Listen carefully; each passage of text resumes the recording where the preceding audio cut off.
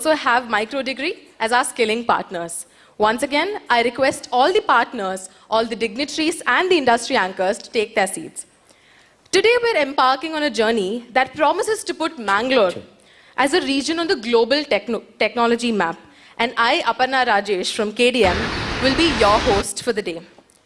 Mangalore in English, Mangaluru in Kannada, Kudla in Tulu, Kodiyal in Konkani, and Mangalapuram in Malayalam. These different names are but an example of how Mangalore has always been accommodative to and respective of what this place means to the different communities that inhabit it. If I had to talk about the Mangaluru cluster, I could go on for hours. From pabas to the irrevocably heavenly Neer Dosa to the Panambur beach. But something that fascinates me the most is that this region is home to 7 of the country's leading banks. There's something in the Mangalore air that consistently fosters the development of banking and education. And the moniker, the cradle of banking in India, could not be more appropriate. The power that Mangalore, and as an extension of it, its banks possess, is insurmountable, making the cluster a gold mine. Anything that happens in the Mangaluru region can and will have national repercussions, and it is this unique power of Mangaluru region that we're looking to harness and celebrate today. With that note, without any further ado, let's get going. To kindle the flame of enlightenment and to inaugurate this event, I call to the stage the following dignitaries. Mr. Sanjeev Gupta, Mr. Rohit Bhatt, Mr. Chandra Iyer, Ms. Arti Kuchibatla, Mr. Ajit Pai. I also invite all other industry anchors to come on stage to light the lamp.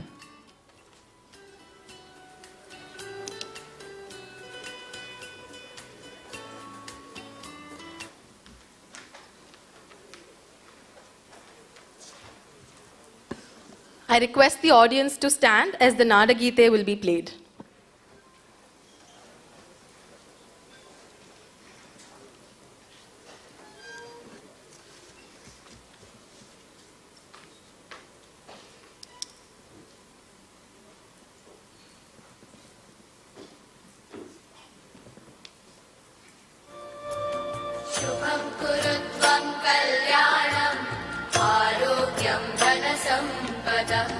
शुभं कुरुत्वं कल्याणम् आरोग्यं धनसम्पदः शत्रुबुद्धिविनाशाय दीपज्योतिर्नमोऽस्तुते दीपज्योतिर्नमोऽस्तुते दीपज्योतिर्परब्रह्म दीपज्योतिर्जनार्दनः दीपज्योतिर्परब्रह्म दीपज्योतिर्जनार्दनः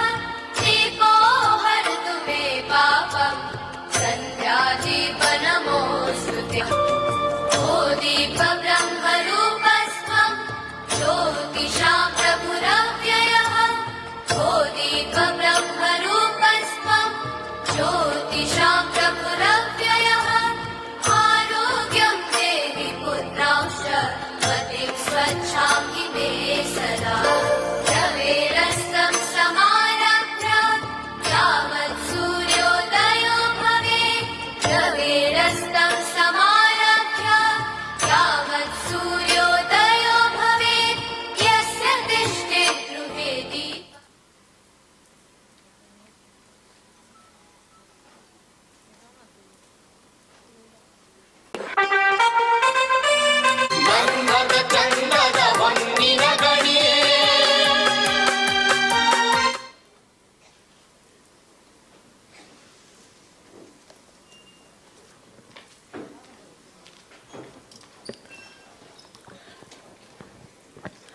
I now request Mr. Sanjeev Gupta and Mr. Rohit Bhatt, 2 of the strongest pillars of the Mangaluru cluster, to come on stage and give us a short introduction to the Mangaluru cluster and what the journey has been like for Mangaluru in the last 3 years.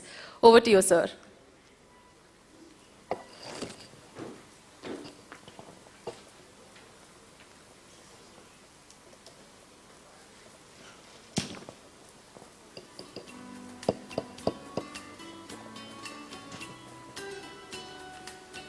Very good morning to all of you. Very good morning. Warm welcome from behalf of Karnataka Digital Economy Mission and Government of Karnataka and the Mangaluru cluster? Rohit? Mangaluru cluster consists of Mangalore, then Udupi district, then Kodagu and Uttar Kannada. And it's already called as the Silicon Beach of India. That's the name that you gave, the Silicon Beach of India. Ladies and gentlemen, now I will change the word, not welcome to Mangaluru cluster, but say welcome to Silicon Beach of India. Well, Rohit, we have been seeing Mangaluru growing very fast here today. And in fact, it is called as the second largest city in terms of per capita income and state GDP contribution after Bangalore. Is it true? Yes, I think, if you look at some of the leading economic indicators in per capita GDP, per capita income, I think Mangalore comes second only to Bangalore. And there are certain indices where Mangalore tops Bangalore. So if you look at the literacy rate, okay, the number of people who get the ranking, the pass percentage in 10th, 12th. So, this is where Mangalore tops. Right. Every other district in the state. Lovely. So let's give a hand of applause for the Mangalore as a second largest city in Karnataka. You have the great connectivity as well. Be it the port or the airport or as well as the rail network, etc.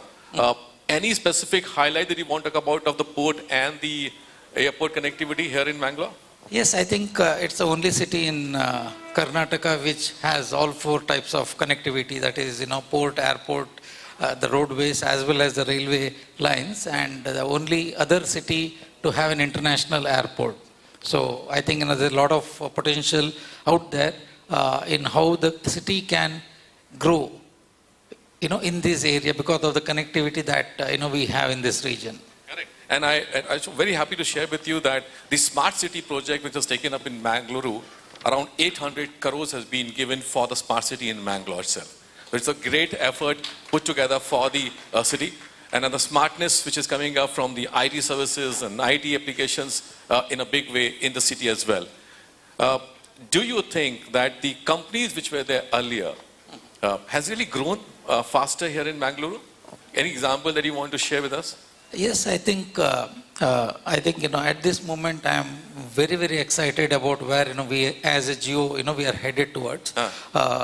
Sanjeev, about a year back, I started getting a little bit more involved in the KDM activities. Some people here are more pioneers, Prashant, Praveen and all have been part of this much longer than I got into. And Praveen probably has been working on this since the last 10 years. Yeah. Okay. But what I have seen is, if you remember last year Technovanza, we put this goal that, by 2033, we should have 200,000 people from IT sector working in this region. Wow. Right? That's the goal that we set for ourselves. We are around 20,000 people now. That is 10x growth in the next 10 years. Okay. And back then we just put that number in a casual discussion. But I think seeing what has happened in the last 12 months, I see that we are able to, I think we are on our way to going there, because in the last 12 months there has been one sizable company opening their office in Mangalore every month. Okay, and this is in the IT only field, and the thing is, the surprising thing about Mangalore is there are some of these companies who are well hidden. Okay, right. There will be 100 people, 150 people, and you go to some party or you go to some religious function, the priest says, do you know of this one company in Brahma where there are 150 people? I was like, where did these people come from? Right? So, we are making these discoveries, and, as we talk a little bit more about our region, it will encourage people to come out and say that, we too are here, and one company every month. And last week, I was in discussion with Soyok, and he said, Rohit, there are two other companies that have opened in Mangalore. One company which is doing a retail business in the US, okay. And there's another company, again, there are 50 people, 100 people setting up in Mangalore. So I think, this year we should have two companies of sizable number of people opening every month. So that is like 24 new companies in Mangalore with the employment opportunities of 50 to 100 Beautiful. opening in this region.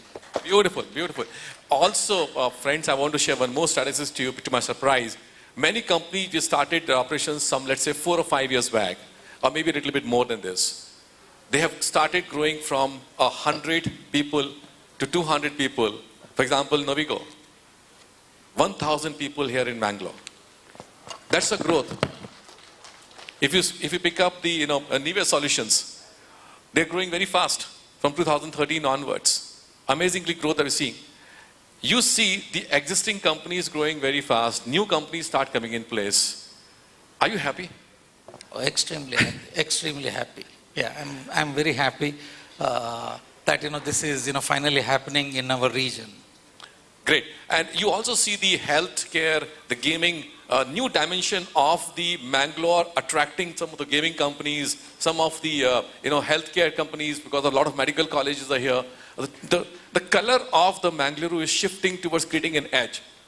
Yes, we are seeing, some interesting plays out there. Like I was telling, there's this retail, they were building a retail product, for customers in US, okay? It's a unique product company. We saw a gaming fund starting in Udupi, okay? It's investing, in companies around the country.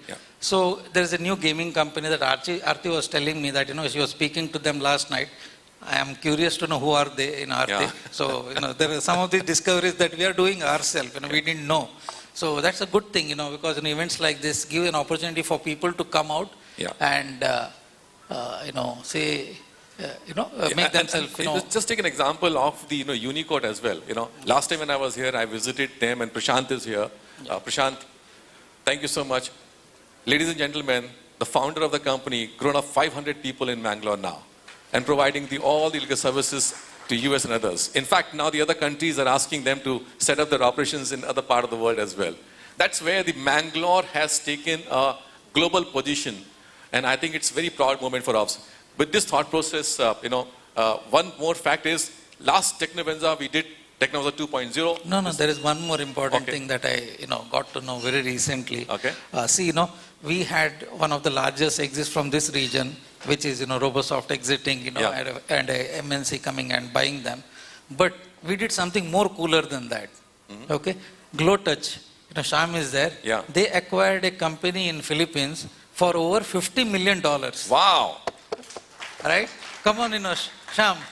Yes, let us give it to Shyam here. Yeah. So, GlowTouch has 2,000 people in the ITES segment, and they bought this Philippine company. I'm making it public, Shyam. I'm not waiting for your board to give the permission. But this has happened, guys. So it is not companies that can get acquired from this region, but we can start acquiring as well. And I'm seeing some of the larger companies like Praveen and Suyog nodding their heads. So I think we know where to look for those, in the coming days. Lovely.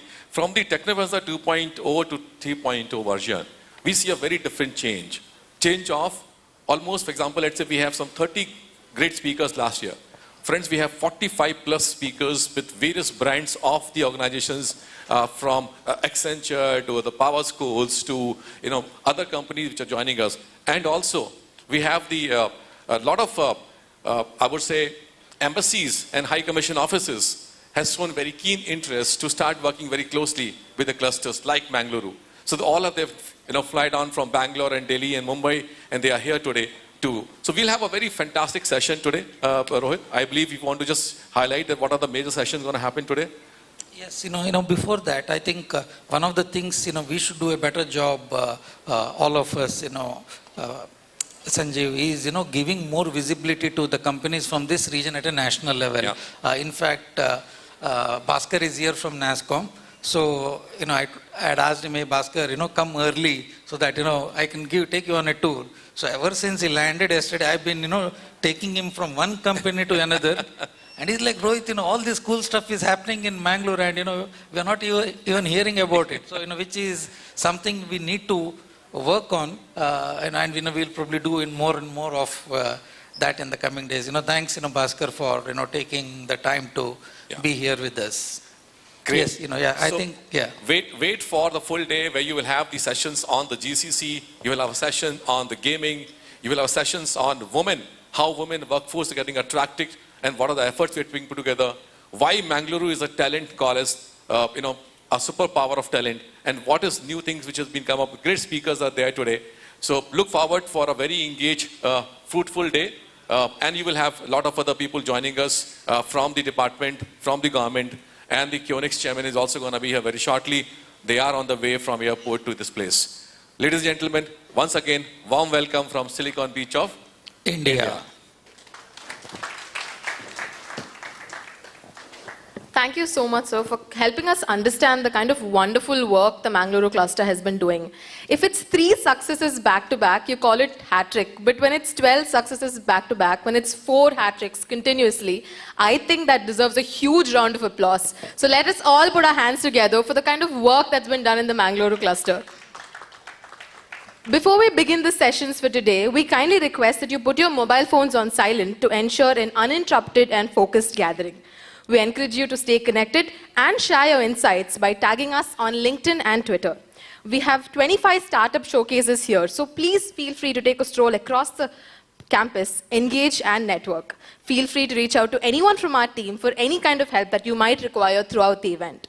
To keep things running smoothly, please remain seated during session changes. This will help us make the most of this opportunity to learn, share and engage with each other. Without any further ado, let us get started on the first keynote address of the day. Joining us virtually for our next key address is Mr. Romal Shetty, CEO of Deloitte South Asia. In his more than 2 decades of work experience, Sir has led large transformation programs across more than 40 countries for India and global clients to shape their growth strategies, profitability, restructuring, technology and people agenda. A fierce believer in rallying people for a purpose, he has led signature community initiatives at Deloitte with various state governments. A people's leader, Sir is also known for his passion for sports, especially cricket, and often finds analogies and lessons between sports and businesses. Sir wasn't able to join us in person today. However, he has a message for us, which we will now watch.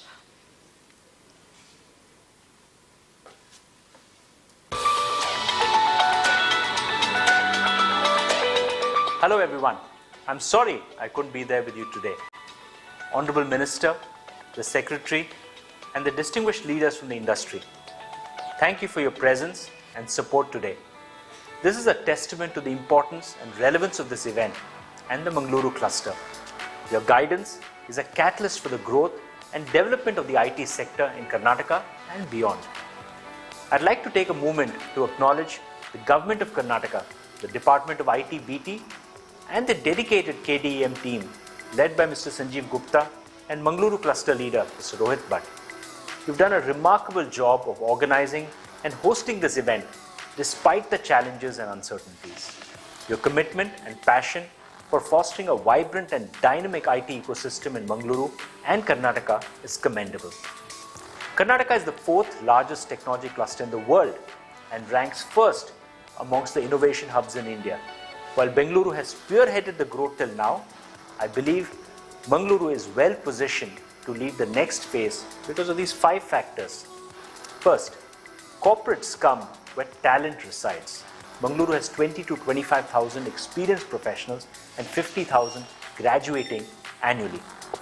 It has a thriving startup ecosystem with over 200 plus startups across SaaS, FinTech, EdTech, IoT and green technology amongst others. It's probably the best satellite office to Bengaluru with robust infrastructure and connectivity, a lower crime index and a great quality of life. There are also some hidden gems of life outside of work. Vibrant beaches, untouched natural beauty, delectable food without the crowds of commercialized tourist destinations. And finally, a very good global connectivity through its port, allowing for imports of raw materials and exports of finished goods. So it's time that we reflect and action. Action of, can we brand Mangaluru better? Can it be the next destination after Bengaluru? Can we showcase success stories through Experience Mangaluru campaign? Can we get our global captive centers in Bengaluru to open satellite offices in Mangaluru?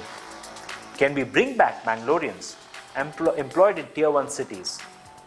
Lastly, I want to congratulate you all for being part of the Mangaluru cluster, a pool of IT professionals entrepreneurs, and innovators who are making a difference in the world. You're creating solutions for the social, economic, and environmental challenges of our time. You're driving the digital transformation of our society. You're shaping the future of IT in Karnataka and India. As someone once said, the ones who are crazy enough to think they can change the world are the ones who do. So go ahead and change your world. Mangaluru, Madonna. Thank you.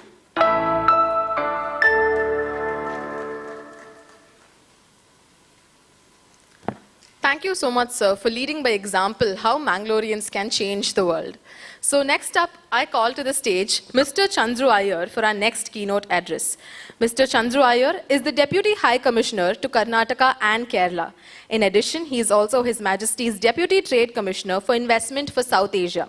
In his role as Deputy High Commissioner, Sir is responsible for all aspects of the UK's engagement in the two South Indian states. Before this, Sir worked with leading global professional services firm Grant Thornton as Head of Business Development for its South Asia group. In this role, he had the responsibility for driving the firm's strategic business growth plans for the South Asia-UK corridor with a particular focus on India. He is an international business development specialist with extensive experience in international trade and investment. An avid cricket fan, Sir also enjoys cooking and traveling. It is an honor to have you with us today, sir. We welcome you, sir. Over to you, sir.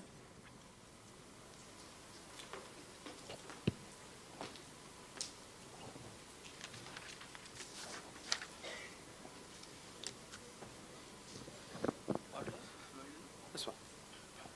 Thank you. Thank you very much.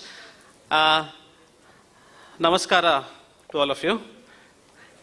Namaskara. Where's the energy in the room?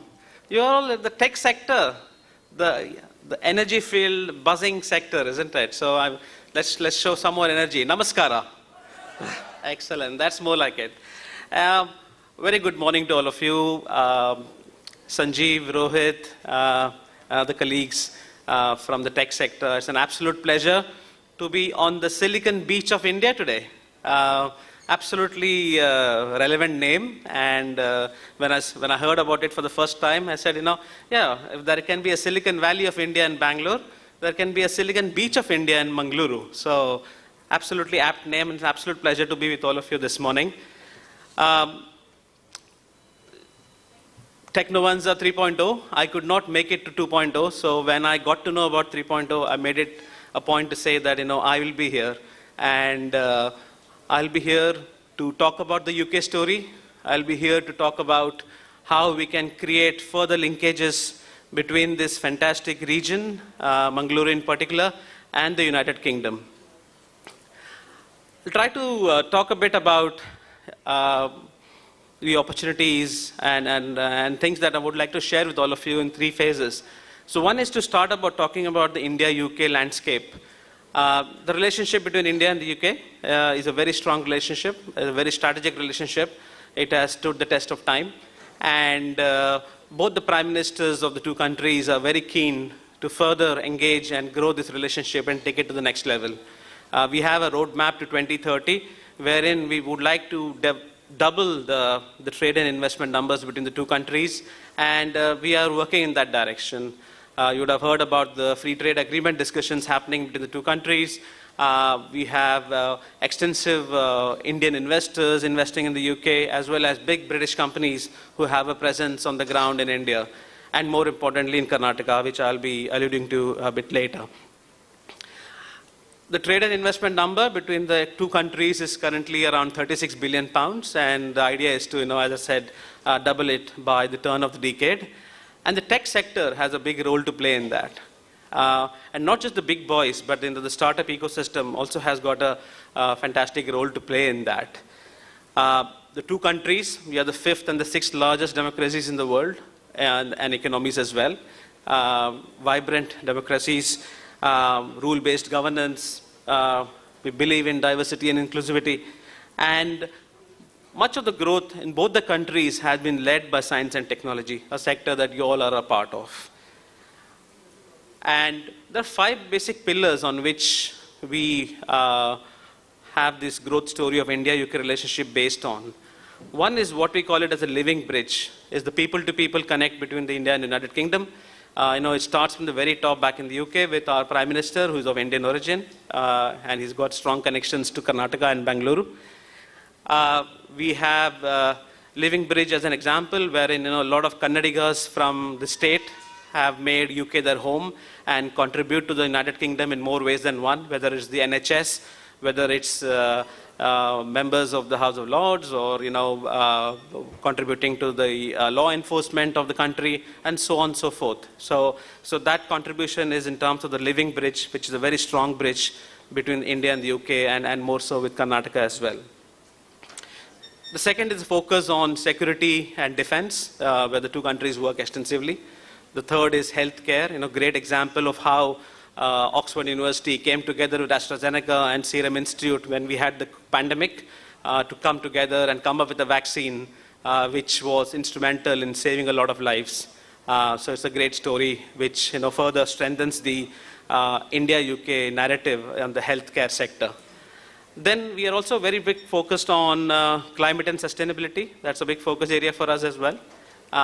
And then the fifth is, of course, trade and investment, which is what I alluded to a bit in the beginning. So when I got to know more about Mangaluru or Mangalore, in terms of the strengths of the city, the strengths of the region, there are very strong linkages and commonalities between the two regions. If I look at the UK and look at Karnataka and Mangalore in particular, if I look at London and Mangalore, so London is the financial capital of the world. 7 of the top Indian banks had roots in this region. So the financial sector commonality is there.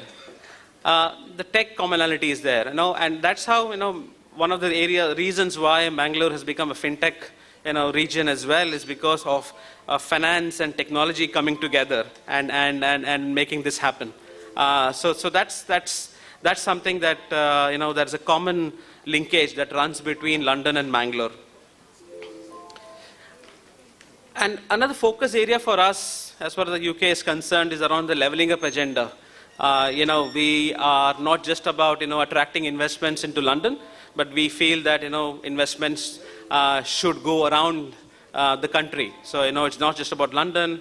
You'll need to look at opportunities in Manchester, Birmingham, Wales, Northern Ireland, Scotland, and likewise this whole concept of beyond Bangalore connects me with that same rationale of we have a lot of opportunities in Bangalore, but we need to look at other regions as well. And again, Mangaluru is an absolutely important alternative for companies to explore opportunities, and I can see very strong comparative similarities, I should say, between London and Mangaluru. So, what are the opportunities in the UK?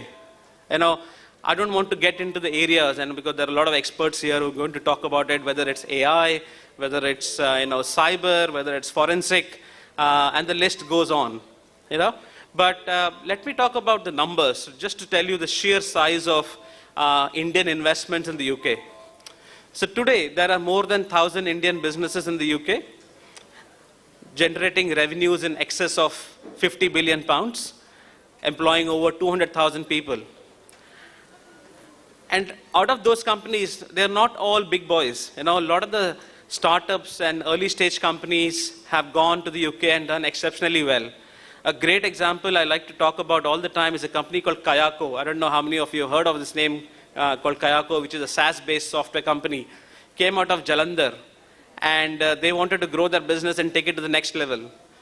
Went to the UK, and in 5 years' time, they were able to grow their business, became a global player, and sold their business to a PE player for like £500 million. Got many, many more such examples wherein companies have gone to the UK and used UK as their test bed, as well as their launch pad for their international aspirations and further growth. So Indian companies, as I mentioned, big numbers. There's a trend when I started working in this corridor, a lot of services companies. We see a change now, a radical change, wherein we see more product-based companies, more SaaS-based companies who are working more in the value-added space rather than just being seen as a service provider. So there is a big radical shift there happening.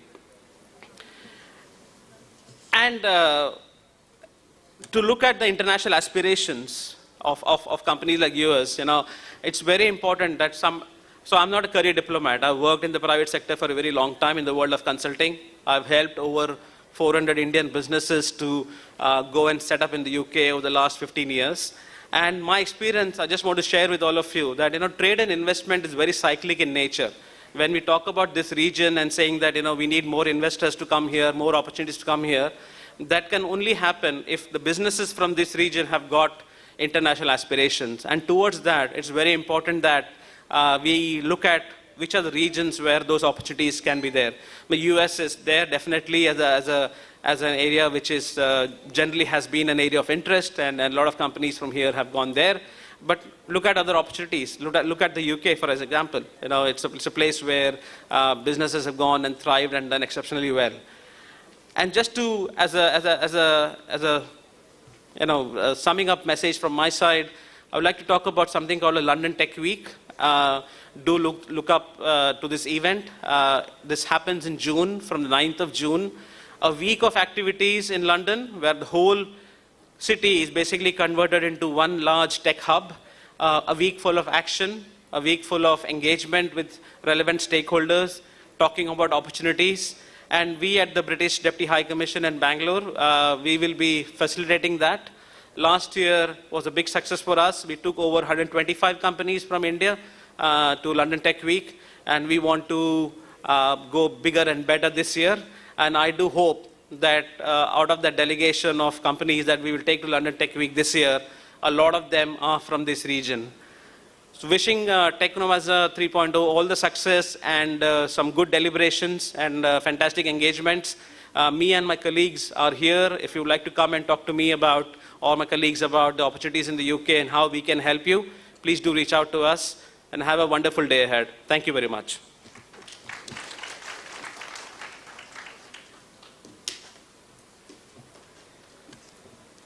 Sir mentioned that between India and UK, the trade and investments is about 36 billion pounds. I think I speak for everyone here when I say that Mangaluru is dying to be a part of that in ensuring we double this next time around.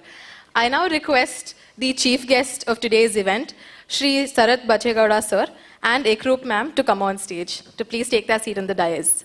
I also request other industry anchors to come and take their seat on the dais. Mr. B.V. Naidu, Mr. Sanjeev Gupta, Ms. Arti Kuchibatla, Mr. Ajit Pai, Mr. Chandra Iyer, Mr. R.K. Chand. I request the individuals to kindly take their seat on the stage. Mr. Rohit Bhatt.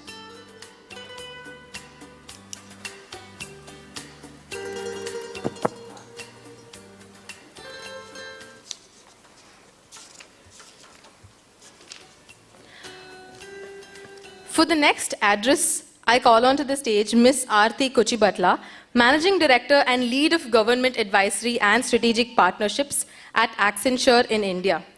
Ma'am has been with Accenture for more than 15 years at various capacities: technology consultancy, growth platform sales, policy advocacy, and government affairs. She truly has done it all. Previous to her time at Accenture, Ma'am was leading marketing and business development for Towers Perrin and was responsible for brand positioning, strategic collaborations, and business development across India. It is with immense pleasure that I call Ms. Arti Kuchibatla to address the gathering. Over to you, ma'am.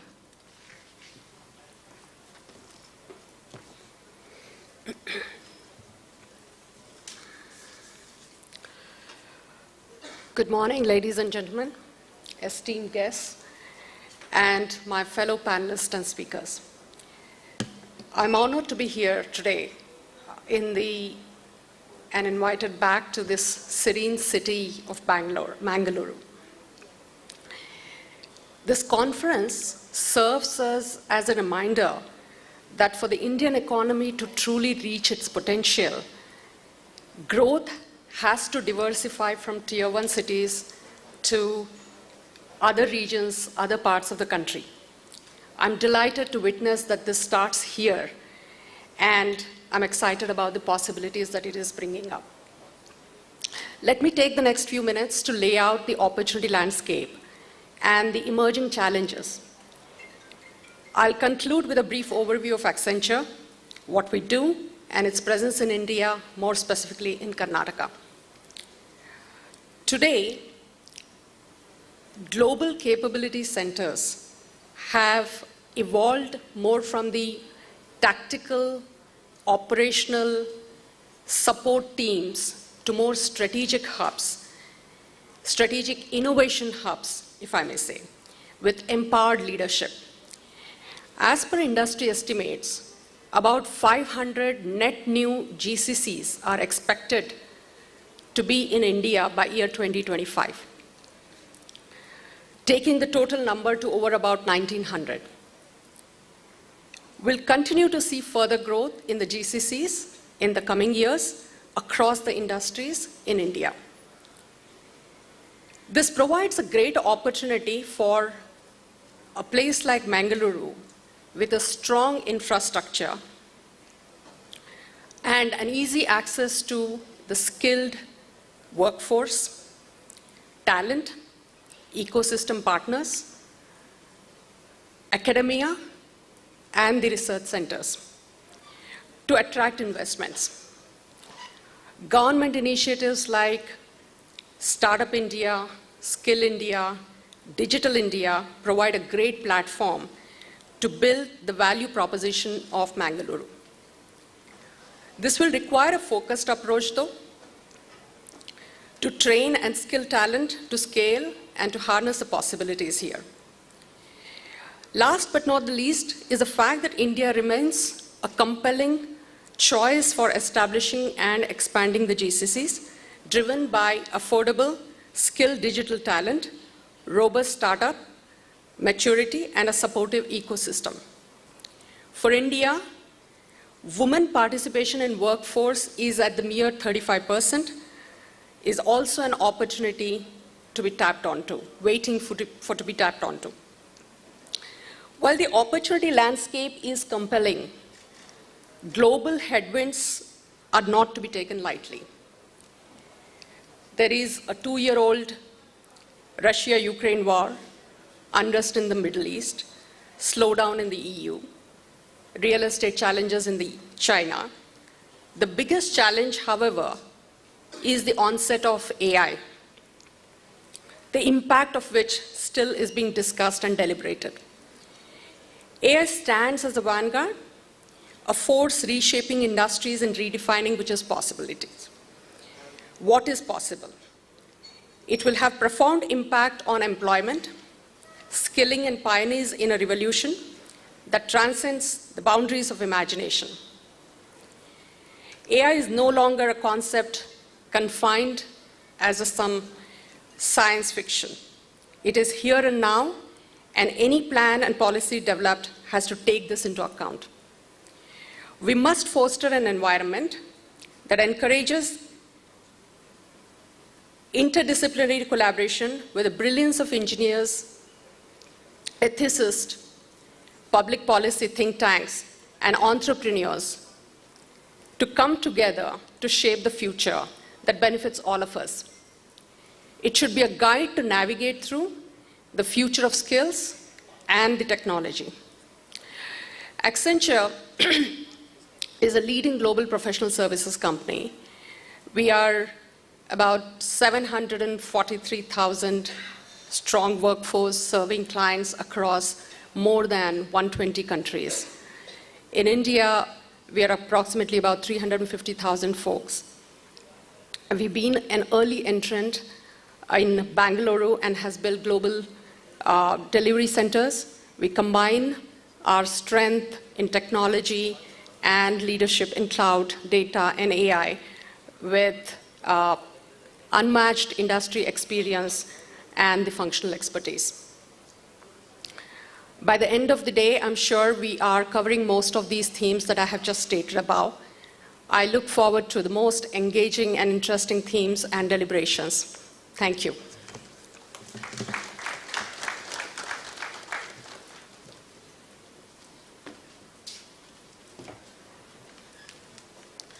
Thank you so much, ma'am. For the next keynote address, we have with us Mr. Ajit Pai. Ajit Pai is the Chief Operating Officer of Delivery, an alumni of NIT Surathkal and IIM Bangalore. He currently heads Delivery, the country's largest fully integrated logistics service provider that has successfully fulfilled over 1.9 billion shipments since inception, and today works with over 26,000 customers, including large and small e-commerce participants, SMEs, and other enterprises and brands. He was previously associated with the Lodha Group as Associate Vice President of Procurement. It is with immense pleasure that I call Mr. Ajit Pai to address our audience. Over to you, sir.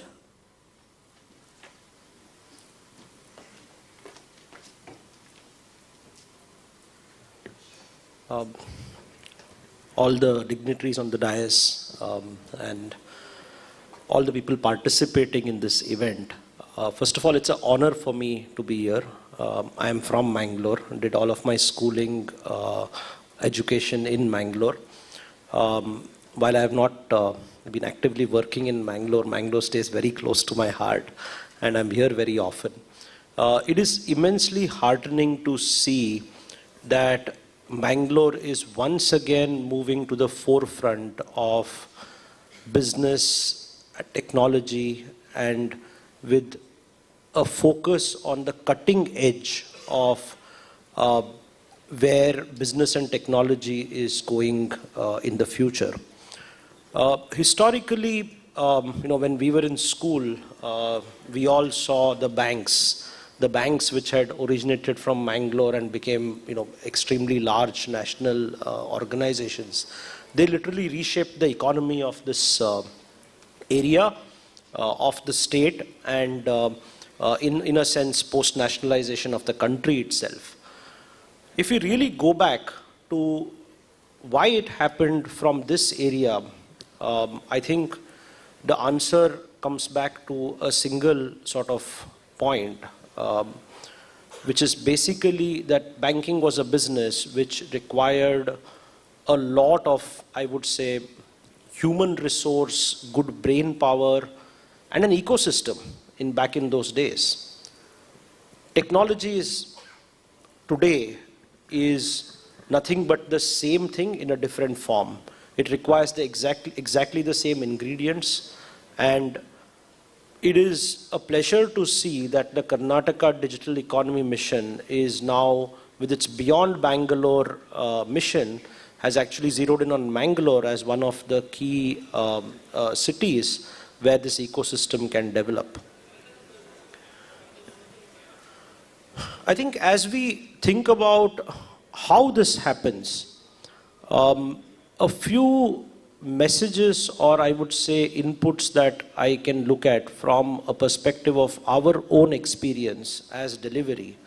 We were born in 2011 in Gurgaon. A group of 5 people who had nothing to do with logistics decided that, as the e-commerce boom was kicking in India, there was a need for an equivalent investment on the technology side in terms of the back-end support of logistics, warehousing, and the technologies that sort of help run that at scale.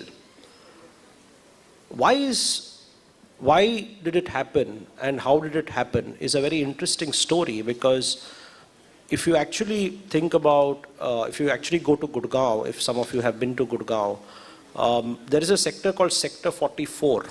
Now, interestingly, Gurgaon had a technology sort of hub which was a little further away, which was largely all of the MNCs who had their sort of offices, whether it's an Accenture, Ernst & Young, or a TCS, etc. Sector 44, though, had one thing going for it. It had very small offices. It did not have very large office buildings. It had very small offices. And turns out that is where all of the entrepreneurs gravitated to, because they were, of course, starting up small. In 2011, of course, the venture capital situation was not the same as it is now, and it took a while for companies to get funded.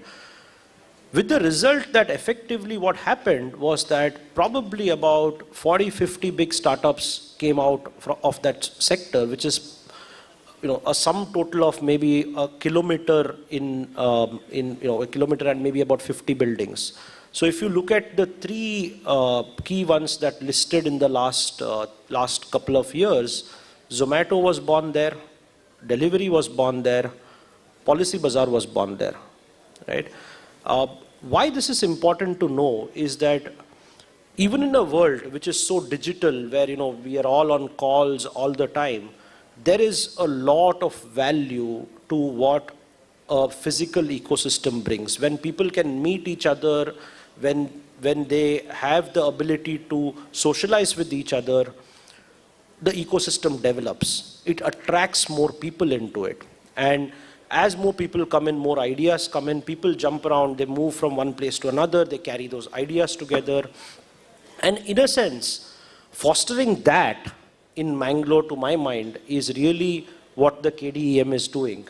As a proud son of Mangalore, as I would say, I am waiting to see that day and hope to contribute to how we can make this happen. This meet today is a great sort of start. I believe it's the third edition now, and a lot of progress has already been made. But happy to sort of work with the team here and with and with the organizers to figure out how each of us in our own small way can contribute to this. Thanks a lot.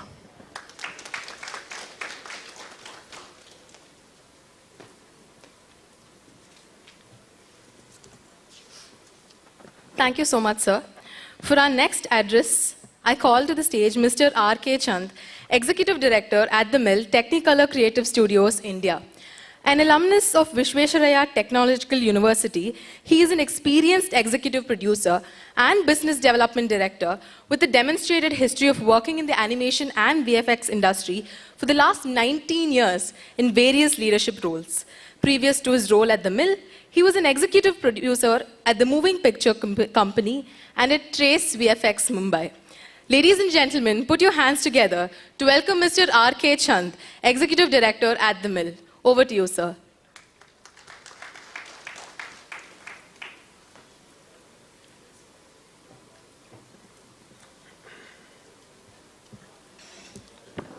Good morning, everyone. Thank you so much, KDM, for inviting me and giving me this pedestal to give back to the community. Thank you, delegates, for inspiring me with the speeches and the messages that I've been hearing.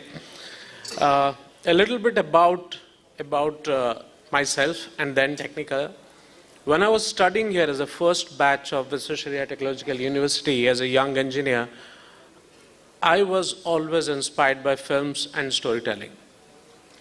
And the craft of engineering combined with the rich tapestry of culture and theatre that Bangalore, Tumkur and this entire region provided me helped me to go back and connect to the roots and move to LA, Mumbai, Tokyo for the last 20 years to work over multiple films, games, ads, and various forms that we have used computer graphics and VFX to deliver stories in different formats.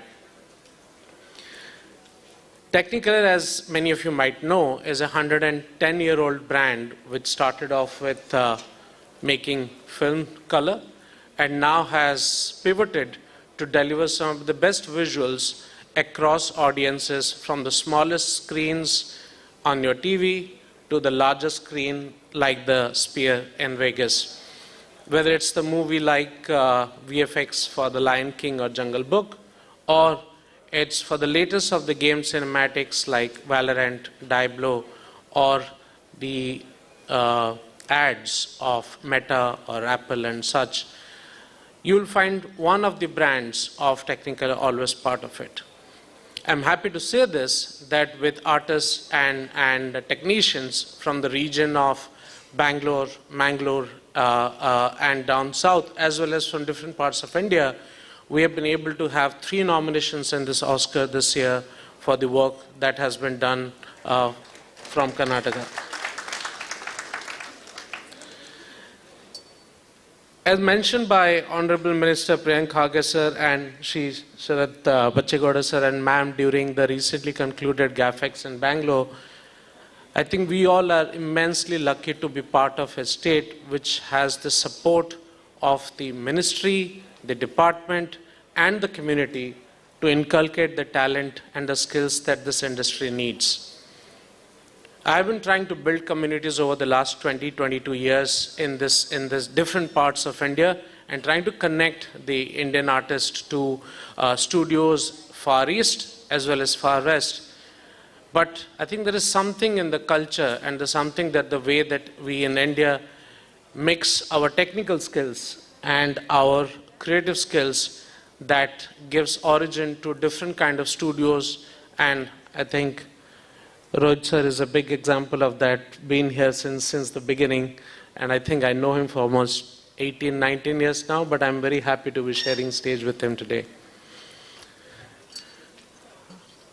We have been working with a lot of startups and studios from Mangaluru, and I'm very happy to see the growth in quality and the number of units that have been reaching out for us to collaborate and partner and work on either their own IPs or partner and work on some of the global IPs that we work on at Technicolor.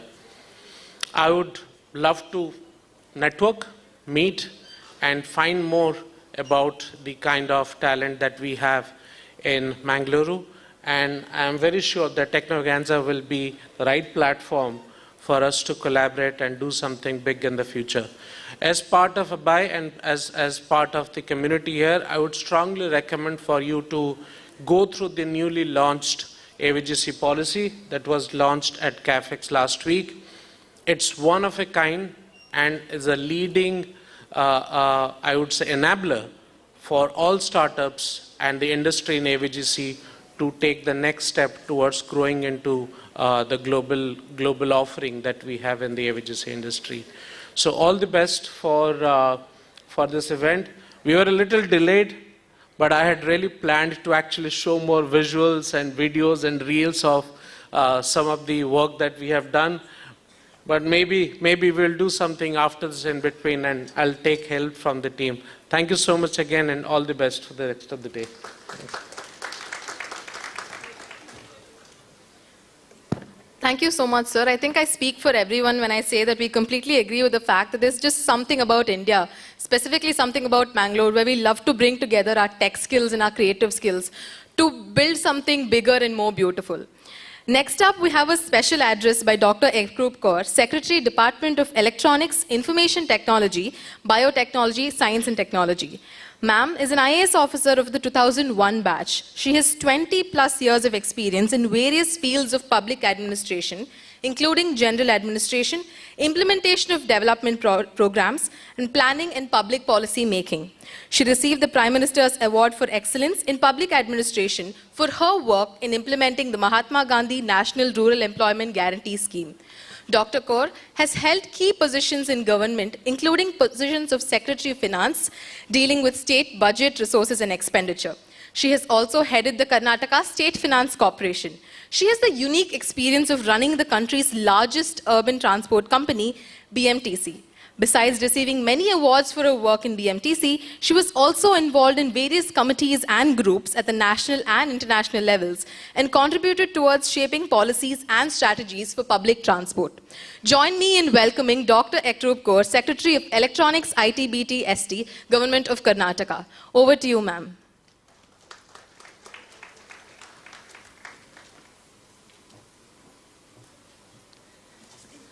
Very good morning to everyone present over here. Thanks to the Compare for such a generous introduction. It's a pleasure to be here this morning. I know this event was in the works for a while and it has finally happened. I'm so glad that we are meeting here today. First of all, I would like to apologize on behalf of the Minister. Minister was very keen on attending this event, but due to some last-minute changes and some other compulsions, he could not be a part of this event. but he has conveyed his best wishes and would certainly plan a visit soon to interact with all of you. So this event primarily is a celebration of this Mangalore cluster. We have been working with the industry and with the startups and academia in Mangaluru to see that the Mangalore ecosystem develops and becomes much more, a bigger player in the Karnataka ecosystem. We already know that Karnataka is doing very well. In fact, Bangalore is known as better known as Silicon Valley of India, and it is the most vibrant and dominant player in the tech ecosystem in the country, rather globally. In fact, if you look at the startup ratings, Bangalore is rated as the 4th largest technology hub and 5th largest startup hub in the world. And in GCCs, Bangalore has certainly made an edge. About 45% of all GCCs which are coming to India are in Bangalore.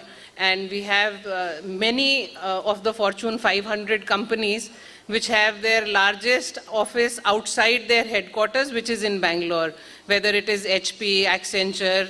They are all key players in our ecosystem, IBM, Microsoft. They have their largest offices outside of their headquarters in Bangalore, which is a great matter of honor for all of us.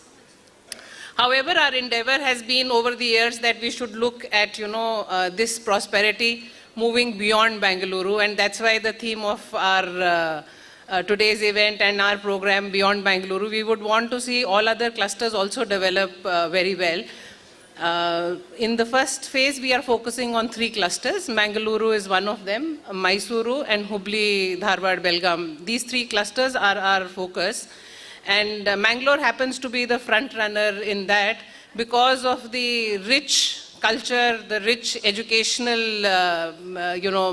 milieu which Mangalore offers, the very high quality and large talent pool which Mangalore has, and the enterprise which Mangalore has always shown. In fact, just before me, one of the speakers was talking about how 5 banks have actually emanated out of Mangaluru, and I don't think it is a mean achievement. No other state or no other city can match it, to have 5 banks coming from one place. That goes to show how strong the entrepreneurial spirit is there in Mangaluru. And when it comes to academics, in fact, I think Mangalore Udupi region, I would say, was the, showed the way to the country when it comes to private sector professional education. And even today, about more than 10,000 engineers are being produced from this region every year. 10,000 is a very big number. And there are about 30,000 STEM graduates, which are all directly related to the field of technology that we are talking about. So to strengthen this ecosystem further, Government of Karnataka has always been very forthcoming in introducing new programs, in supporting the industry and the enterprise. And I think we were the first state which came out with a lot of sector-specific policies, incentivizing each sector of the economy, whether it is IT, information technology, biotechnology, ESDM sector, which is an emerging sector, and in fact, Karnataka is attracting a lot of investment into electronic system design. Beyond Bangalore also, Mysuru, Tumkuru, these areas are all attracting a lot of electronics investment. Then we have the recently launched the 3rd version of the AVGC policy, which is specific to a very niche sector, which is, animation, visual effects, and gaming, which I don't think any other state had introduced that policy. Rather, I am told that the word AVGC or the acronym AVGC was coined by some people sitting in Bangalore when the first policy was designed. So Bangalore, Karnataka government has always been very, very proactive in, identifying what are the areas of emerging technology, where is the talent, and what can be promoted and further developed. Another important area of intervention has been the startups, and we have a dedicated policy for the startups. And right from early stage, right from idea to POC, and then early stage startups to growth stage startups. At every stage of the startup, there is support which is available from government. There are a number of programs which are being run specially for the startups. In fact, one of the flagship programs of the department is Elevate, where a grant of up to 50 lakhs is given to startups for at early stage. And in fact, we are now, I think, doing the 8th round of Elevate. Over the years, the program has really matured. The quality of startups that are participating is much better. The diversity in the startups is much higher, whether in terms of the range of technologies that they look at, or in terms of participation of women in, women-led startups, and also startups from beyond Mangaluru. In fact, Mangalore is one of the prominent, a lot of startups from Mangalore are also getting grants under Elevate. In fact, we have in-person pitching in the 3rd round, and Mangalore is one of the places because a lot of startups from Mangalore are part of Elevate. And Elevate has seen some very, very tremendous success stories. There are initially startups which are supported by Elevate are now, globally making a mark, like Bellatrix and all. These are startups which were initially supported by Elevate.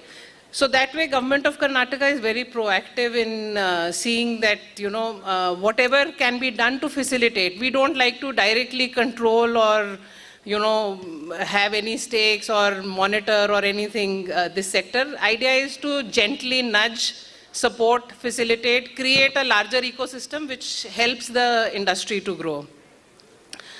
Another important policy which I think is very relevant for people beyond Bangalore is the ER&D policy, where we are giving support for, and mind you, in all policies, larger part of the support is outside of Bangalore.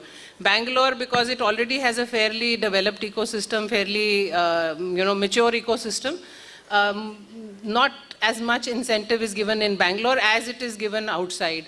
So ER&D policy actually directly impacts the entry of GCCs, and under this policy, we are giving all kinds of support, whether it is support for rental going up to 50% of the rental cost of the building, support in hiring talent, 20% of the cost of talent, 20% of the cost of initial investment, which sums up to a large amount of money. So in fact, some of the larger companies also which are present in Bangalore, I invite them to have their offices and set up their, units, smaller units outside of Bangalore. Especially post-COVID, there has been this trend where many companies are looking at having at least one unit which is outside of, not to be concentrated only in one city. So tier 2 cities of Karnataka offer a very good opportunity to these companies to have their 2nd or 3rd subunit in these cities, and government certainly is incentivizing that in a big way.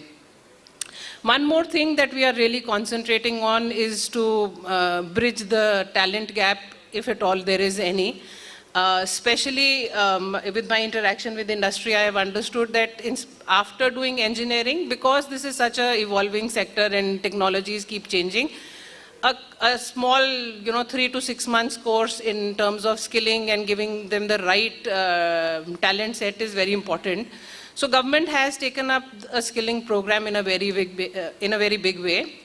We have made a skill advisory council, which is primarily, we have members of academia and industry who are advising us in that council. And based on the requirement of the industry, courses are being designed, and people would be trained. Large part of the cost of training would be taken up by government. It would be in the range of 50 to 75%, and there would be some share from the industry which is going to hire them and the candidate who is being trained. This again is a very big support, because I think while a lot of other states and other cities give a lot of incentives, but it is the skill and the talent which is actually the biggest differentiator, which is very difficult to acquire, and to get the right talent pool is one of the biggest components in any success story. So we are willing, and in anybody in this room also, if you have any requirements on talent acquisition or talent upskilling, reskilling, we are more than willing to be partners with you on that. Some other initiatives which I would like to mention specifically for startups, because we have a lot of startups functioning out of Mangalore.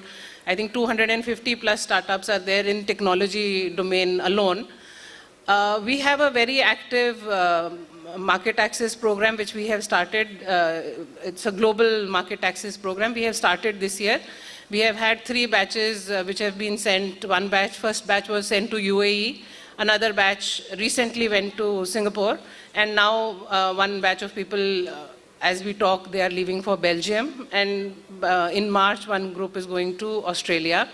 So we do an open call where we select startups to be a part of this global market access program. These are thematic in terms of whatever is the industry or the ecosystem which is well developed and could be, a good B2B partnership. So for example, in Australia, we are focusing on clean tech, which is their USP.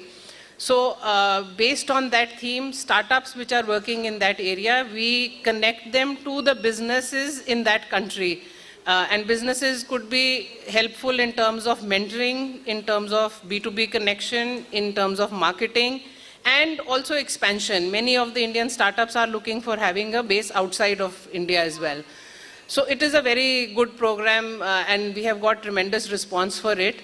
And the entire cost of this, including what is more important, connections with the right people in that foreign ecosystem, are being done by the department. So this is something that I thought I should draw your attention to. More startups should avail of this facility. The other issue which was coming up with startups was that in most of these startups, see, government is one of the largest buyer of any goods and services. But most of the startups could not participate in government tenders because usually government tenders have some preconditions, pre-qualification criteria in terms of turnover, in terms of experience, in terms of your previous orders and business with government. So last year we have got the State Procurement Act amended and a special provision has been made for procurement from startups where all these pre-qualification conditions have been simplified to a great extent to ensure that startups can work with government. So this is another big opportunity which I think all startups should make use of. Any products or services which are tendered out by government, startups will have a separate, kind of a section where they can bid and they will be eligible for it with a much lower eligibility criteria. Another thing which is important is that how we are trying to build the ecosystem is by various centers of excellence and business incubators that we have. In Bangalore alone, we have more than 14 centers of excellence.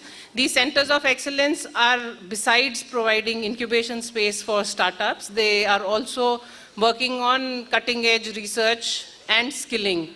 So some of the centers of excellence in IISc are very deeply involved into skilling and doing the latest research.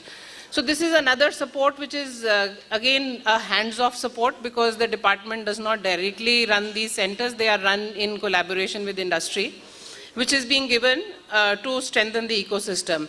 In Mangalore also we have one center which we are now trying to upgrade into a bigger center of excellence on marine biotechnology.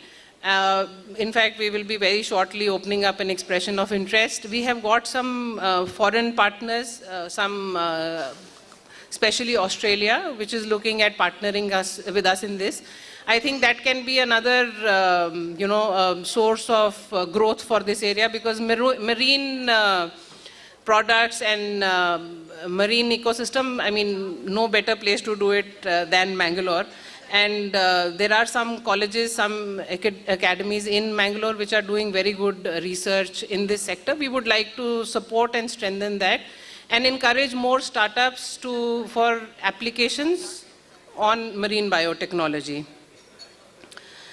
Any other support in terms of, developing an ecosystem? Government of Karnataka, I just wanted to emphasize once again, is very open and we generally work on advice of the industry and with the industry and, with with the help, everything is implemented by the industry only.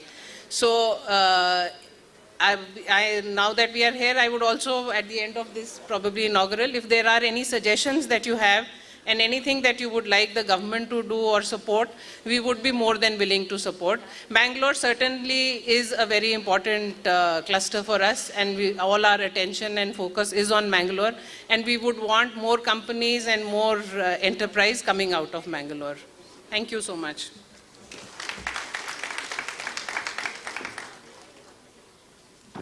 Ma'am referred to this event as a celebration of Mangalore, and it truly is a celebration of Mangalore, because Mangalore and Karnataka has always been punching above our weight, right from giving acronyms to such big sectors to giving multiple banks to the world. It truly is a celebration of Mangalore. Thank you very much, ma'am, for also educating our audience on the different kind of policies, incentives, and the different global market access programs that are being run by Government of Karnataka.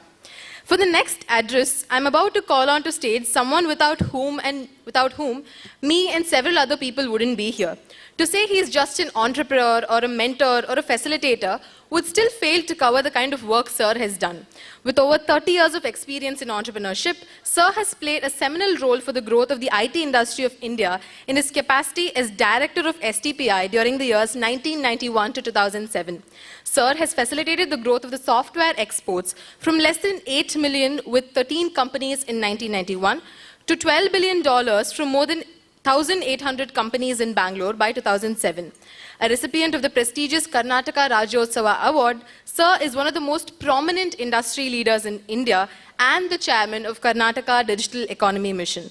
I am humbled to call on stage to address our gathering, Mr. B.V. Naidu. Over to you, sir.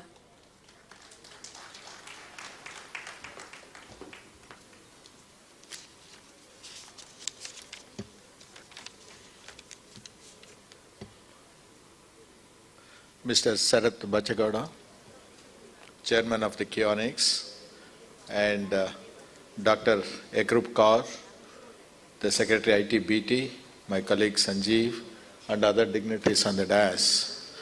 Like Mrs. Kaur has indicated, this is really festive mood for Mangalore, and once in a year this comes, right? Last year we had, and it has grown a little larger right now. And we see that, everybody is getting excited. In fact, when this got postponed, it was supposed to happen before BTS and got postponed due to the paucity of the time from the minister. Many people got disappointed. Then we spoke to Rohit. We told Rohit not to get disappointed, and we'll make this little larger and better program. This humble journey of Mangalore probably started way back in 2001 when a small IT park was created in Blueberry Hills, and Mr. Pramod Mahajan and S.M. Krishna came on a charter flight to inaugurate that. That time Mr. Pramod Mahajan said this is the most modern STPI in the country, because even though it was very small, that was the time even that had an incubator, that has a communication services, that has everything that is needed for an industry to grow. Since then, they started growing. But right now, last few years, with the Beyond Bangalore mission, we are given little more focus on Mangalore and Mysore, Hubli, Dharwad, and things have started growing. And I'm happy to say that during the recent Deloitte report, and they said that this is the secondary cluster, the best secondary cluster in the country. Emerging cluster, sorry, I shouldn't use the word secondary cluster. We started using emerging cluster, then everybody started using that, And not just that, and I was told that this has grown 25% growth last few years and 35% growth in terms of the numbers. That means that the journey has started. When this journey has started, what we always believed that, the KDM or the activities of the government of Karnataka always buy industry for industry. The reason why I say the buy industry for industry is here now we have Rohit Bhatt, who has taken extra interest and leading the team from Mangalore, who believes that, this is our region. We need to grow this region, industry needs to come here. All along, people are getting educated, like our Dr. Ekrup Kaur mentioned, there are 40,000 people come out of the colleges every year. Out of that, 25,000 plus are the STEM and 10,000 are the engineers. Where are these guys going? They are going, leave from this place and go and get employed in Bangalore, Hyderabad, and Delhi, etc., etc. We wanted to make sure that the talent is here, produced here, they stay here.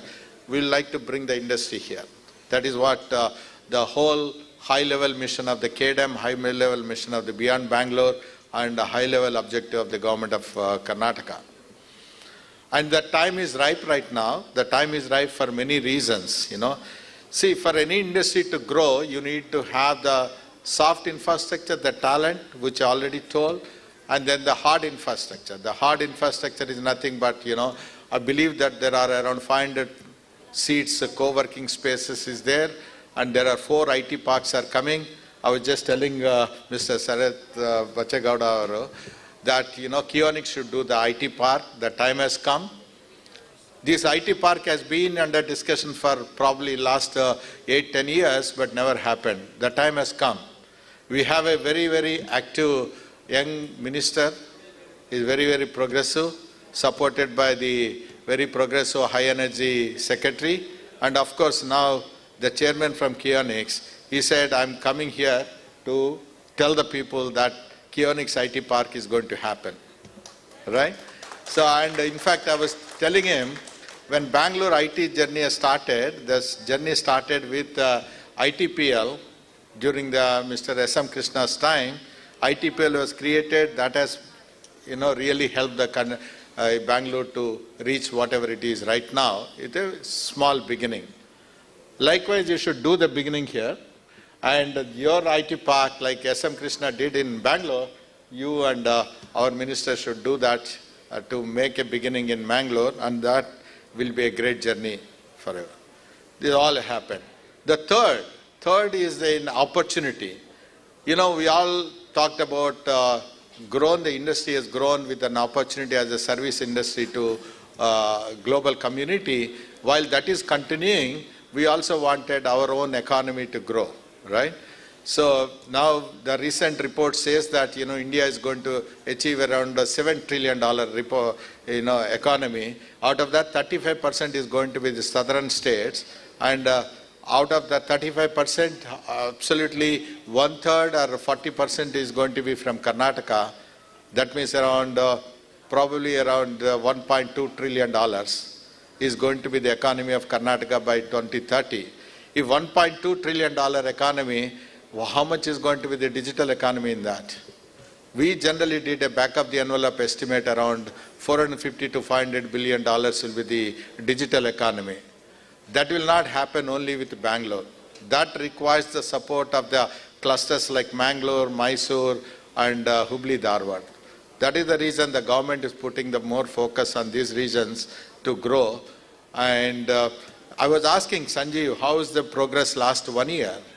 Since last 18 months, I believe there are more than 15 companies have come and 1 GCC has come, right? And 15 companies have come into this region, new companies, and 1 GCC has come. 4 GCCs are in the pipeline. Isn't it a great beginning? Rohit says that, this needs to be a Silicon Beach of India. Obviously, when Silicon Valley can happen in Bangalore, there is no reason why Silicon Beach cannot happen. And we need to create a logical linkages. The GCCs from Denmark has come and set up here. And I was told that GCC from US is coming, GCC from Saudi is coming. And this is the beginning. And now, Madam Ekrup Kaur mentioned, the government has done everything whatever is possible.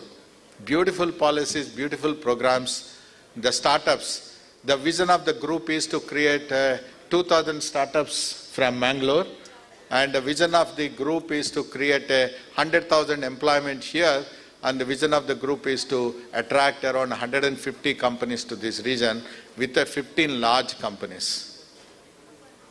If that can happen in next 10 years, And there's no reason why Mangalore cannot become the Silicon Beach of India, and I'm definitely think that is going to happen, and all of you need to work together. Now, there is not much we can ask the government. The government created beautiful policies, and our chairman QNX said that he is going to make this IT park happen. There's no reason why industry cannot grow. Now it is up to you people to perform, you people to act like a spokesperson to attract the companies, your talent. I was very, very happy to see that NIT, right? NIT produces a lot of entrepreneurs. So many entrepreneurs come out of the NIT, Suratkal. And Rohit himself, when country, the exits are happening only the large cities, Rohit has created this, his company in Udupi and exited to the Japanese company. It's not that easy. And the Japanese company believing in the talent of Udupi, right? And he also created some fund focusing on the gaming. So, what I was trying to tell you is all ingredients are there. Ingredients of the ecosystem, ingredients from the policies, ingredients of the, the companies who wanted to come and do something, Now this is the time to happen. And I strongly believe this with a young minister, young chairman of the QNX and a very progressive secretary. And I don't see any reason why it cannot happen. So ladies and gentlemen, it's a time for you to act and make sure that, Mangalore will become a substantial contributor to the digital economy of around $500 billion economy of the government of Karnataka. Thank you, ladies and gentlemen. Thank you so much, sir, for reminding us of the power of the clusters and how we can play such a pivotal role in contributing to the economy. I now call Mr. Sanjeev Gupta, CEO of Karnataka Digital Economy Mission, to give us the story of what has happened in Mangalore since we last was here. Over to you, sir. Will not take much time. Sir, I just wanted to give you a highlight of what's happening in the last 2 years in the Mangaluru cluster. One part which is very prominent is that the local industry owns the cluster by their heart and mind. You will meet all of them. You will find the synergy and energy is so great that you will find out the challenges and solutions coming from them as well. So it's like we are partnering with them in a great spirit. So the ownership is becoming very, very huge. That's one significant achievement that has been done in the Mangaluru cluster. The second is, in the last 2 years, we have got somewhere around 15, as sir was talking about, around 18 companies set up their operations in Mangaluru cluster alone in last 2 years. Almost the run rate is 1 company per month. And there are, along with this, we have somewhere around 25 to 30 companies in pipeline for discussion. Like a typical running a business, you have those new clients and the existing clients. We have almost around 25, 30 companies in the pipeline which are looking at focus for coming into Mangalore region. Sir, I will also like to draw your attention towards another element, is that the existing companies from here has grown very, very big. I will take some of the names. Nevius company, they started with some almost 6-7 years back with around 30-40 people. Today in Mangalore itself, there are 1,000 people's operations in Mangalore. This is the power of the Mangalore which has shown together. Second company, sir, Novo Solutions. Another 1,000 plus seater operations in the last 4-5 years or so. Unicode, another example of 500 people operations running up here from here. The beauty what we saw a couple of years back when Rohit did a magic is terms of selling a company from Udupi to Japan. But now what's a trend is a GlowTouch company from here is actually acquiring a company outside India. So the companies from here is transforming not only just to be here, but also looking at acquisition of the spine. What we're doing here is making sure that when any company comes up here, they meet the industry first, understand the industry, and then take up the task of how do we engage with each other. And then the infra, the talent, the policies support tremendously. I want to take this minute to just to give you the growth and the power which is the Mangalore cluster has come together. With this, I go back to you, Aparna.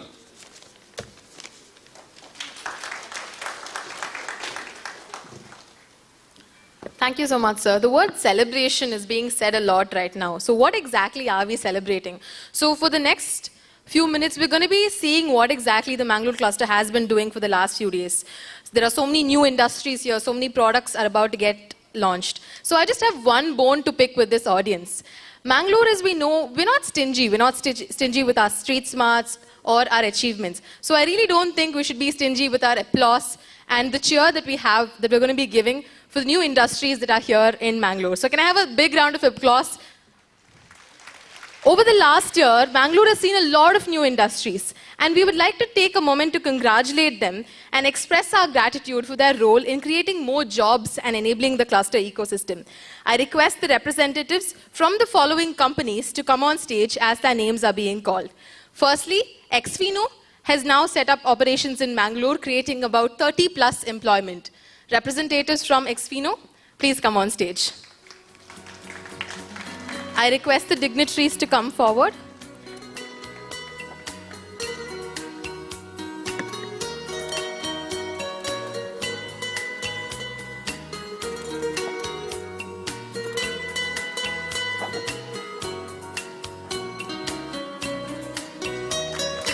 Next up, Microgenesis has set up operations in Mangalore, creating 15 plus employment.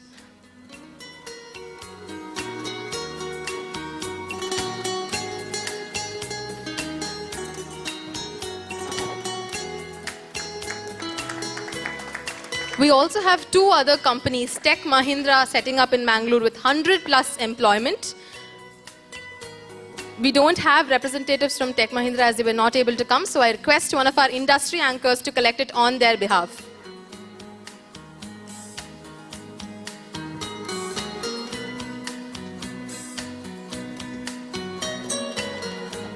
Lastly, we have Iyer with around 20 plus employment in Mangalore. I request the representatives from Iyer to come on stage.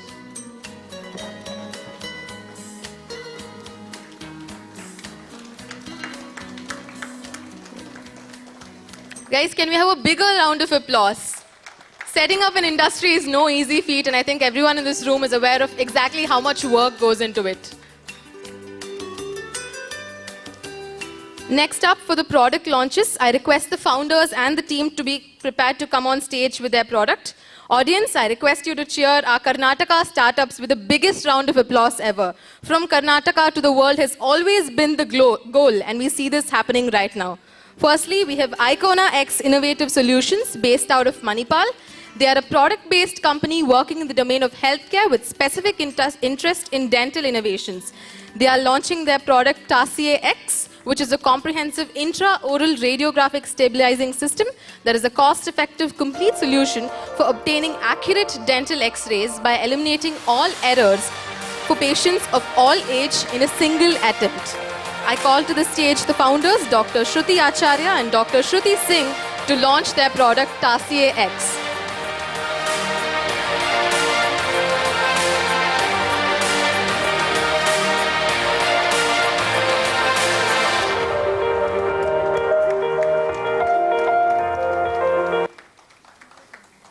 Next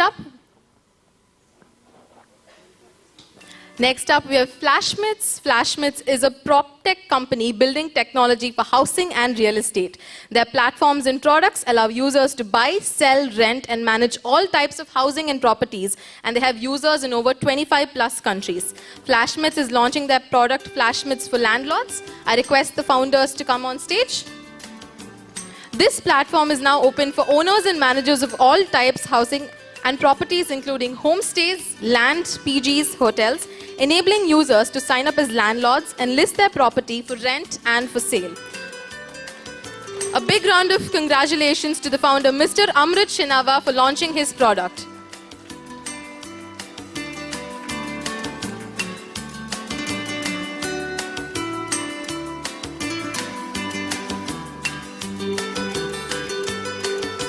Next up, I call to the stage founders Dr. Rohan Shetty and Dr. Rohan Thomas Matthew to launch their product from ME's Bionics. Having been incubated at Yenapoya Foundation for Technology Incubation, their primary focus is on patient-specific implants. They are launching their new product, titanium patient-specific implants, which are custom-designed implants to replace bone defects with precision, improving the quality of life of patients. Can we have a big round of applause for them, guys?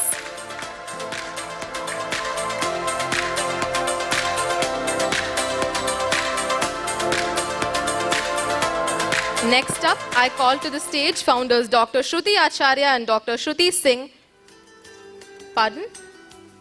Next up, I call to the stage founders of Instruments Technologies, Dr. Arjun Kohli and Dr. Shlok Desai. Instruments is a platform that connects analytical instruments and services provided by institutions and labs with researchers or organizations. They're launching their platform, instruments.com, a platform that makes it exceptionally easy for anyone to find, compare, and book any scientific services in just a few clicks. They provide labs, universities, or incubation centers with a bespoke software which not only streamlines the bookings of their resources but also increases their overall visibility through instruments.com. For seamlessly discovering and booking cutting-edge scientific facilities and services. From state-of-the-art 3D printers to advanced spectrometers. Can we have a final and big round of applause for all the products that were launched from Karnataka, from Mangalore today? Technovanza 3.0 is seeing the beginning of several interesting partnerships for KDM, and we'd like to announce 3 different MOUs that we will be signing this year. First up, we have a memorandum of understanding being signed between Unnati and KDM. I request the representatives to come on stage. I request the representatives from Unnati to come on stage.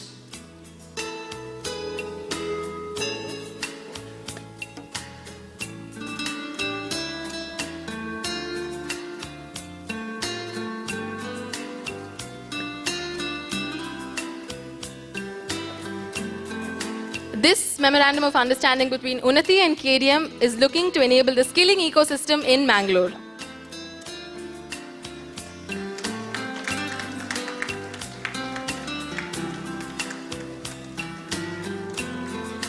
The next MOU that is being signed is between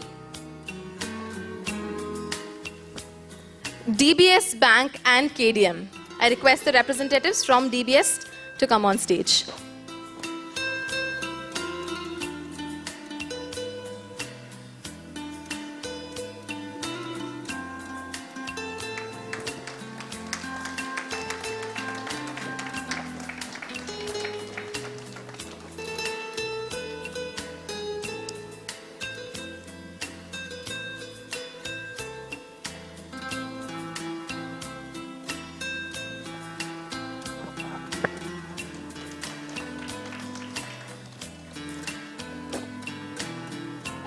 Mangaluru Blue is the flagship event of KDM, and now I will be calling out the winners of Mangaluru Blue, the top fund-ready startups. First up, we have Track Health Technologies, requesting the founders to come on stage. Track Health Technologies.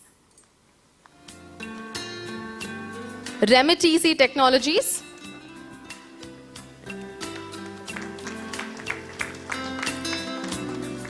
Tiny Prism Labs. Bucolic Kailash Agritech. I'd like for the audience to take note that out of our blue winners, we usually have 3 winners in every cluster, but due to Mangalore, it was very difficult for all our jury members to short down 3. So we have 4 Mangaluru Blue winners with her. Track Tech Health Technologies, Remit Easy, Tiny Prism, and Bucolic Kailash Agritech. Ladies and gentlemen, let us give a loud round of applause to our winners.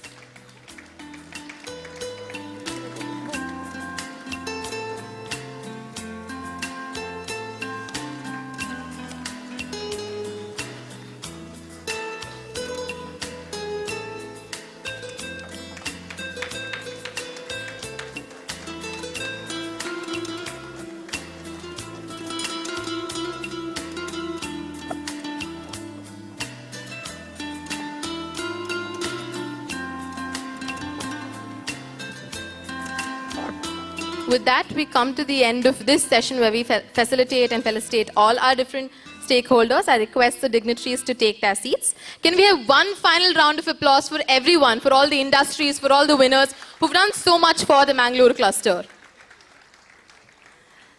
Next up, we have a special address by Shri Sharat Bache Gowda sir, Chairman of Keynote Government of Karnataka.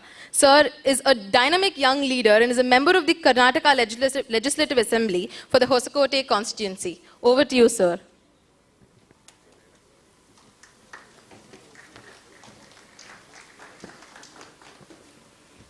dear dignitaries on the dais, all the guests who come from various parts of the coastal belt of Karnataka, or what's going to be called in the future, the Silicon Beach of Karnataka. So a warm welcome to all of you.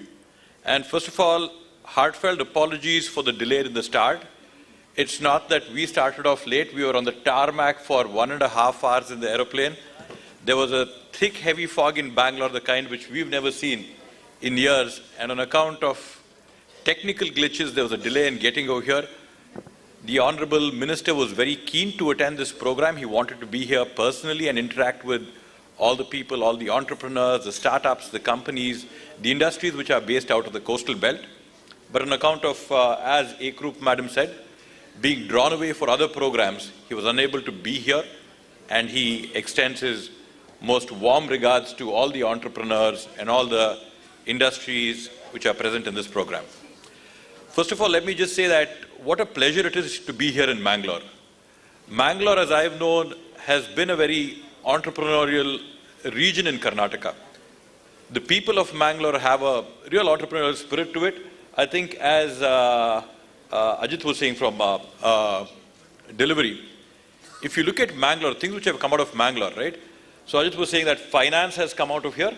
It's not just finance. I mean, for me, I think what I've seen in my eyes is finance is something which is maybe very limited. But if you look at the F&B sector, the hospitality sector, where did F&B and where did hospitality in Karnataka start from? It started from Mangalore and it started from the coastal belt.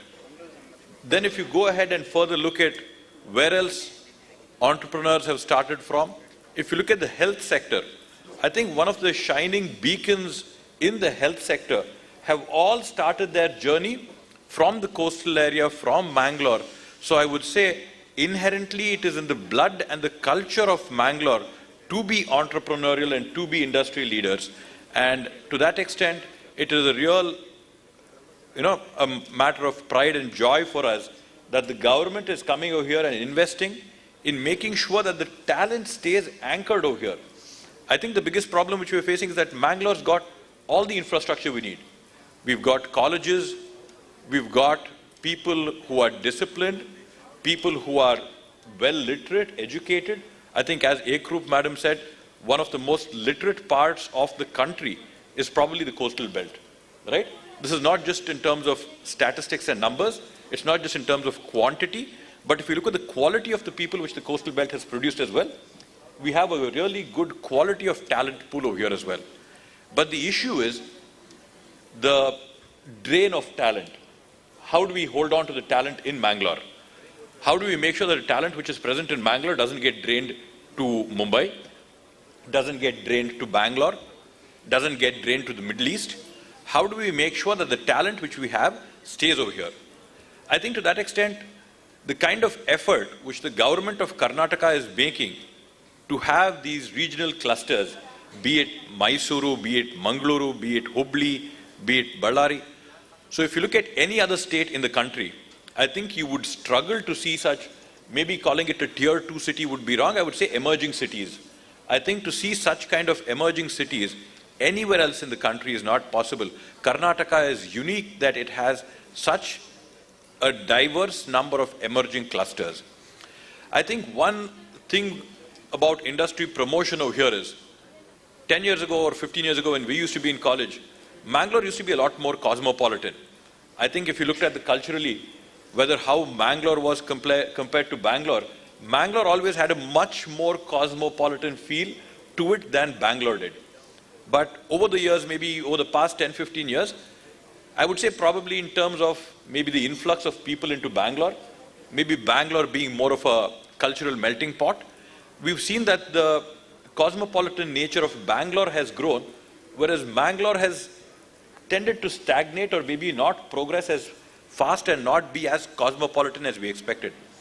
I think through these initiatives, bringing industry over here, bringing companies over here, fostering a culture of startups, right? We have 25,000 STEM graduates coming from here. All 25,000 are surely not from Mangalore and the coastal belt. We have a lot of students from all parts of the country coming over here to get excellent first-class education. But the problem is once they get educated, they're leaving the area.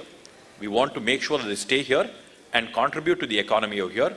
and build a more cosmopolitan environment in Bangalore, which is going to be more suitable for industry growth. If you look at Karnataka, I think, as all the leaders of the industry are sitting over here, Karnataka has the pride of having nurtured 40 unicorns. 40 of the unicorns which are present in India have started in Karnataka. And I think, Sir Naidu, sir, you would also say, I think the new term is 50 Sunicorns. Sunicorns. So I think the soon-to-be unicorns are about 50 which are present in Karnataka right now. So this is a kind of talent pool we have, and this is the kind of support which the government of Karnataka is giving towards this industry. I think when we are talking about a $1 trillion economy, we're talking about a $300 billion digital economy. It's not going to happen only out of Bangalore. We need to make sure that we can move this out to different cities, different parts of the country, and make sure that growth and development is inclusive regionally, and as Madam was saying, gender-wise inclusive, and inclusive in every way possible. So to that extent, one of the reasons why we are here, or why I as the chairman of Keynote and present over here as well, is as Naidu sir was saying, the STPI which is located in Mayberry Hills, there is a 4-acre property which Keynote owns just adjacent to this, which is excellently connected. And as a software technology park was set up in Bangalore, we want to make sure that we bring from Keynote IT park to Mangalore in the 4-acre space which we have. We want to ensure that we put up at least 4 lakh square foot of space for IT companies and for technology companies to make their base over here. It's not just going to be a place where we have IT companies for rent. We want to make sure we have plug-and-play solutions so that we can promote startups.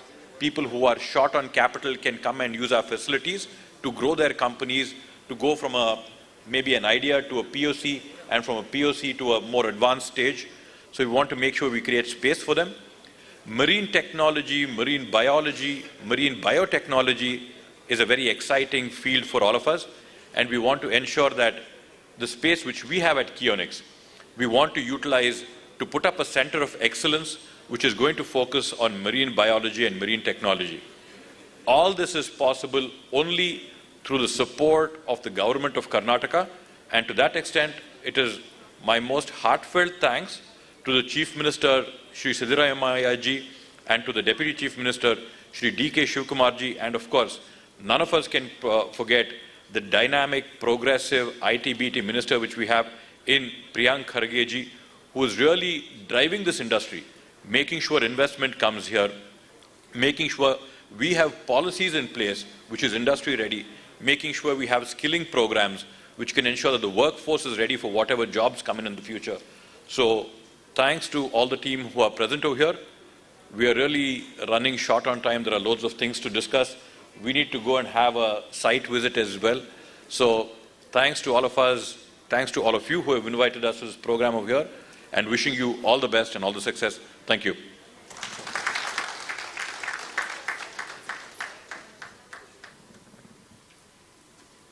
Thank you so much, sir. It's very heartful to see Keynote and Government of Karnataka's commitment to the Mangalore cluster. I now invite Mr. Rohit Bhatt, sir, to moderate a small Q&A. We are now open to taking questions from the audience. Please, once you get the mic, direct your questions to the respected industry anchor that you would like to ask the question to. Requesting Mr. Rohit Bhatt to moderate this session. Owing to a time crunch, we will be taking these questions offline. You can meet all of our industry anchors and our leaders alone and have them have questions about the same. I request Mr. We'll take 5 questions. Okay.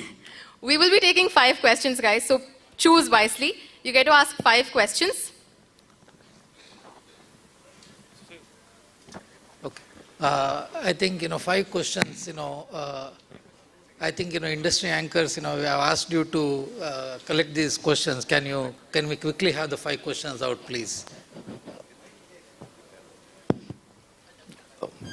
Thank you. Thanks, sir and ma'am, for this opportunity. Thank you, Rohit. Ani from Novigo Solutions. This question is to a group, madam. Madam, one of the good incentives for emerging clusters is on the infra side, where, to develop the infra, there is certain stamp duty exemption if you go for a KIDB land, and, you can claim that incentive. But the current process is very tedious for emerging clusters, because we'll have to go to Bangalore, then present the, plan in the Udyoga Mitra board meeting, and it's kind of tedious.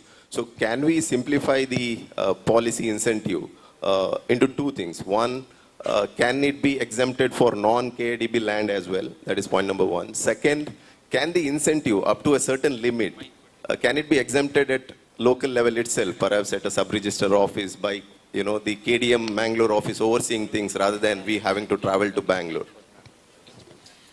So eventually we are going to have a platform which would, everything would be online. It's in the works. It may take a couple of more months, where you apply online for a project, and all the approvals which are to be done would be done through that single online platform only. So we are trying to do away and with this requirement of having to come to Bangalore, but that is in the works. In the meanwhile, we will try and see if we can facilitate by having some meeting here where officials can come and we can have a cluster level meeting. I will try and work on that.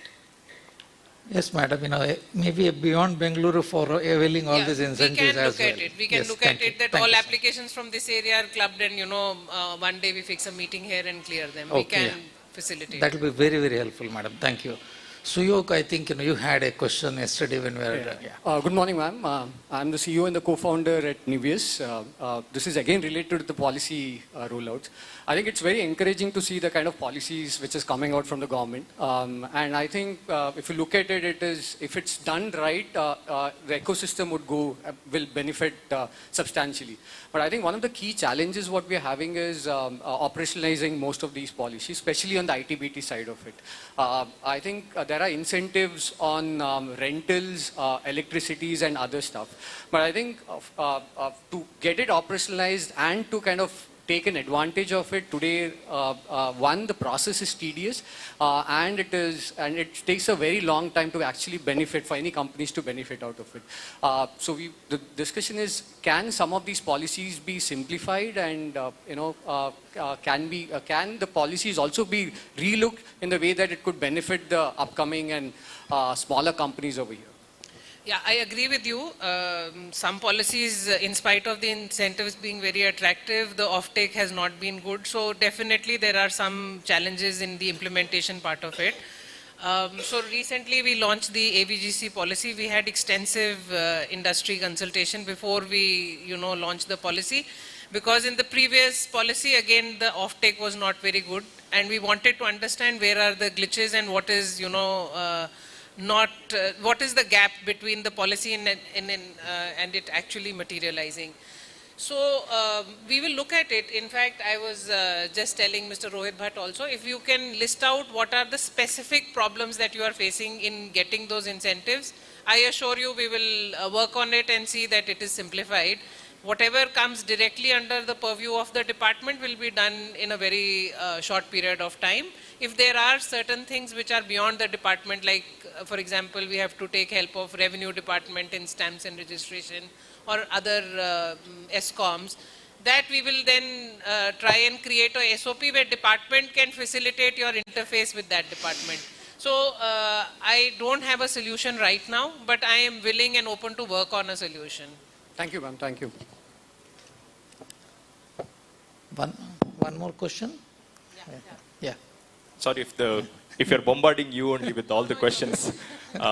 So my name is Johnson. I'm the co-founder of Inunity and the CEO of a Sahyadri institution.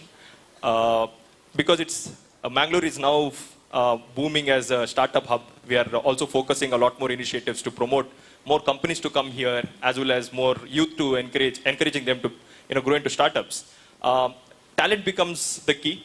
We all know that. And a lot of initiatives from the government in terms of KSCDC, Skill Connect, and all the other programs are pushing a lot more students, youth to become more skilled.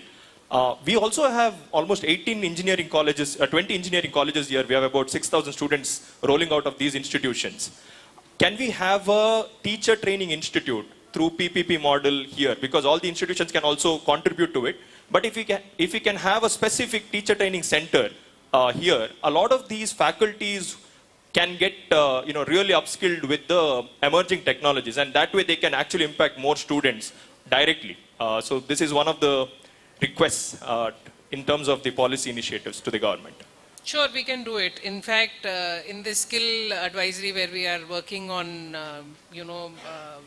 doing skilling, upskilling, reskilling for employees, we are also looking at having some trainers. For example, Schneider has come forward. They are willing to work with NGOs and with institutions to train people on electrical works. So their target is to train 10 lakh electricians in Karnataka, and they will follow this tiered model only. So government is going to partner with them.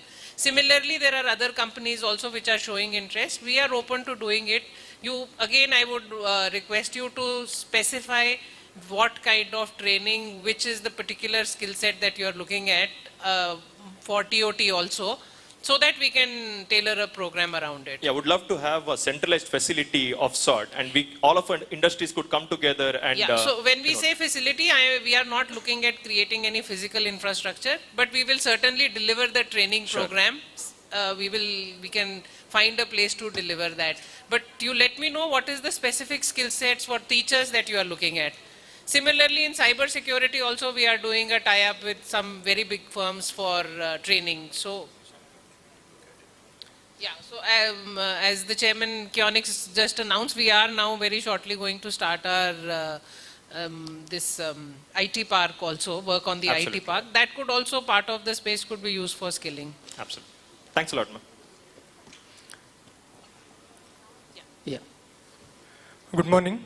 Good morning. Ma'am, Kiran Kumar, I'm a startup founder. Ma'am, as you know that there are more and more people getting into startups, there are more startups, so the support from the government should increase every year, right? So what has happened is you spoke about Elevate. In 2022, there were about 232 startups got funding from government. The government supported about 232 startups. But in 2023, the number went down almost by 90% to only 23 startups. So instead of giving more support to the startups, the numbers have gone down. No, I don't think the numbers have gone down. We support minimum 100 startups, and depending upon, so the quantum of money is defined, what is the budget available. Based on that, we select the startups, and the support also varies. It could be from 10 lakhs to 50 lakhs. So depending upon the marks that the jurists give, we do it. But the minimum that is done is 100 startups. Last year also, the call that we just finished in November, we had done it for 101 startups. And right now, as we talk, we have selected, the final pitching is now going on, the third round of pitching, physical pitching. And it will be 100 plus number. Yeah. No, madam, it's 232 actually. Yeah, I don't know. It's not thank you for 232 may be an aberration in the sense it may be two calls together. But in a particular year, the mandate is to do 100 startups. So the number varies, 100 plus 5, 10, something like that. But 232 may be two calls. Yeah, thank you. Thank you so much for your time, ma'am. One last question. Yeah. We had a gaming panel after this, and since you're leaving, we wanted to request you, maybe a Elevate program, for gaming startups as well, would be great, I think that's all, and thank you so much for your time. So we are planning, we have big plans for gaming sector now that it has come up. We have already signed up and we are running an accelerator program with MPL. In the coming year, it is yet to be announced, but we are looking at having a COE for gaming, which would be investing in, incubation of startups which are in the gaming arena. We will also look at having an esports arena. That is something that is in the works but not yet finalized. Okay, ma'am. We'll make a strong pitch for a COE for gaming in Mangaluru then. Yes, okay. Thank you so much, dignitaries. We understand the time crunch you are under, so it means the world that you took time to answer the questions of our audience. I request Mr. Sanjeev Gupta and Mr. Rohit Bhatt to present the different dignitaries with the token of our gratitude. The following dignitaries include Shri Sharat Bache Gowda, sir.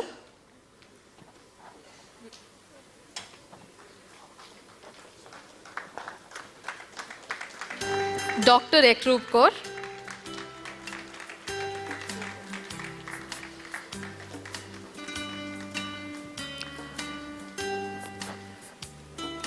Mr. Ajit Pai,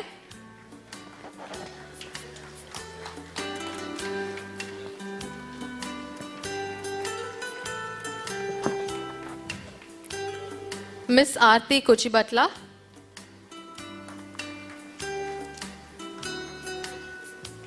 Mr. R.K. Chand, Mr. Divyesh K. Dalal,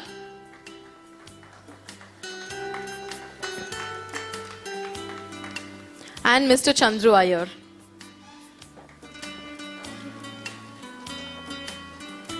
And Miss Ruchi Bindal. I request the dignitaries to come forward so we can have one group photo.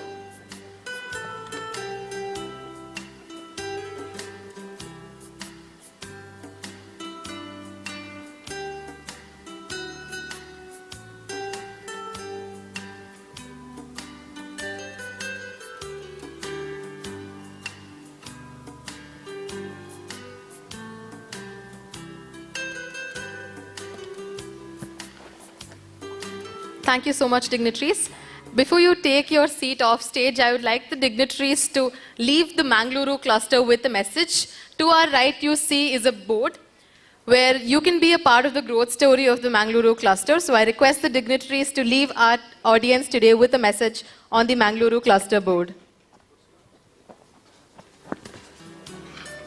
We're grateful for a lot of things here today at the Mangaluru cluster, and I call upon Mr. Bharat from KDM to give the vote of thanks.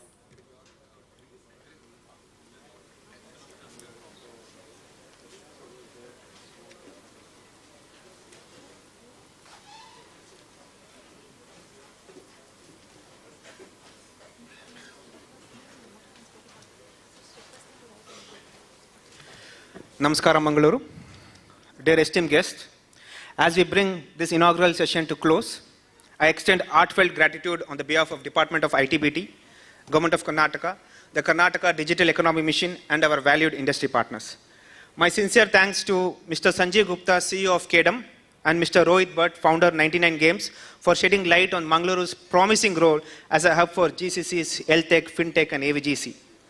Our appreciation goes to the industry luminaries, Mr. Romal Shetty, CEO of Deloitte South Asia, Mr. R.K. Chand, Executive Director of the Mill at Technicolor Creative Studios, Mr. Chandra Iyer, the Deputy High Commissioner of Karnataka and Kerala, Ms. Arti Kuchibatla, MD of Accenture, Mr. Ajit Pai, CEO of Delivery, for the insightful keynotes paving the way of Mangaluru's tech ascendancy.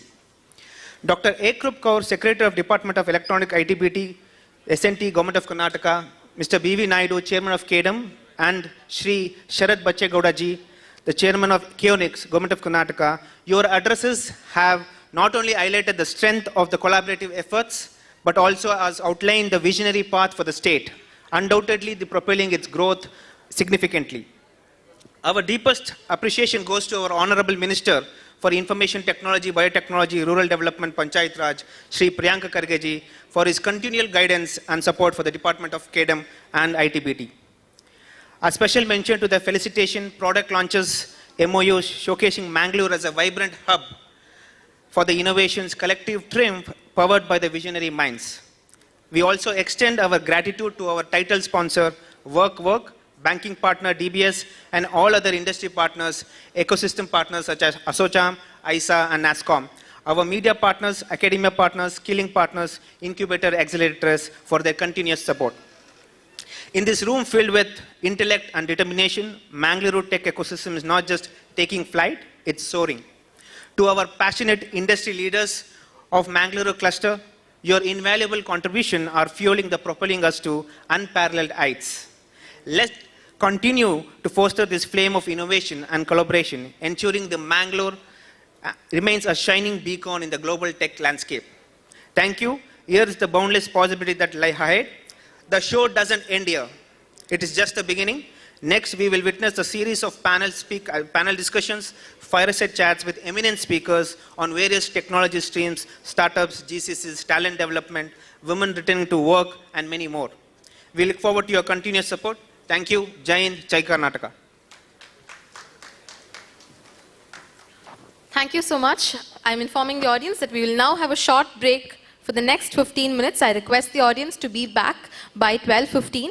We have many interesting sessions lined up for you, but the thing that I'm personally most interested in is the quiz that starts once you guys are back. We have very exciting gifts for the quiz, so requesting the audience to be back at the hall by 12:15. Thank you.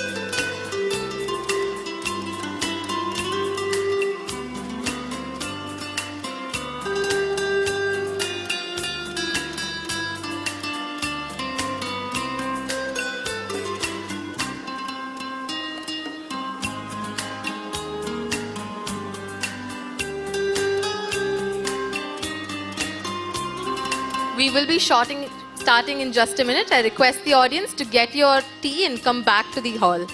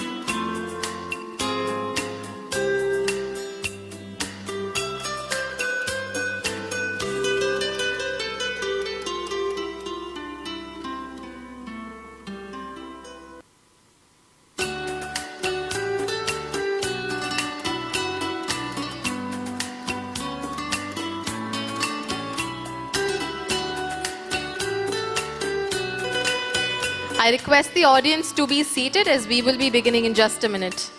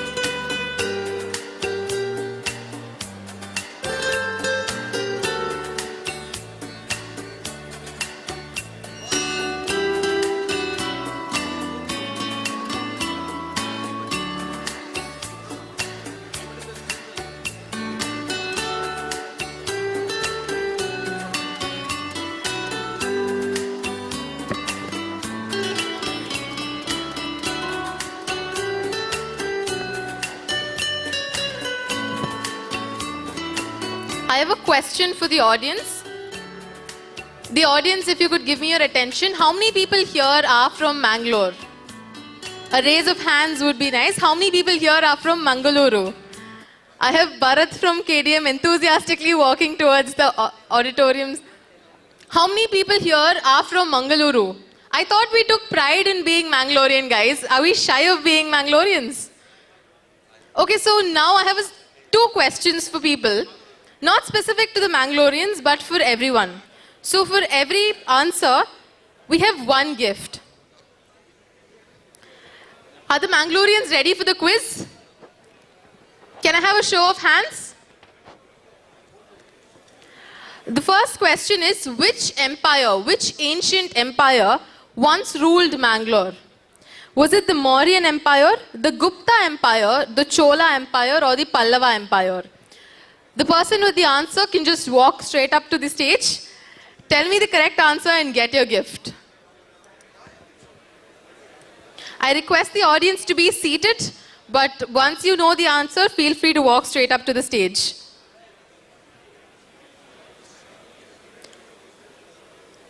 I repeat, which ancient empire once ruled Mangaluru?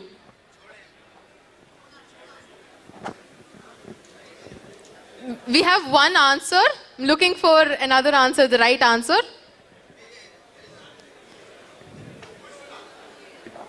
Can you walk up to the stage and tell us? I'm unable to hear you, I'm sorry.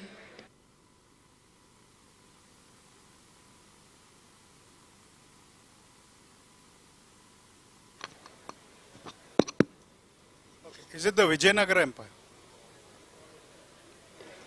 The Vijayanagar Empire was also one of the people who ruled over Mangalore, but of the 4 options, Mauryan Empire, Gupta Empire, Chola Empire and Pallava Empire. Yes, sir, your name, sir? Mr. Bharat has said the right answer. Mauryan Empire was one of the major powers that ruled Mangaluru in ancient times.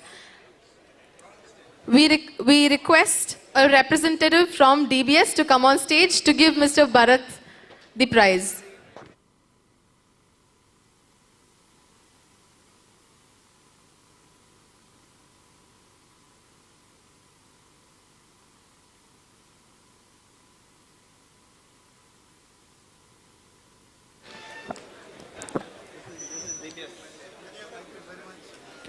Congratulations, Bharat. He got the answer right. I have one final question. Maybe the Mangaloreans here might be more accustomed to answer this question. We all peruse the airport very frequently. So, Mangalore's International Airport is the 3rd largest and 2nd busiest airport in Karnataka. Is this statement true or false? And if it's true, tell me if it's true. And if it's false, can you tell me what the right answer is? Yes, sir. 2nd largest and 2nd busiest, or 2nd largest and 3rd busiest, sir? 2nd largest and 2nd busiest. I did my best to confuse him, but he's gotten the right answer. Your name, sir? Sumir Kumar. Sunil Kumar. Sumir Kumar. Sumir.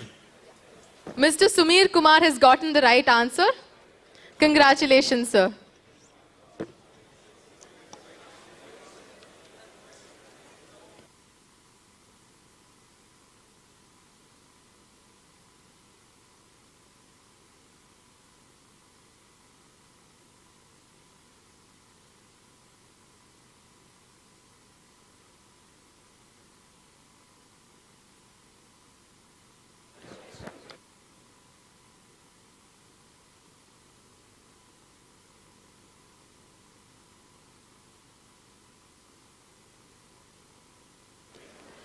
I once again request all the delegates to take their seat. We will be starting now.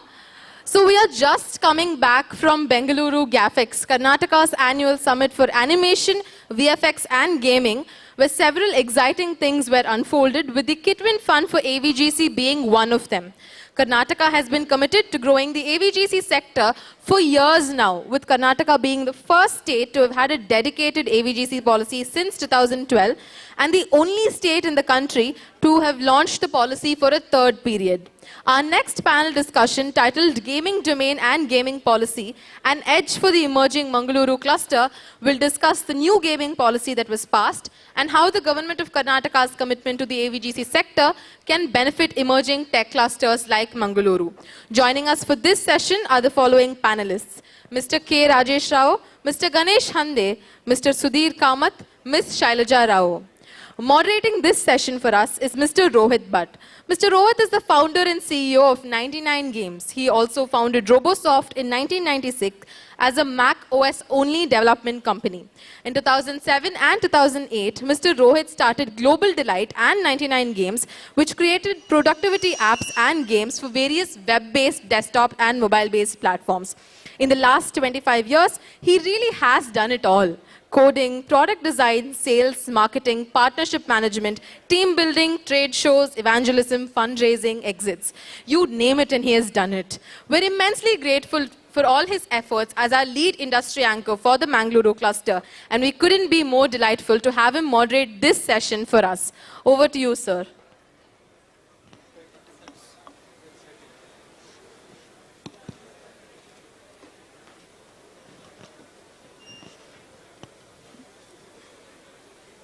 Good morning, or good afternoon now. So excited to have this panel on gaming happening at Technovanza in Mangalore. We have some notable speakers here today. I think we're waiting for Sudhir to join us.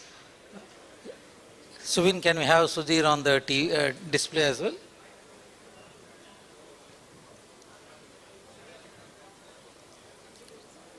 Okay. So, hi Sudhir. Hi Rohit, and thanks. Yeah. So, the panel today, we have got some very, very interesting, gentlemen here. First and foremost, we have Rajesh Rao. He is the founder of the Indian Game Developer Conference, and we like to call him as probably the original guru of gaming in India, right?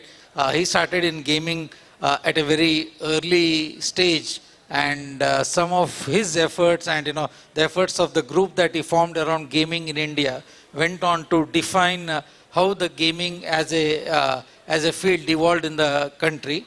And Rajesh, happy to have you here. Incidentally, Rajesh also has his roots in Mangaluru, and we said, look, Rajesh, you need to be here and try to do your bit to put Mangaluru on the global gaming map. He's already put India on the global gaming map, and now probably he'll help us do that with Mangaluru as well.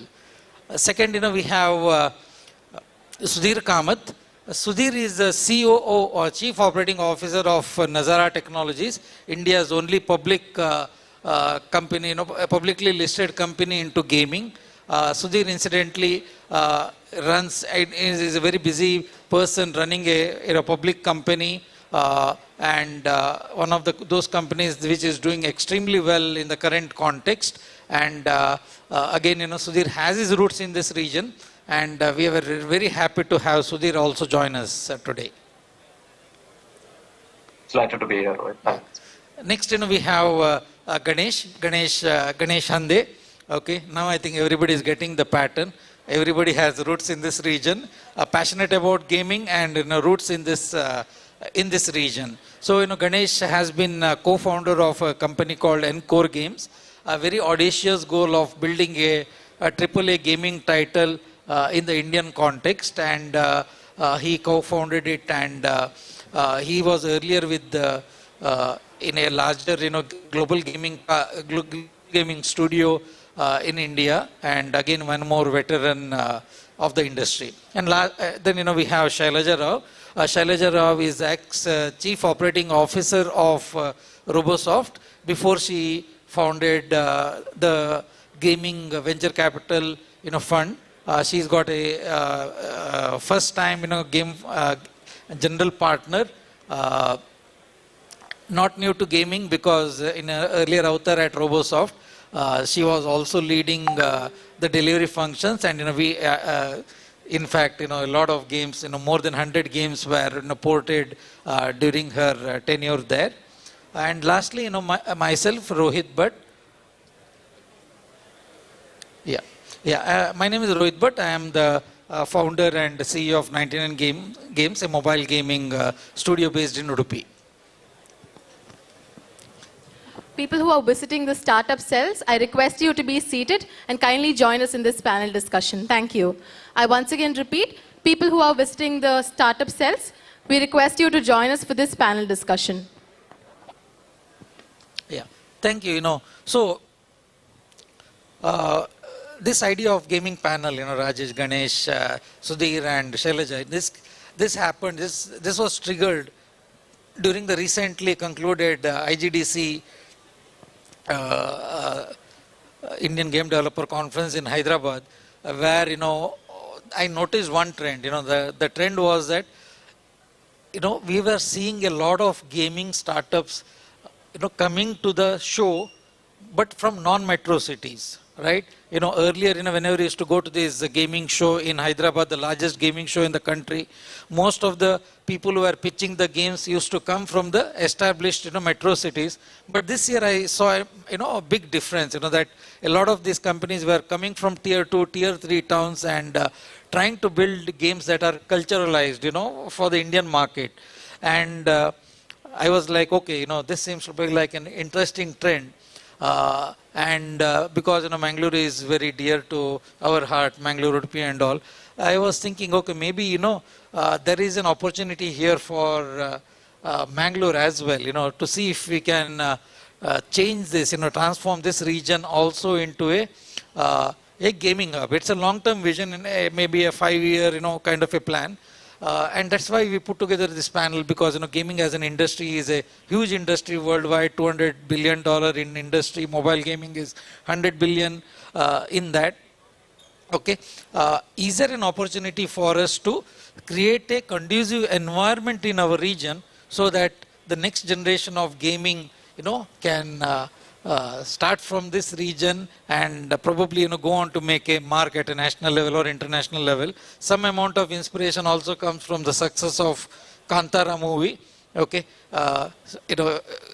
largely people behind that movie were from this region, and it resonated with the audience at a very emotional level, and which is why the magic happened, because they were able to connect at an emotional level. So maybe if we do some activities here in our region, maybe that magic can happen in the gaming as well. So the panel is now about that. Okay, how do we create an ideal gaming ecosystem, for region? I want each one of you to share your perspective on this before I move to more generic or more specific questions for specific panelists here. Rajesh, you want to take it?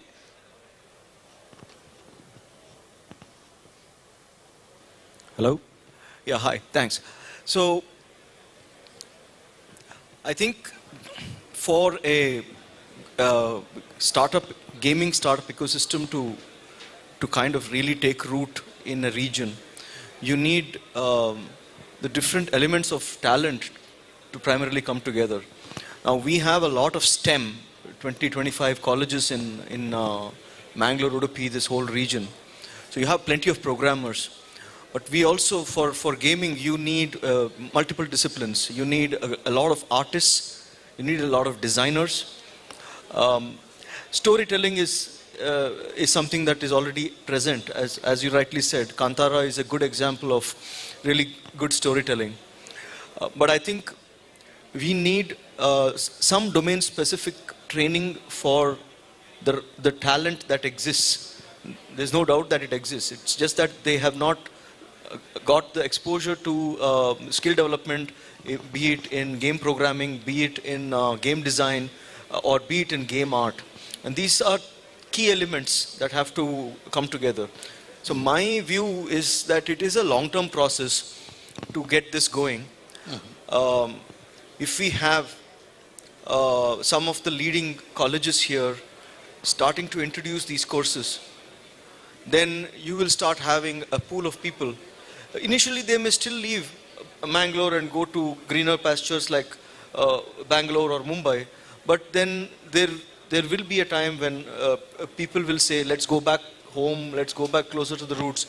It's a common phenomena in the Western countries where you have maybe a very famous game designer. He says, I want to go back to my little town in my state, and the companies will go and build a studio around him in that little town. Yes. So I don't see why that cannot happen here. And I think enterprising, we all know that this region is full of enterprising people. Enough and more entrepreneurship we have seen in multiple sectors. But starting point is that talent pool, which the capacity building has to start. Okay. And I think for that, working closely with colleges and universities. Now you see there are many independent universities that are deemed universities. They are in a position to start any course that they wish to. It's for us as the people who have been in this industry and who would like to see this region develop as a hub to first get the capacity building going. This is really where I see the most work has to happen. Okay. Entrepreneurship will happen automatically.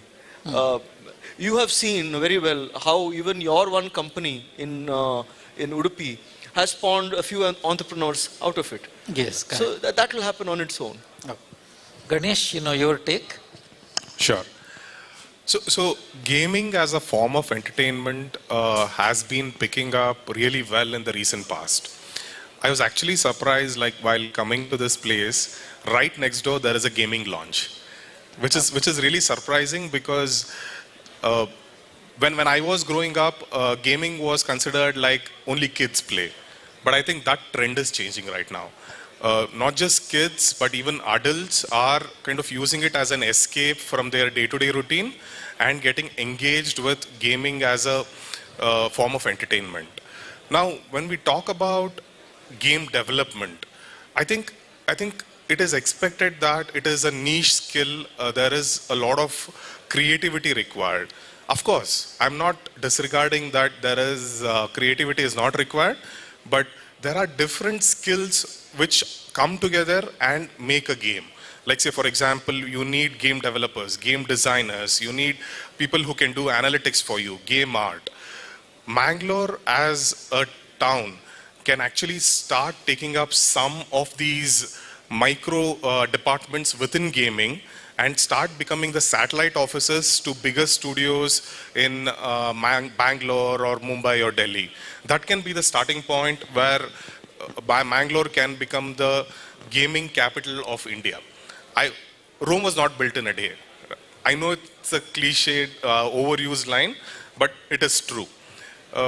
If we notice which is the gaming capital of the world, it is Helsinki, right? Yeah. But who thought Helsinki will be the gaming capital of the world?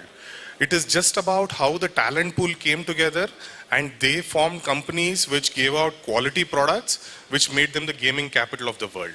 So with what Rajesh said, like starting from the academics and also bringing in the interest from the audience, I think there is definitely a high chance that we can push Mangalore to be the gaming capital of India.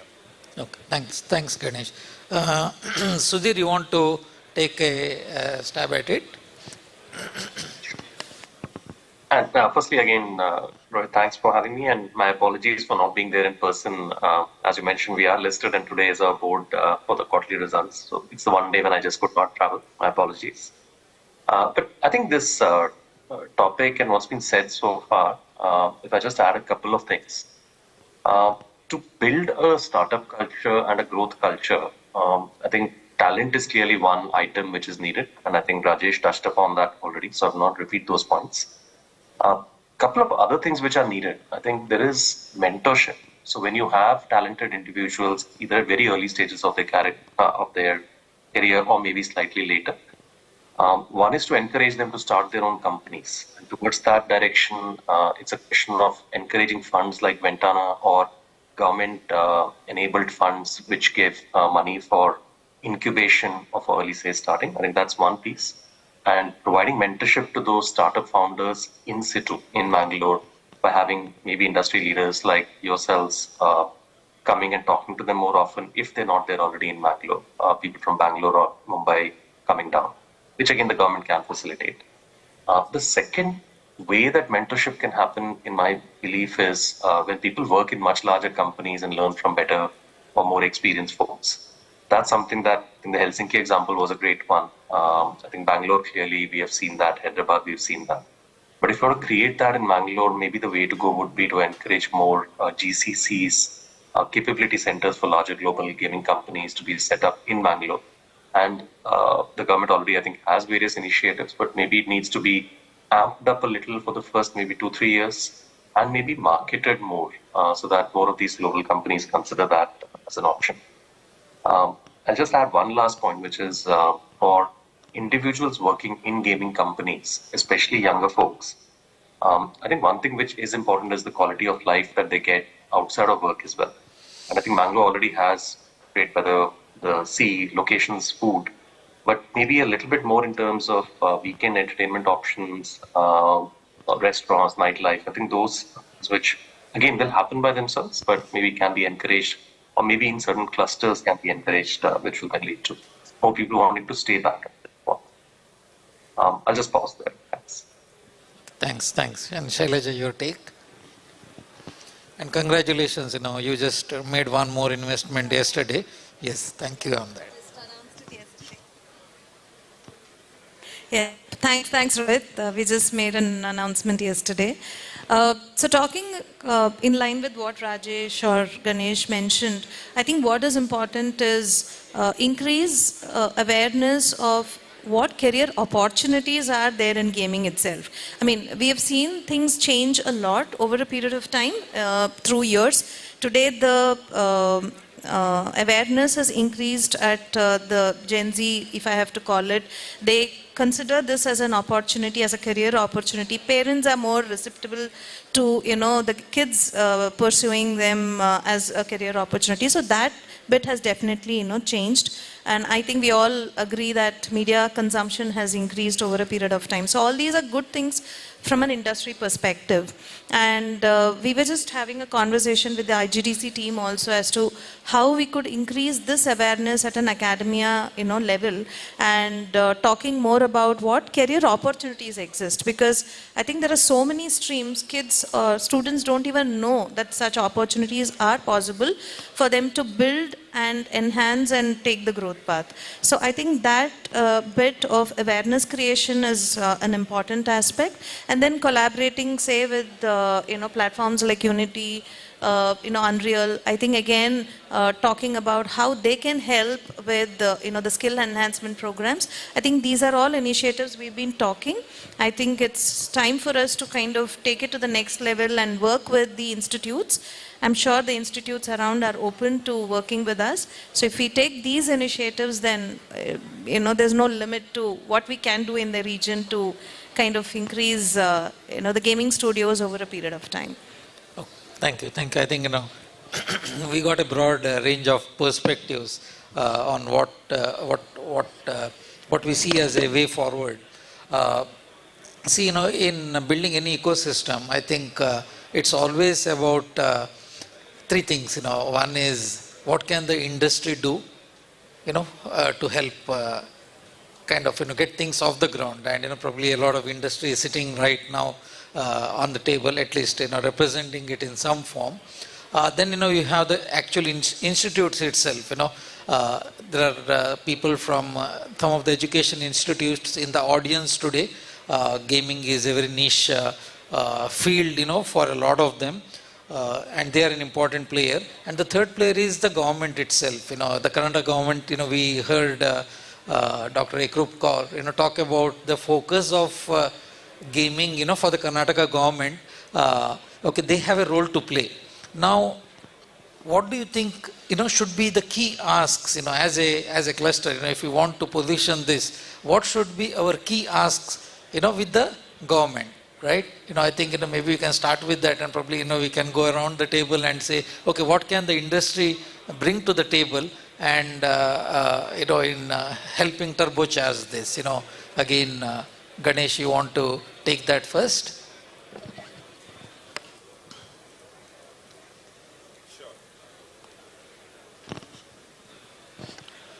Yeah.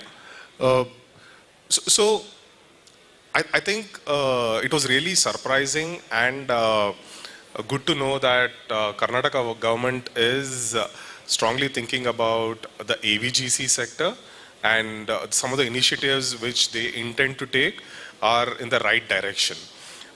What I would like to request from the government is not just focus all of these initiatives only in tier 1 city, that is in Bangalore.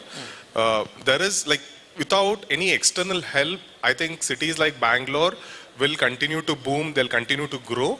But whereas cities like Mangalore will definitely need some external help from the government to push the overall industry further. So I would like to request the government to have, make it a mandatory subject in the academics, maybe pick up one of the languages, maybe Unity or Unreal, and give an introduction to students to understand what exactly is gaming all about. That could be the starting point, and then gradually we can think about more better initiatives where we can push the industry forward. Okay. And Rajesh, I think you're a veteran, and you have done this at a state level in the past, and sometime probably even more. What do you think should be a specific few asks with the government, because government is creating focus areas, and they've asked us what should be the focus for Mangalore region as well. What can be the few key asks that we can ask with the government? Hey, look, make this available for us.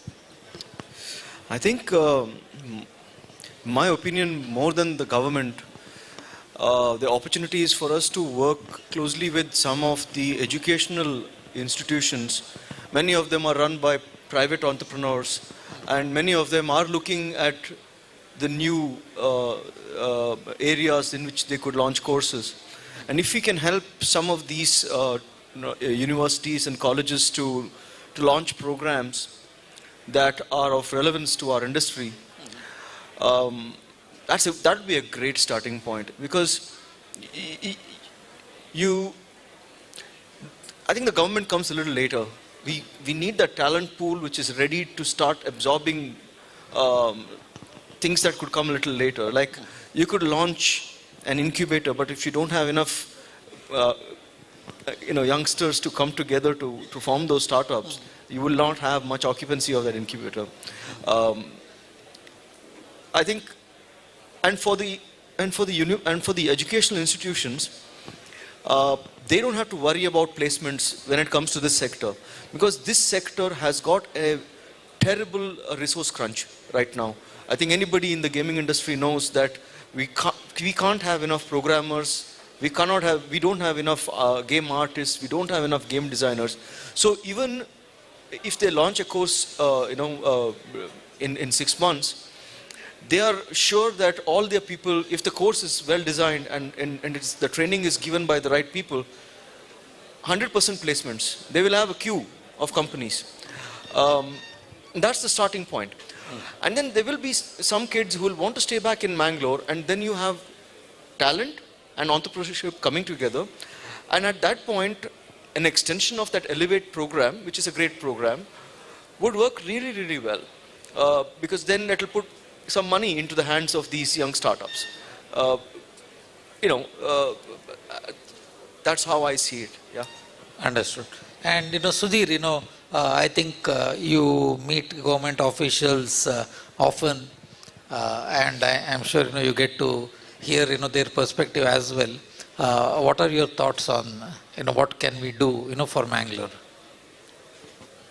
I think if I just step back for a little bit, I think gaming as a segment is actually quite perfect for incubation or encouraging very early stage companies. And the reason I say that is, let's say 3 friends get together and they say that they want to create a game. That's actually possible. In many segments, it may not be possible to start off with a small team which can actually have a vision, have an idea, and actually start executing. And here the government or incubators can actually encourage those kinds of teams to set up and grow. And once it scales up, it can become 10, 20, 50, 100 people in the company fairly quickly if the game actually works well and takes off. So I would rephrase the question as, how can government encourage such incubation or growth to happen in a place like Mangalore? And a couple of simple thoughts on that. I think for many people or many very early stage startups at that stage, some basic things like, I think Bache Gowda ji was talking about having a plug-and-play space which can be maybe given free for a couple of months or up to 6 months for people putting together concepts or proof of concepts. I think that would be a great start. Helping those who actually begin to see good traction with their product, then actually being helped in order to set up companies, registrations, various things, I think is another small piece of help. Maybe at the very early stage, even doing something like a residency program for college students, entrepreneurs from other cities to come and maybe stay at a college hostel in Mangalore for a few months and work on their ideas. Could be a great one. And maybe if it begins to scale up, then having local funds or funds which make investments in local companies, getting some sort of a co-investment or support from the government designated funds, I think would also help. But I would think this is the phase in which to really target at the very early stage, helping them incubate and get off the ground. Because once it scales up, gaming companies will mostly be profitable, will scale up well themselves. And there will be large investors who will be willing to put in more money after. But that early stage is probably where the government needs to support the most. Okay. Interesting. I think our region already has 15 incubation centers and accelerators. But I don't think there is a gaming one. Maybe that's a key takeaway. We can ask the government, or maybe one of the private institutes can also look at that. My next question, I think, to Shailaja probably. Shailaja, I think we have seen that some of the early investments that seed funds do. Okay, there's always a pattern, right? the early gaming companies struggle through the early days because, they are new to technology, they don't have an understanding of analytics, they don't have an understanding of game design.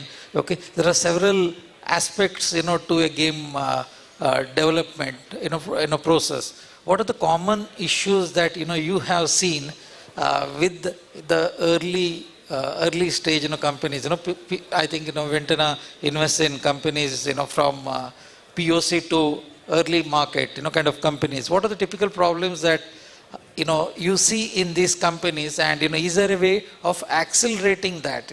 What are your thoughts on that? Yeah, so I think one of the common problems that we have is talent, like we discussed. There's no immediate solution for that, so we'll work along the way. And probably all the discussions that we had now will probably help us resolve that.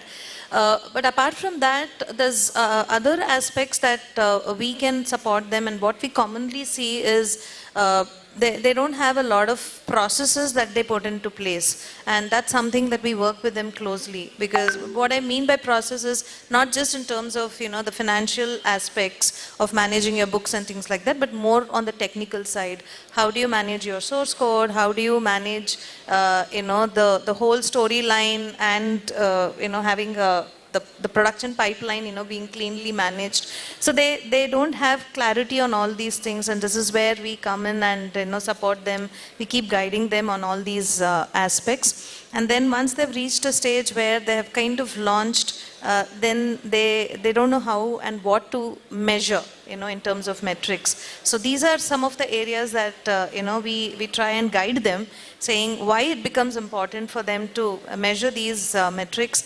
And once we tell them metrics, they'll start thinking, okay, they'll go overboard on that as well. So we try to tell them, don't try to go overboard. Start with minimal, metrics measurement. Watch the metrics, study it properly, and then you can take it forward from there. So I think these are few baby steps that we walk along with them, guide them, and help them through the process. And wherever we get the opportunity, I just wanted to touch upon, you brought about the government help. Just wanted to add 2 points over here. We have an excellent program called Elevate, where we all have participated as jury members. We've been curating. But I think we can do a better job over there in terms of, even before it comes to the Elevate, maybe if they can put together a team of people from the industry to kind of prepare them to reach there. I think the chances of they winning, the Elevate, and they're doing a better job there would be higher. So we are all here to kind of participate in that process. We have told the department also we are all available. So I'm taking the liberty of taking all our names. But yeah, that's one thing that I strongly feel we could contribute. Another aspect is AVGC policy, which is released, and the gaming fund. Many of us don't even know that there is an existent government fund purely focused on AVGC. I think we need to do a lot more on bringing that awareness and helping them. So we tell our portfolios to kind of prepare for that. And I think as a larger ecosystem, we need to try and do that activity also. Understand, probably put some, put some pressure on them to start deploying from those funds as well, because the fund has been out there for some time. Thank you so much for that. And one final thought, because I got a request to close the session quickly. My personal experience with a lot of early stage gaming companies is they, the first 2 months, the first 2 years of the startup's time, they waste a lot of time learning, what other people have already learned, the basics of analytics, basics of measurement, basics of engineering. So I'm always thinking that there should be some kind of a COE kind of a setup, Rajesh, where this learning of 2.5 years can be crunched within 6 months, so that that startup has that remaining 2 years to actually do what they are supposed to do. Right now what happens is every startup has a emotional runway. They call it emotional runway. That is 3 years. If they are able to go to a particular stage by then, something, they can go to the next level. But I have seen them struggle with certain basic things which can be taught, through a well curated program, and I think, that's probably, something, and as an industry, we can do, and probably, such a setup being available in Mangalore might be useful because, maybe companies from, or, startups from outside the region can also come and learn from that and you need a Y Combinator style program here. That will work. Okay. That will work. Okay, got it. That it will attract people from everywhere. Yes. But that's good. Yes. That's good. Maybe, I think all the Mangalore people on this panel can put their heads together and try to put one together for Mangaluru and probably commit to giving some of our time to get that off the ground. I'm sure, Girish, you're not here, but I'm sure you're here in as an emotional level, and we'll all have your support. And thank you, audience. We had a shortened session, but we'll be happy to take one question, one question, please. We deserve, the audience deserves it. One question. I'm sure there are more, but one question. Quick question, please.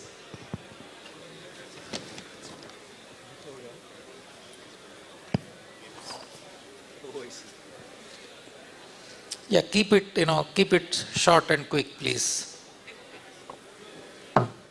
Check. Hi, my name is Gagan. I run a company named DT Labs, and almost everything that you said just holds true for us. I was looking at my developer as you were speaking each and everything. I was looking at him and he was nodding, yes, yes. Sorry to take your time, but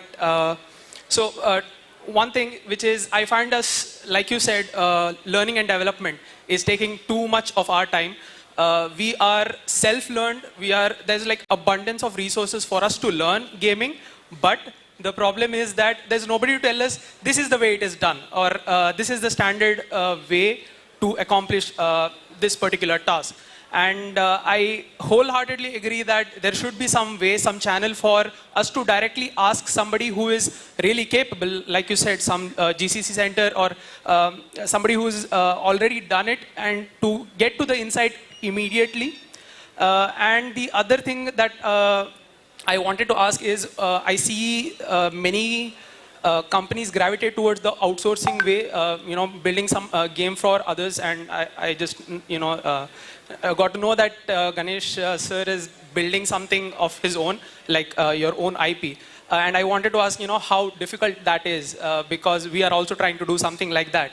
And, we are finding different ways to kind of get some money into the picture and get the process started, but it's a long process. Yeah, Ganesh sir is available offline. Yeah. I think it will take a long time I will to definitely answer. Speak Thank you so much for the question, and thank you so much, panelists, for being here. I hope we have kind of kindled that spark, and probably for each one of us to take this to the next level. Thanks so much for joining us, Sudhir, from Bombay. I know you have a earnings call tomorrow as well, other than the board meeting later today. And Rajesh, thanks so much for being here. Shailaja, Ganesh, thanks so much. Thank you to the audience. Yeah. Thank you so much, speakers. I request Mr. Rohit Bhatt to present the speakers with a token of our gratitude.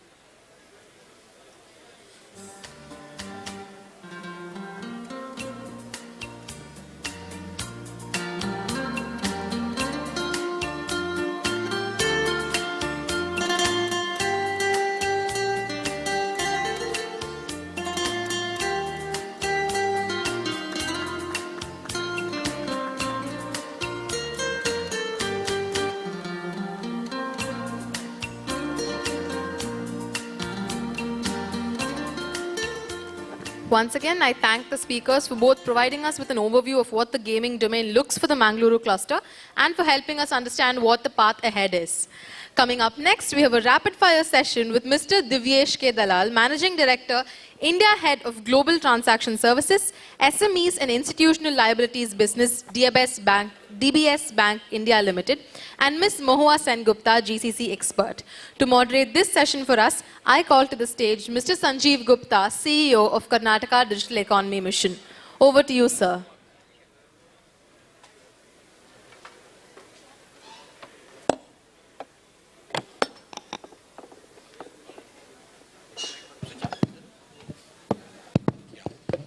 Very good afternoon, and we have a rapid fire. The time is also very short. Mahua is a GCC expert with us, and Devesh is the MD for a DBS bank. And fortunately, she has also experience in the banking sector of type of GCCs as well. So I have a very deadly combination. One a banker, and second is a digital. And I'm looking at how we can have a marriage here in a conversation that we can do. I know you have a 10 minutes to go for your flight to catch. So we'll have a very straightforward, rapid questions. GCCs looking to India, yes and no? Absolutely. Why? India is a perfect combination of, see, it started off with cost advantage. And please correct me if I'm wrong, if you disagree. Started off with cost advantage, but gradually it evolved, right? The goals have evolved. And there was a lot of, process optimization, also similar kind of processes across the globe, because mostly MNCs come for GCCs, right? So they have multiple countries with multiple processes. GCCs give them a optimization opportunity. But gradually it has changed to skill. First tech skills, now digital skills. But at the end of the day, we provide all of this with cost optimization, and I think that's the key. We cannot forget, GCCs cannot forget, while it's lovely to say that it's all about skills and digital and all of that, but cost still remains underlying there, and we cannot lose track of that. And India today gives a perfect combination of that, and also in bulk. Yeah. I also saw that the GCs are looking at developing new products. Innovations are happening from the GC side. So the global products are getting designed here, right?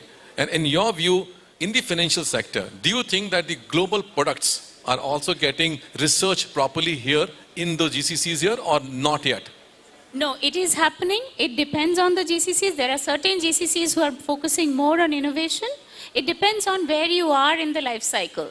The newer ones are still more focused on transferring more roles, moving up the value chain with leadership moving here. But there are the ones who have come earlier. A lot of innovation is happening there, and a lot of innovation is being driven from India. Okay. But tell me one thing, if we look at 40% of the GCCs in Karnataka, in Bangalore, right? Can we have, out of those 40%, 20% in beyond Mangaluru? Is it possible? If it is possible, then what steps that you would suggest Mangaluru to take up to attract those GCCs? See, GCCs are mostly, the MNCs are mostly very risk averse. When we first come, we want to go to places which are tried and tested, because we have tried so many times to go to tier 2 cities. But most GCCs, to start with, they are very keen to start with Bangalore, though they will complain about the traffic and the cost and all of that. But still there is a preference for starting with the place where they feel that skills are abundant. But as a second center, I think the tier 2s are really, really attractive, because all GCCs also complain now, at least I know where I come from, there was a lot of complaint about the cost is going up and up. And in Bangalore, how much advantage do you have? And also the government-related advantages are now a lot more in the non-Bangalore cities. So there are many potential attractive opportunities. It's only the risk-averse character of the MNCs. That's the part we need to talk about, and we need to socialize that more. And I think NASSCOM is doing a good job, because we are trying to take the other options to the different companies. So it will happen, because Bangalore is saturating.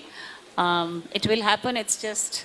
So Mangalore, is aiming to have at least, 5 to 10 GCs in a couple of years. Realistic? That will, absolutely. And see, those 5 to 10 will actually give you the next 50 to 100.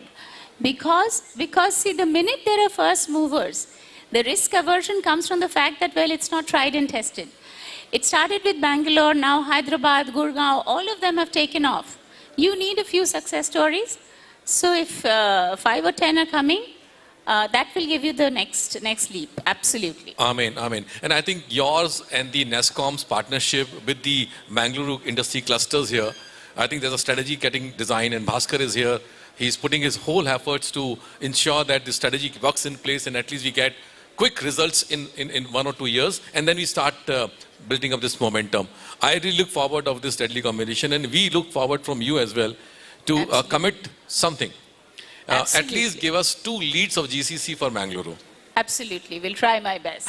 And see, the other thing I have to mention here is the government. I have really seen through my NASCOM Connects that the government today is very actively listening to the industry and trying to address. I have heard Dr. Kaur before, talked to her before, Mr. Karge. We are seeing a lot of, I haven't seen this kind of attention from the government for hearing out the industry. I think through you, I just want to pass on a message to the larger audience on the GC side, whenever you meet. The best of the infrastructure, the best of the talent, the best of the gateways, and best of the local industry ecosystem to welcome the GCC is available here in Mangaluru. Absolutely, and add to that please use fantastic this- food. Yeah, sorry? Fantastic food. Yeah, fantastic food as well. And a good gateway to beautiful places, to beaches. I know you are rushing for the time, but thank you, Thank you madam. so much, and I'm so sorry. I'll call you and we'll talk. I have never been this bad before. This is an experience in its own that I'm coming in, talking and running away. Very, very sorry. Apologies to both of you, but I'll run. Yeah, lovely. I'm also Thank you. risk-averse. Yeah, thank you so much. Thank you. So request you to give ma'am the memento. Yeah. Thank you so much. 1 minute, just a moment. I will continue.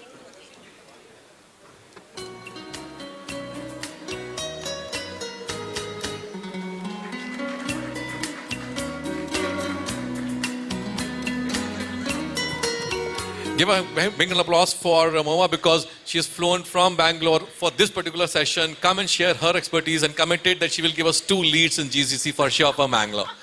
Thank you so much. Thank you so much. Devesh, now the full focus with you. Oh, easy one. Being a banker, Devesh, you have seen multiple enterprises, and especially the DBS being a global bank, we have seen the enterprises across. And in your perspective, the enterprises are looking at India for market, India for GCC type of work that needs to be done. And do you think that the GCCs has become a very attractive from your perspective being a banker to the enterprise, and we can sell more and more towards Karnataka as a part of a location? Yeah, so I think, a couple of things. One is there is definite opportunity, in my view, in helping, global companies or MNCs to come into India.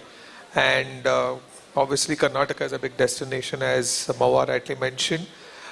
Bangalore obviously is where it is, and I'll completely agree with her that I think the first 2 are the most important ones.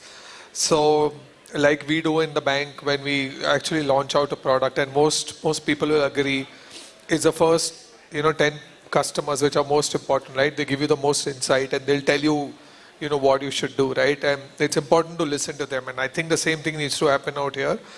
I think if Mangalore really wants to go all out, they should really roll out the red carpet to the first 5.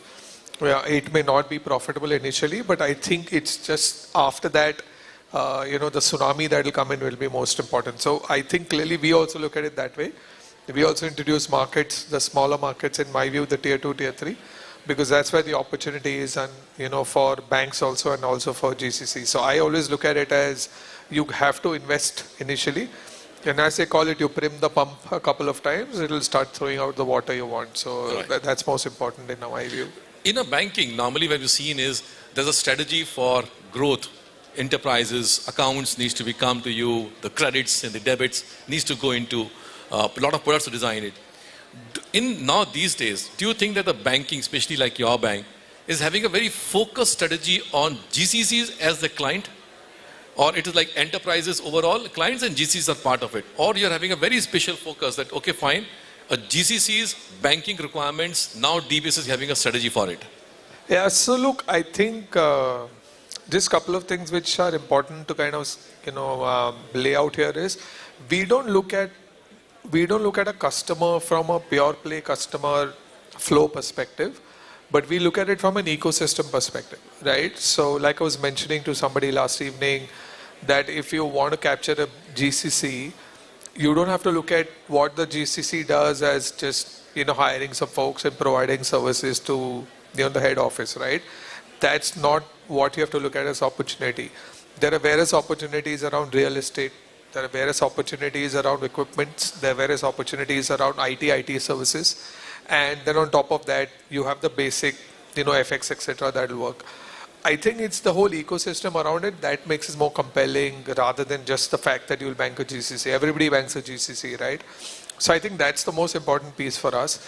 And how the ecosystem building around it will actually create opportunities for the state, right?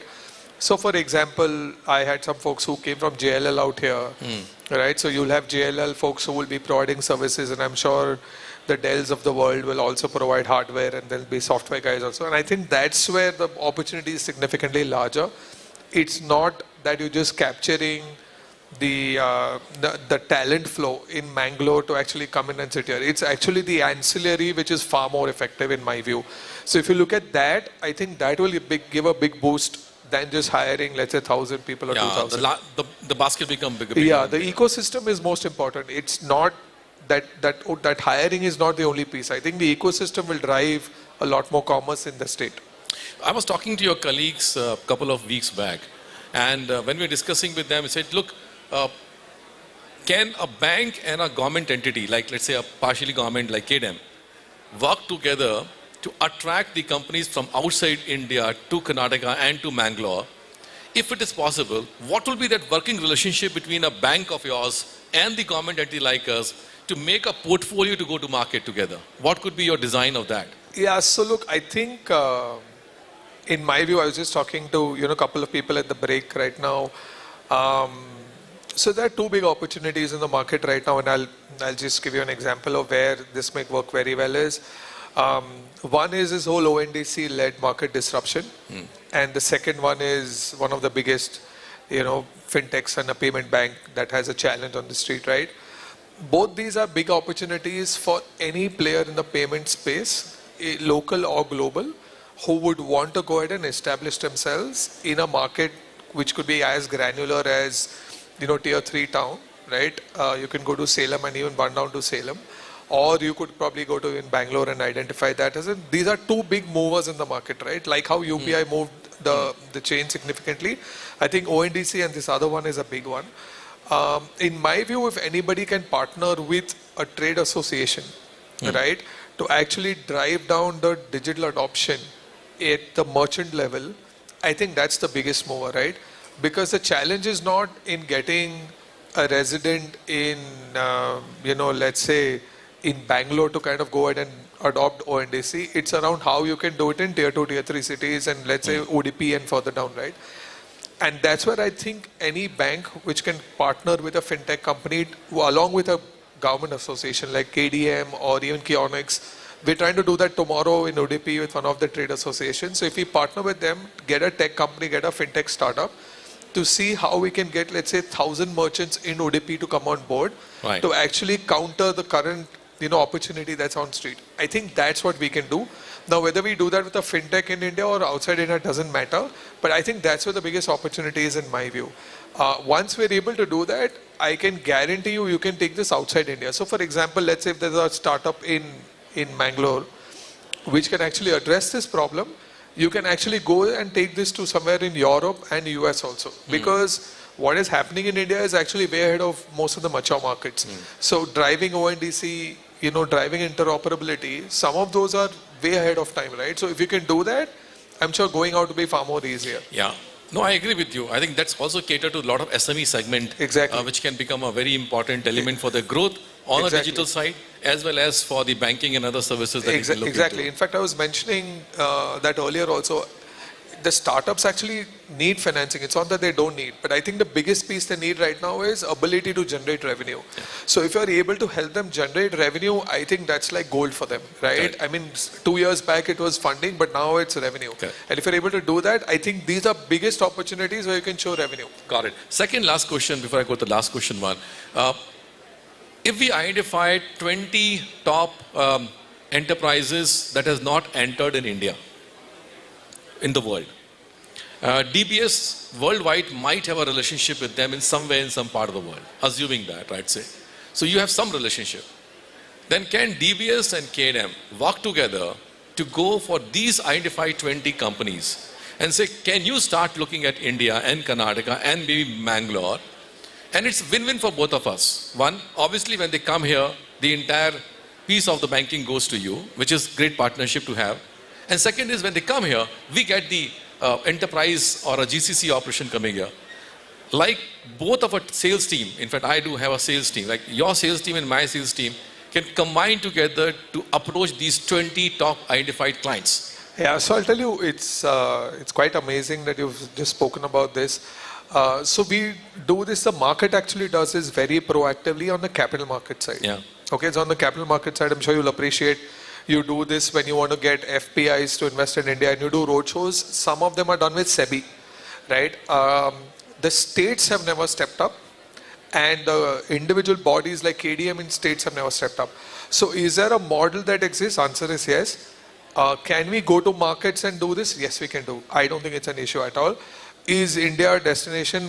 I mean, everybody wants to come here. So I don't think the time is better than this one, right? I mean, we can definitely go to mature markets and talk about opportunities like we just did.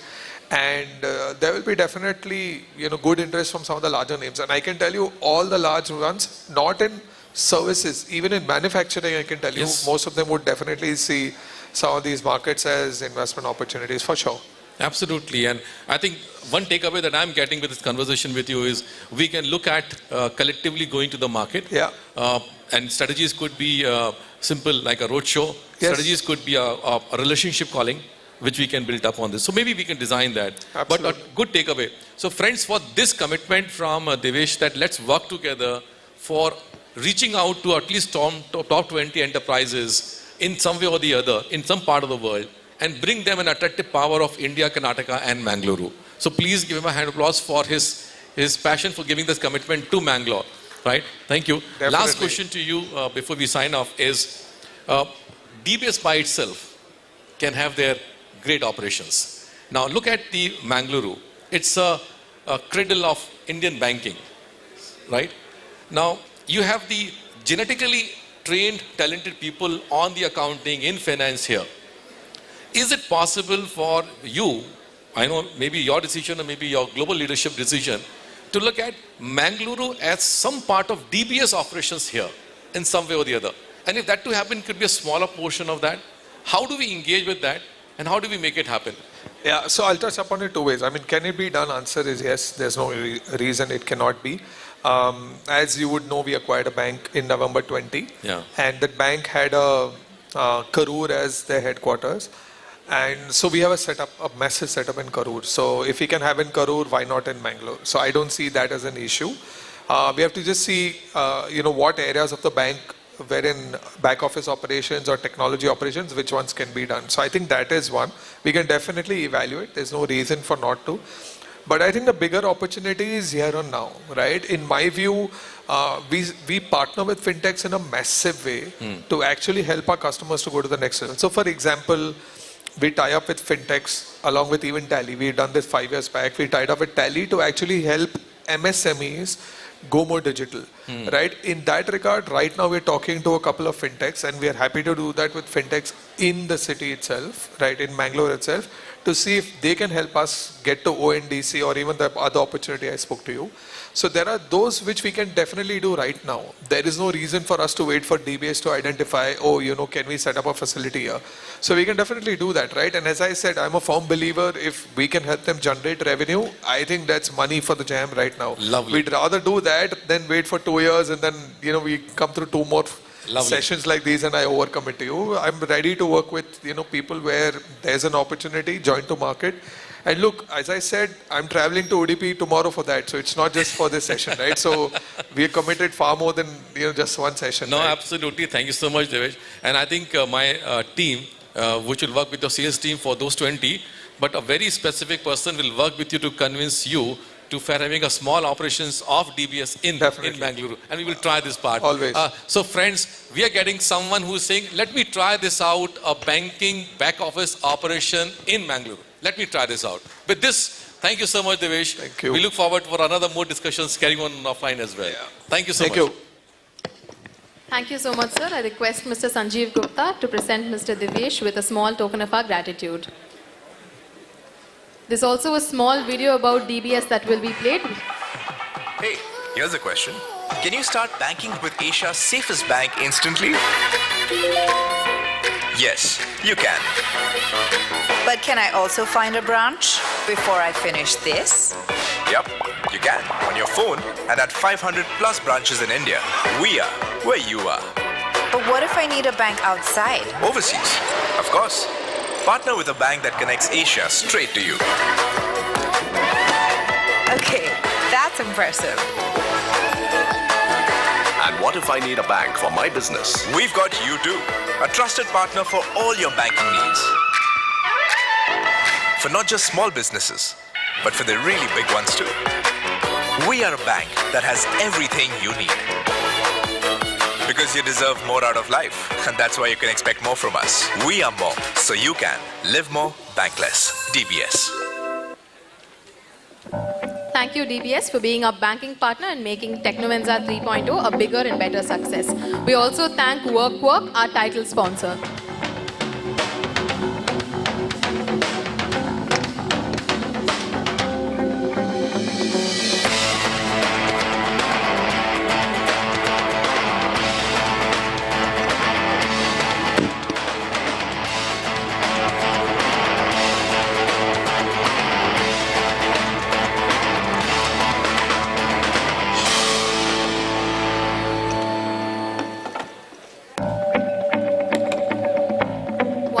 I thank our title sponsor Work and our banking partner DBS Bank. Coming up next, we have a session on global linkages to emerging clusters. Global leaders in technology are now shifting from metropolitans to Tier 2 and Tier 3 cities following the pandemic. It now becomes essential to understand the kind of opportunities and challenges this will enable for Karnataka's emerging clusters such as Mangaluru, Mysore, Hubli and Belgaum with its international partners. The speakers for this session include Mr. Rory Picardo, Ms. Mrinalini Kumar, Mr. John Kotayil. Moderating this session for us is Ms. Parnika Pavanram, KAS General Manager, Karnataka and Innovation and Technology Society, Government of Karnataka. Ma'am is the General Manager for Biotechnology and ESDM and also spearheads the Global Innovation Alliance at KITS. Ma'am is an eager learner with a passion to serve our society and has a history of working with children and educators at various capacities, with her experience as a teacher at Youth for Seva being one example of the same. Over to you, ma'am.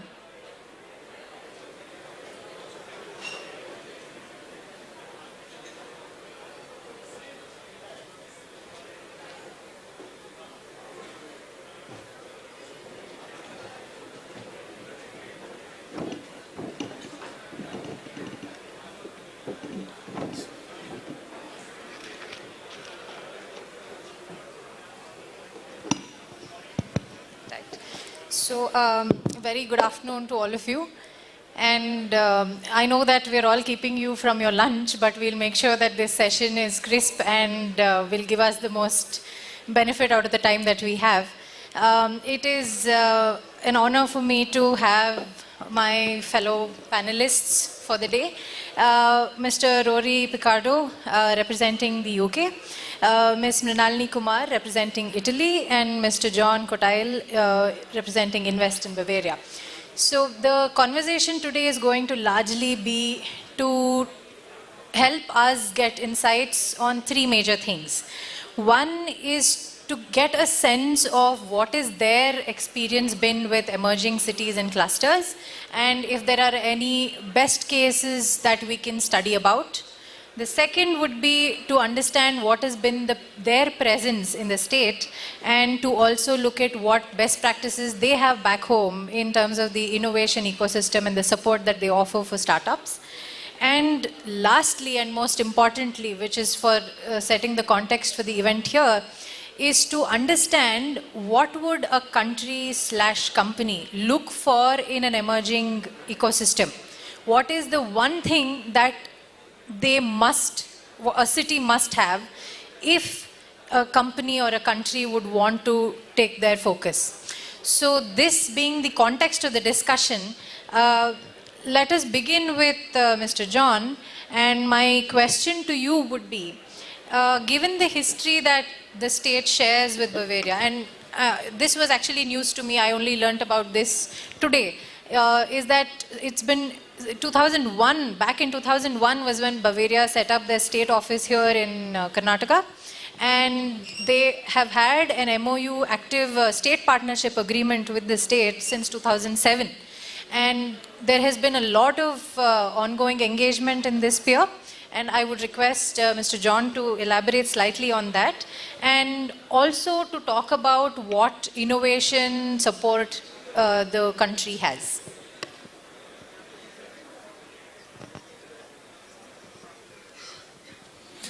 Hello. First of all, let me thank the Karnataka government and the great initiative the state has taken to invite all of us here and to connect with the global regions like the state of Bavaria, which I represent for the last 22 years. And this is the, let me just give a few sentences about what is this state of Bavaria, where it is. This is Germany's largest state. As Madam already mentioned, Bavaria and Karnataka are really sister states. They have signed an agreement in 2007. Bavaria has seen the potential of Karnataka, its vitality and vibrance, and the opportunities given here. So they decided, the government, the economic minister that time when they came in 2001 with our IT.com in Bangalore to have an office here, a permanent office, which is only in 5 countries in the world, the permanent office, the one is here in Bangalore. The state, you know, Germany is one of the leading economy in the world. Within Germany, this state, with the Munich as its capital, is the thriving force of, you know, this innovation and the business happening there. We know the names like BMW, Audi, MAN, Adidas, Puma, Siemens, all these companies come from their state. And I was privileged to associate with a lot of these companies and having played a role in bringing them to India in different states. And many Bavarian companies have established its presence in the state of Karnataka. Likewise, a lot of Indian tech companies, we have more than 120 tech companies only in this state. And this state remains as the #1 innovation hub. More than 30% of German patents, 30%, 30% comes from this state alone, especially in the automotive sector. So this state remains the #1 innovation hub because of the excellent interplay between the ecosystems there. The companies, the universities, academic institutions, research institutions. In that context, I think the opportunities here in Mangaluru is amazing. You have everything what they are looking or working together. You have best universities, academic research organizations, government policies and support, what really, you know, brings all of us together. All this can bring lot of innovation and strength together for the future.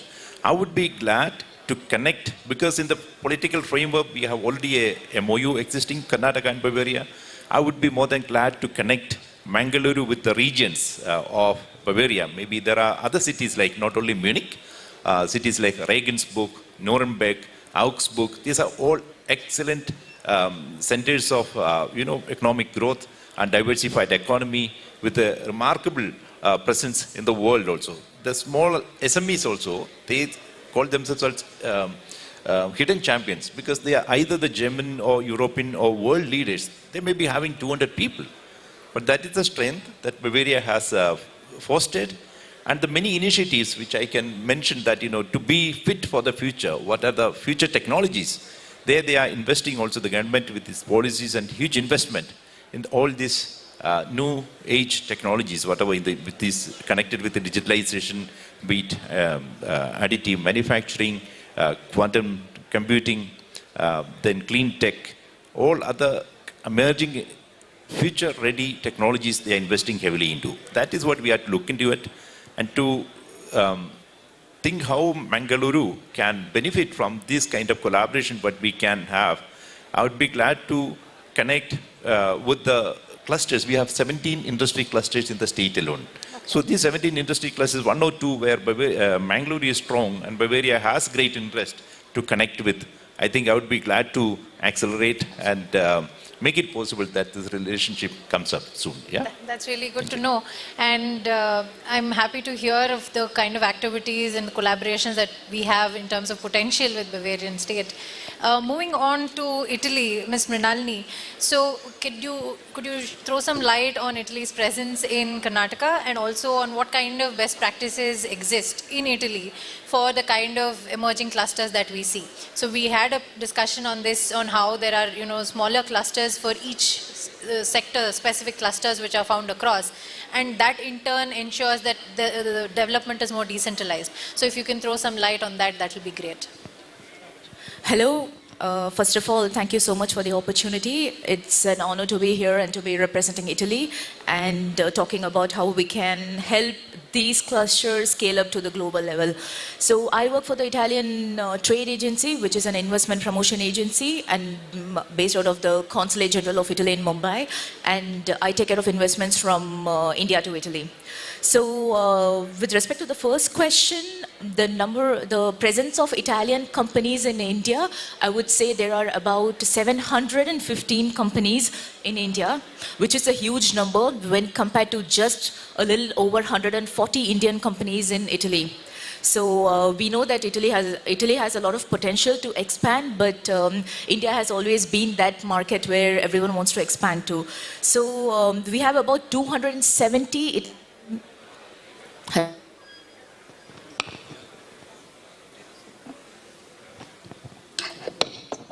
Hello? Yeah.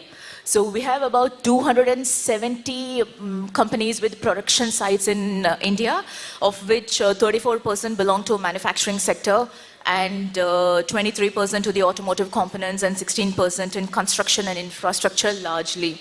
Now coming to Karnataka, we have about 100 companies based out of Karnataka.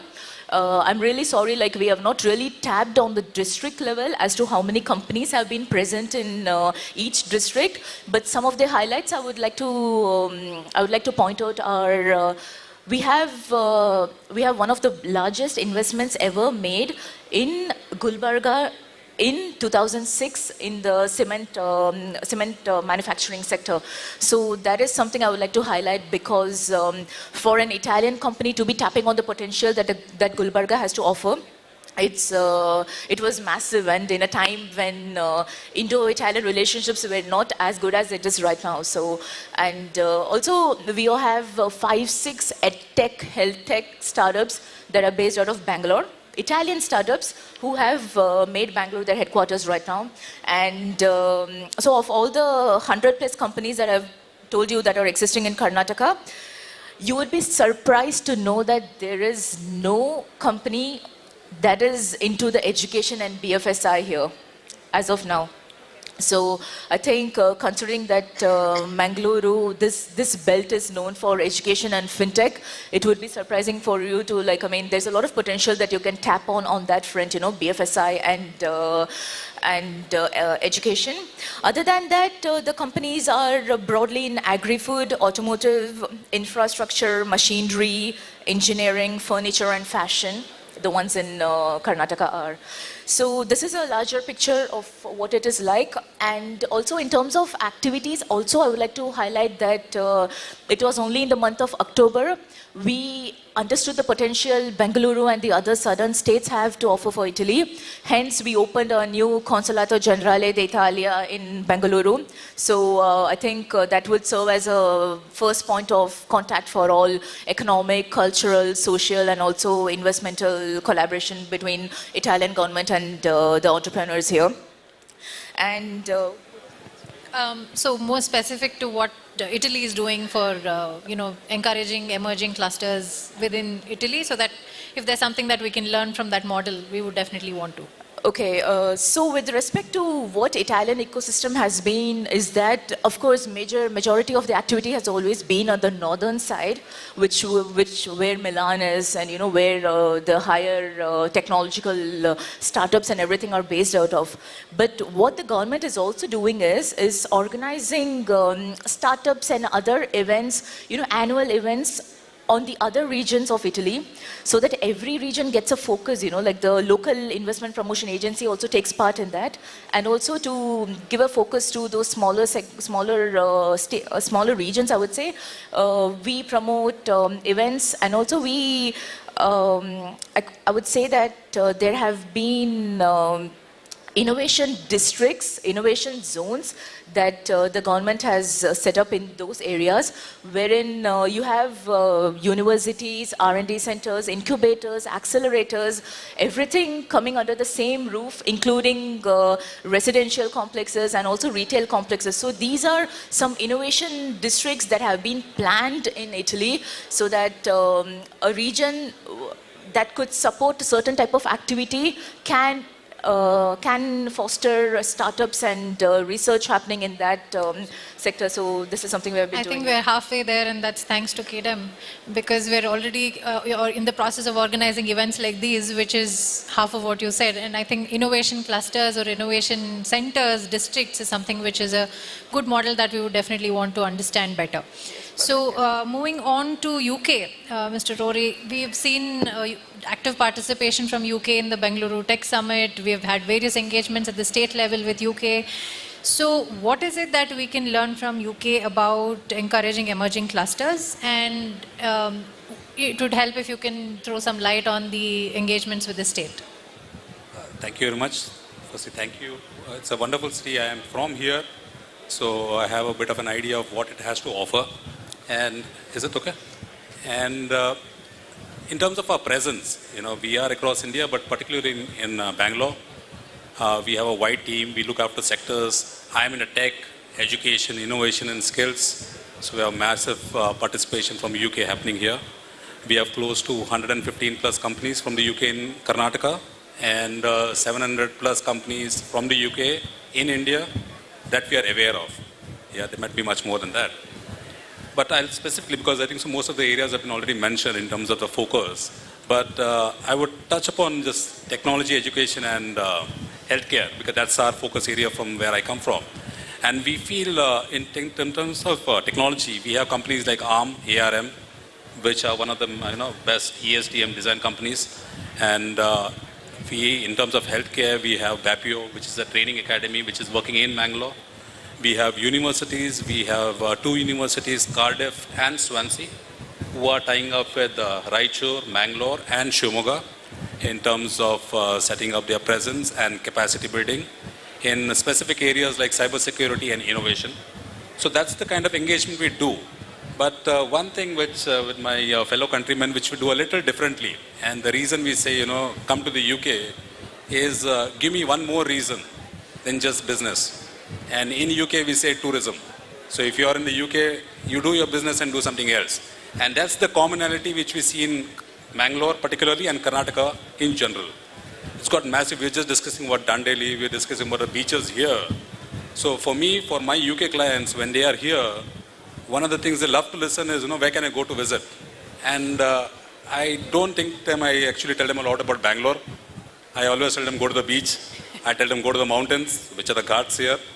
And when they come here is when they find that, they explore Mangalore, they explore Shimoga. So we had a call center here based out of Shimoga with close to 800 plus people employed. And that was only because that gentleman visited Shimoga. And he found that, there's a talent pool there.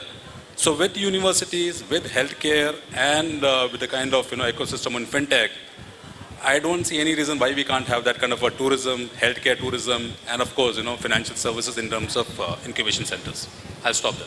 That's genuinely a very insightful point for us to note, because I think the biggest strength of our emerging clusters that we need to leverage on as a state government is the soft power bit, which would add up to the tourism, and the presence of universities themselves add to the availability of skilled talent. So that's a big win for us, which we need to leverage further on. So we have about 7 to 8 minutes on the clock. I would want to go around once more, quickly asking for concluding remarks, and give us 3 if possible, but at least one, must-have factors for a city if we have to pitch for an industry to set up their base here. What would be that one or if possible 3 defining factors which we can promote as the government, so that will in turn turn the attention of the investors and businesses to look at these emerging areas. I would request Mr. John to start. I would say a meeting like this is very important, that we come together and understand the possibilities. The infrastructure is the key to attract investors from anywhere in the world. And of course, I see business opportunities and the opportunities to grow, and the talent. And the ecosystem consisting of R&D and universities and young working population. I would say these are 3, and the quality of life also. We have to ensure that when companies come, youngsters come, they should have a wonderful life to experience. Quality of life is important, infrastructure is important, and government policy. I think most of them are supporting that. This is what I can say, what the state government, the Bavarian state government is focusing on, and it is, I see the same here, synergies here in the state also. Thank you so much. Ms. Manali. Okay. So I think I would like to switch gears a bit and talk about what are the challenges Italian companies have faced in India, so that maybe you can pick on a couple of points and make it easier for them to enter the Indian market, Sure. Because when you say about the conducive factors for conducting business, it will always be like talent pool and infrastructure, constant power supply, and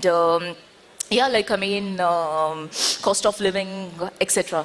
But I think with my conversations with the Italian companies that are already operating in India, some of them have outlined 3-4 broader points. One of the challenges they faced were complex regulations in terms of setting up a business. And that also brings to my next point, which is the bureaucratic hurdles. So I think these are points that are actually kind of and also, see, when you say you're bringing in a company from Europe, it's completely different to what business, how business is done in India. And people always find it so difficult to understand the bureaucracy, understand the regulations, and what it really entails, what it takes to set up a business here. So, and also one of the points that they have always mentioned have been infrastructure constraints.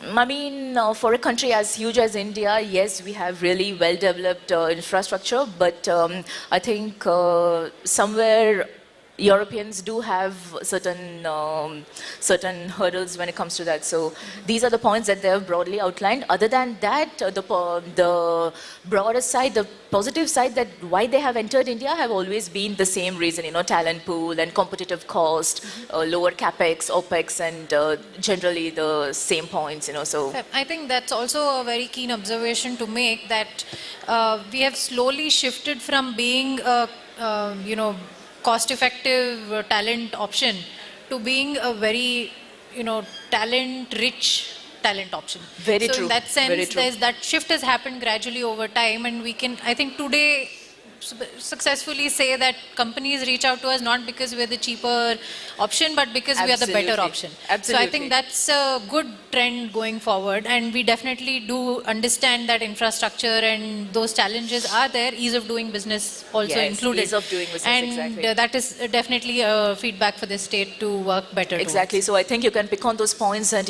try to do something that the other places are not doing, something better, something easier to facilitate businesses into the state, I would say. Yeah. Fair. Thank you. Mr. Rory. Probably just 2 points from my side. One would be, just to give an example, in the UK, per region we have like a nodal body which promotes them. Okay. So if there is something like that for Mangalore, it's easier for me sitting in Bangalore to, direct him or her to Mangalore, to that nodal officer to promote Mangalore, than for me to sit in Bangalore and do it. Now that's one of the things. That probably is one. And second, in line with, we are doing an event in June called London Tech Week. Mr. Chandra just mentioned about that. And the reason we do that is it's spread across London and over a week. If something like that could have been done here or anywhere in other regions, it gives us a stronger reason to be here. Just like instead of a one day, we can actually see the universities, call companies over, tell them there's a 1 week engagement happening in Bangalore, Gulbarga, etc. So these are 2 things probably from my side. Fair. Yeah, thank you. So all the points very well taken. In fact, to just quickly talk about what the state's experience has been in Mangalore, this is one of the best entrepreneurial ecosystems that we have come across, in the sense that naturally, inherently, people here are very enterprising. In the sense they would not want to work in a company or with an employer. They, even if it's a shop or an MSME or a startup, people would generally want to build something on their own here. And that is an inherent strength that I think we should definitely leverage upon, considering the other factors also, which means that we need to look at infrastructure, we need to look at ease of doing business, we need to look at how we can tap in on the very, very strong university and academic presence in the city of Mangalore. It has some of the best medical academic institutions, it has some of the best hospital infrastructure. So these are the strengths that we need to really work upon. And we're happy to say that we have a very good bio-incubator facility that is working in collaboration with the state government, that is offering a lot of support to the medical tech and health tech startups here. And we're hoping to build on these preliminary successes to ensure that the ecosystem goes forward, building on the strengths that are natural to Mangalore, while the state supports in those areas where we can do better here, in terms of maybe tying up all the factors that are present in the city. So with that, I would extend my heartfelt gratitude to all the members of the panel. We've had a very enriching conversation both on and off the stage, and we hope to continue this collaboration going forward. And we hope that you all are present and much more actively present and engaged with our emerging clusters. And we hope that the state can support you for the same. So thank you all for the opportunity. Thank you all for your comments. Thank you, everyone. Thank you so much, speakers. I request Ms. Parnika to felicitate our speakers with a token of our gratitude.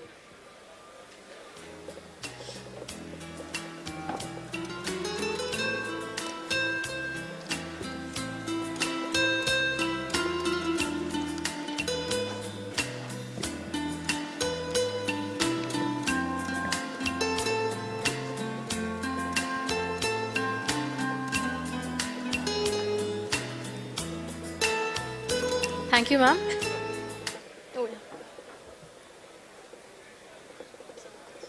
I also call to the stage Ms. Arti Kuchibatla, Managing Director and Lead Strategic Partnerships at Accenture in India, to give Ms. Parnika a token of our gratitude.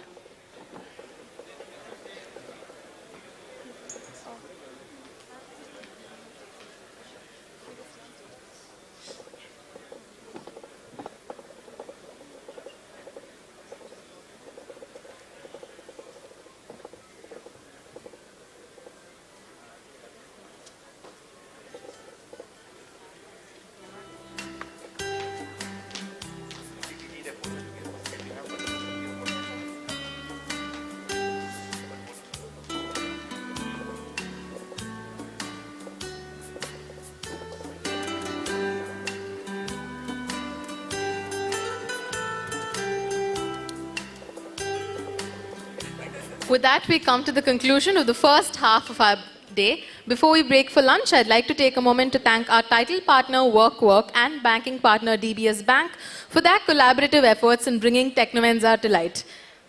I now request the audience to be back by 2:10 p.m. We will be breaking for lunch. The lunch stall is just behind at the end of the auditorium.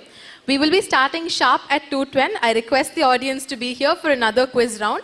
Again, we have exciting prizes.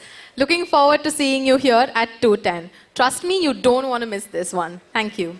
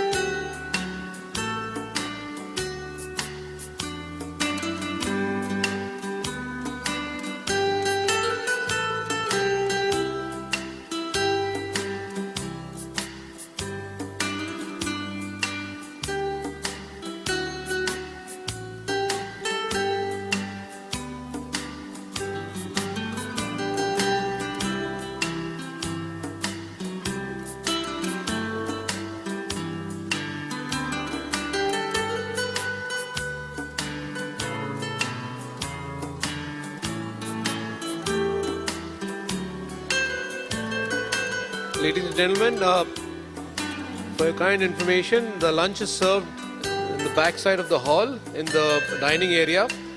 Request you all to kindly join us for the networking lunch. We will reassemble at 2:10 as per the indication. We'll try to catch up on our lost time. Again, thank you for your kind help and support.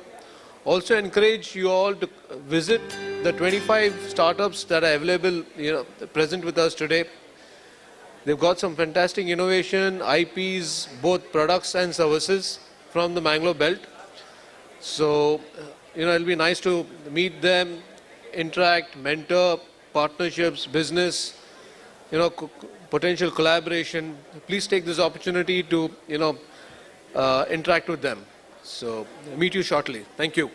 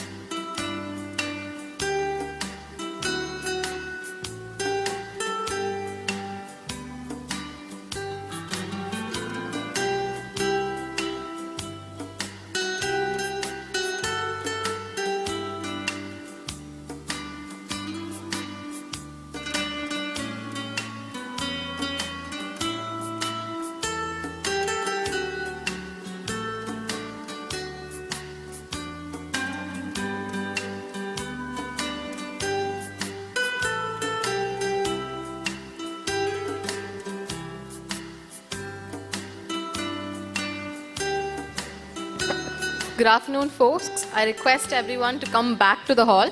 We will be starting in just a minute to give you a glimpse of the different events that we have lined up for you. Coming up next, we have a session titled Tech Tide, Igniting the IT GCC Revolution in Mangalore. So, as we've been talking throughout the day, we do know the kind of potential Mangalore possesses for IT companies and GCCs. The very immediate session will be focusing on this. Other than that, other sessions you can look forward to include a Women at Work session that aims to attract women for work in entrepreneurship, bringing 500 plus jobs for women from industry. Other sessions that you can look forward to include a session on leadership in action, scaling sales for business growth. Besides this, we also have a session on VCs and family offices leading investment at emerging clusters. I once again request the delegates to be seated. We will be beginning shortly. Thank you.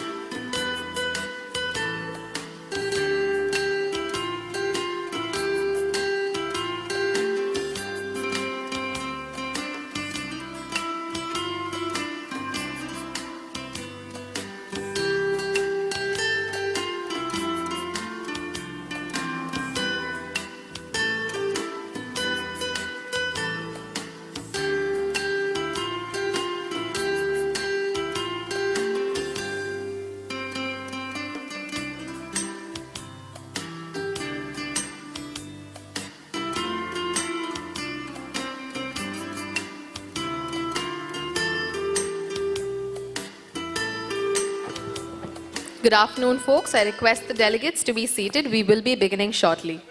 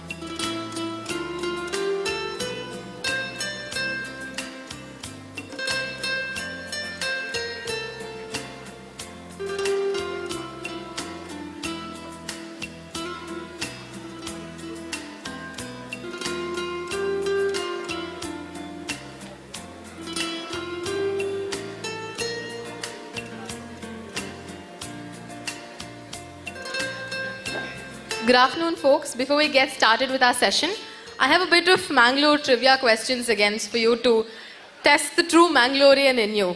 So my first question to the audience is, which two rivers meet in Mangalore? The options are Netravati Varahi, Netravati Payaswini, Netravati Chandragiri, and Netravati Gurupura. Anyone who knows the answer is welcome to walk up to the stage. You could just let me know the answer. I repeat the question, which two rivers meet in Mangalore or Kudla? Netravati Varahi, Netravati Payaswini, Netravati Chandragiri, and Netravati Gurupura.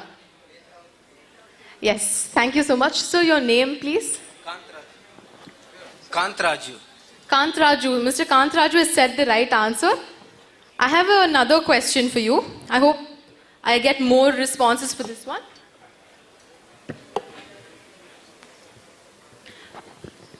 So, anyone who knows the answer is just feel free to come and give a shot. We have surprise gifts from our banking partner DBS for your responses. We know that the Western Ghats is famous for a lot of beaches, but besides that, surrounding Mangalore, there are several stunning waterfalls. So anyone who can name two waterfalls from the Mangalore region, it really is just about how fast you are. Just walk up to the stage, give me examples of two waterfalls in the Mangalore region. Bandaji and Dermai. Yes, thank you so much. Your name, please? Akshay. Akshay. Akshay. Akshay. Akshay. Thank you, Akshay.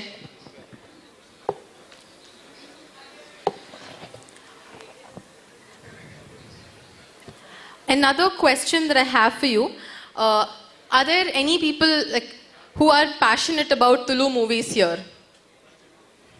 Do I have any Tulu movie aficionados in the hall? You can still give it a try though. Which is the first movie to be released in Tulu language? Does anyone know what the first movie to be released in the Tulu language is?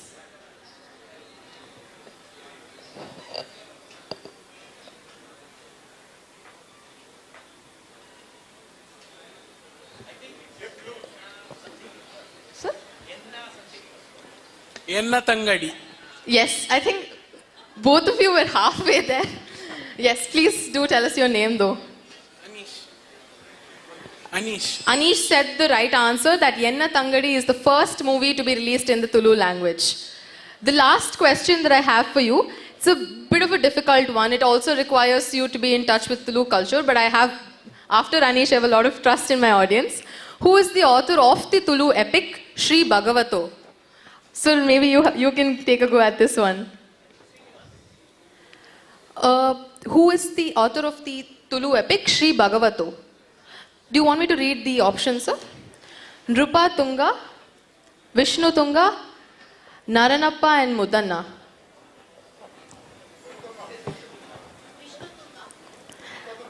Is it a collective answer or a single answer? It is the right answer. Thank you so much. Please come up to the stage and get your prize, ma'am.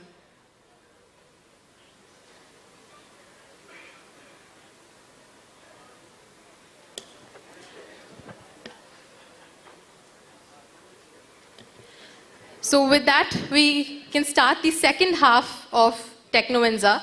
The first half saw a lot of interesting conversations about GCCs, how Mangalore can have different global aspirations.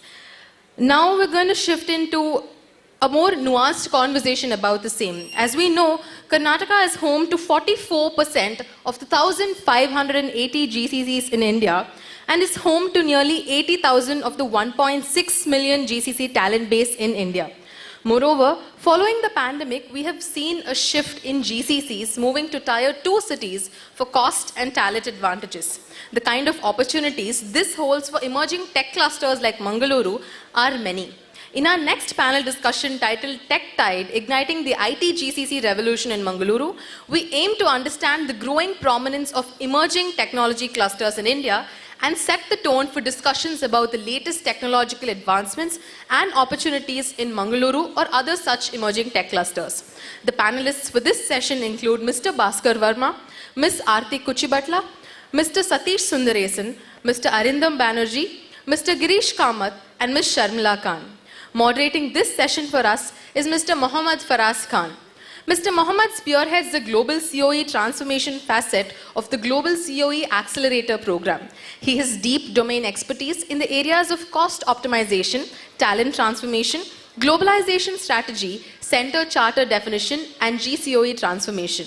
At Zinnov, Mr. Faraz helms the execution of a variety of engagements on the platform that supports the leading Fortune 500 India global centers of excellence and helps in driving sustainable value and innovation for their global organizations. In his current role, Faraz has been instrumental in increasing employee engagements, reducing attrition, enabling cost savings, and defining the strategy and ecosystem partnerships for various clients, which also help in incorporating best-in-class programs, practices, and policies. Previous to his time at Zinnov, Mr. Faraz was working with Frost & Sullivan as a senior consultant and John Crane as a design engineer. Over to you, sir, for the panel discussion.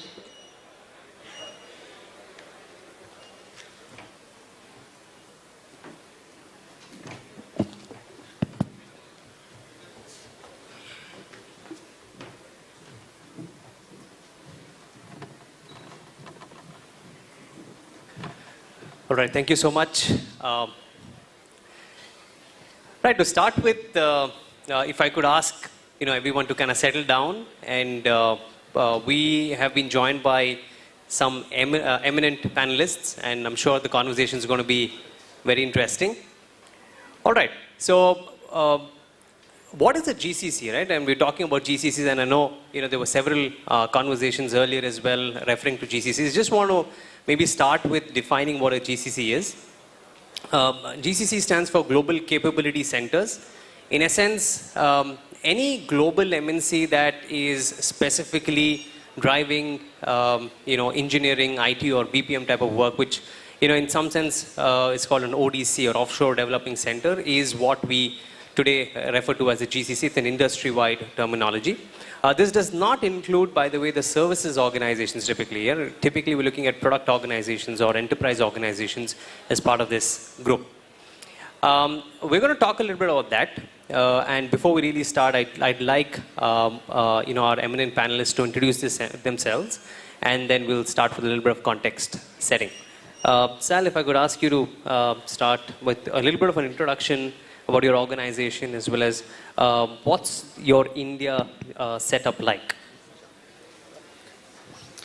Thanks, Faraz. Yeah, I'm Sal Arminio from Risk Connect. I'm the VP of Engineering Operations. I am part of our research and development group. We have a product-based organization here in India.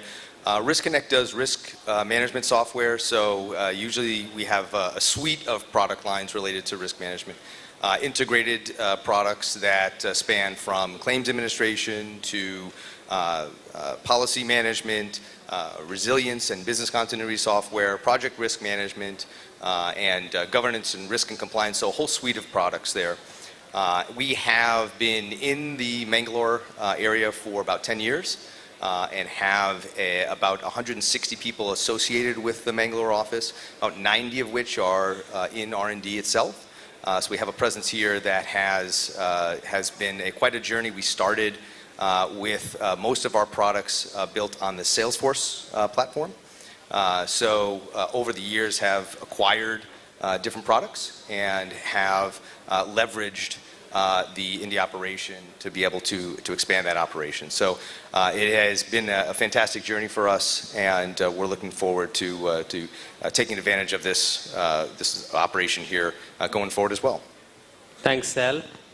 Bhaskar? Thanks, Faraz. First of all, good afternoon, everyone. My name is Bhaskar.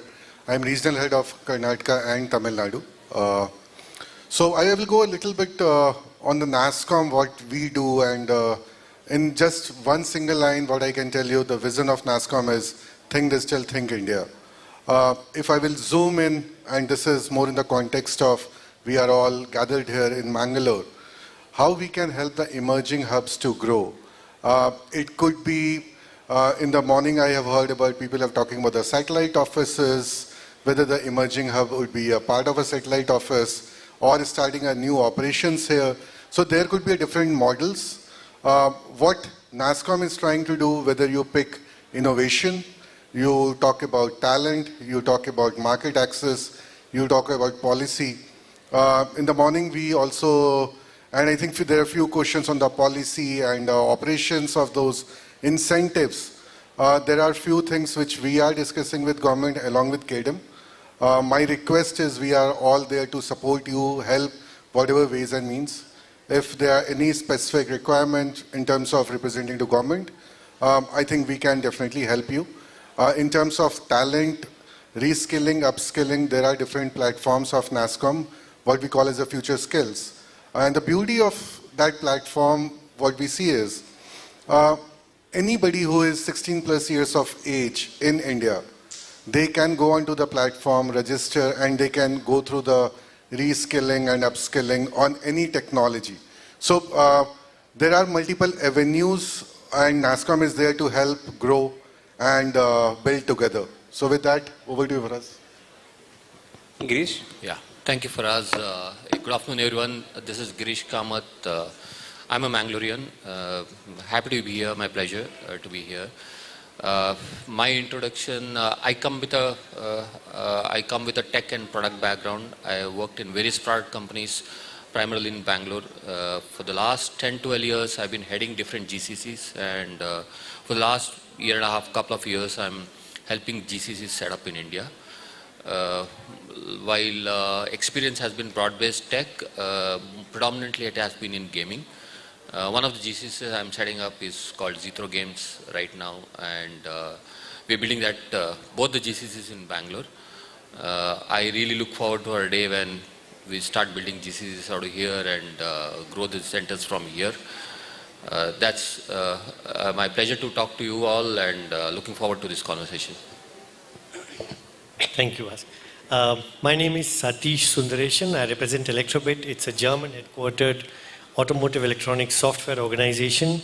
At Electrobit, I'm the Chief Strategy Officer and also responsible for the India operations. We started off as a GCC, but we now have some local sales as well, so hybrid in some form. Brilliant. Thanks, everyone, for the introduction. All right, so just to set some context, right, the GCC ecosystem has grown by leaps and bounds. It really started off as a destination. So India as a destination for cost arbitrage reasons, right? In 1980s, right? The first organization, like most of us know, from a GCC context was, say, Texas Instruments and Citibanks or the likes that came and set up here. But from then to now, we've grown a long way. Today, companies don't necessarily come to India for cost arbitrage reasons. That is something that's, a given. But today, it's all about value, right? What can you drive in terms of value from India?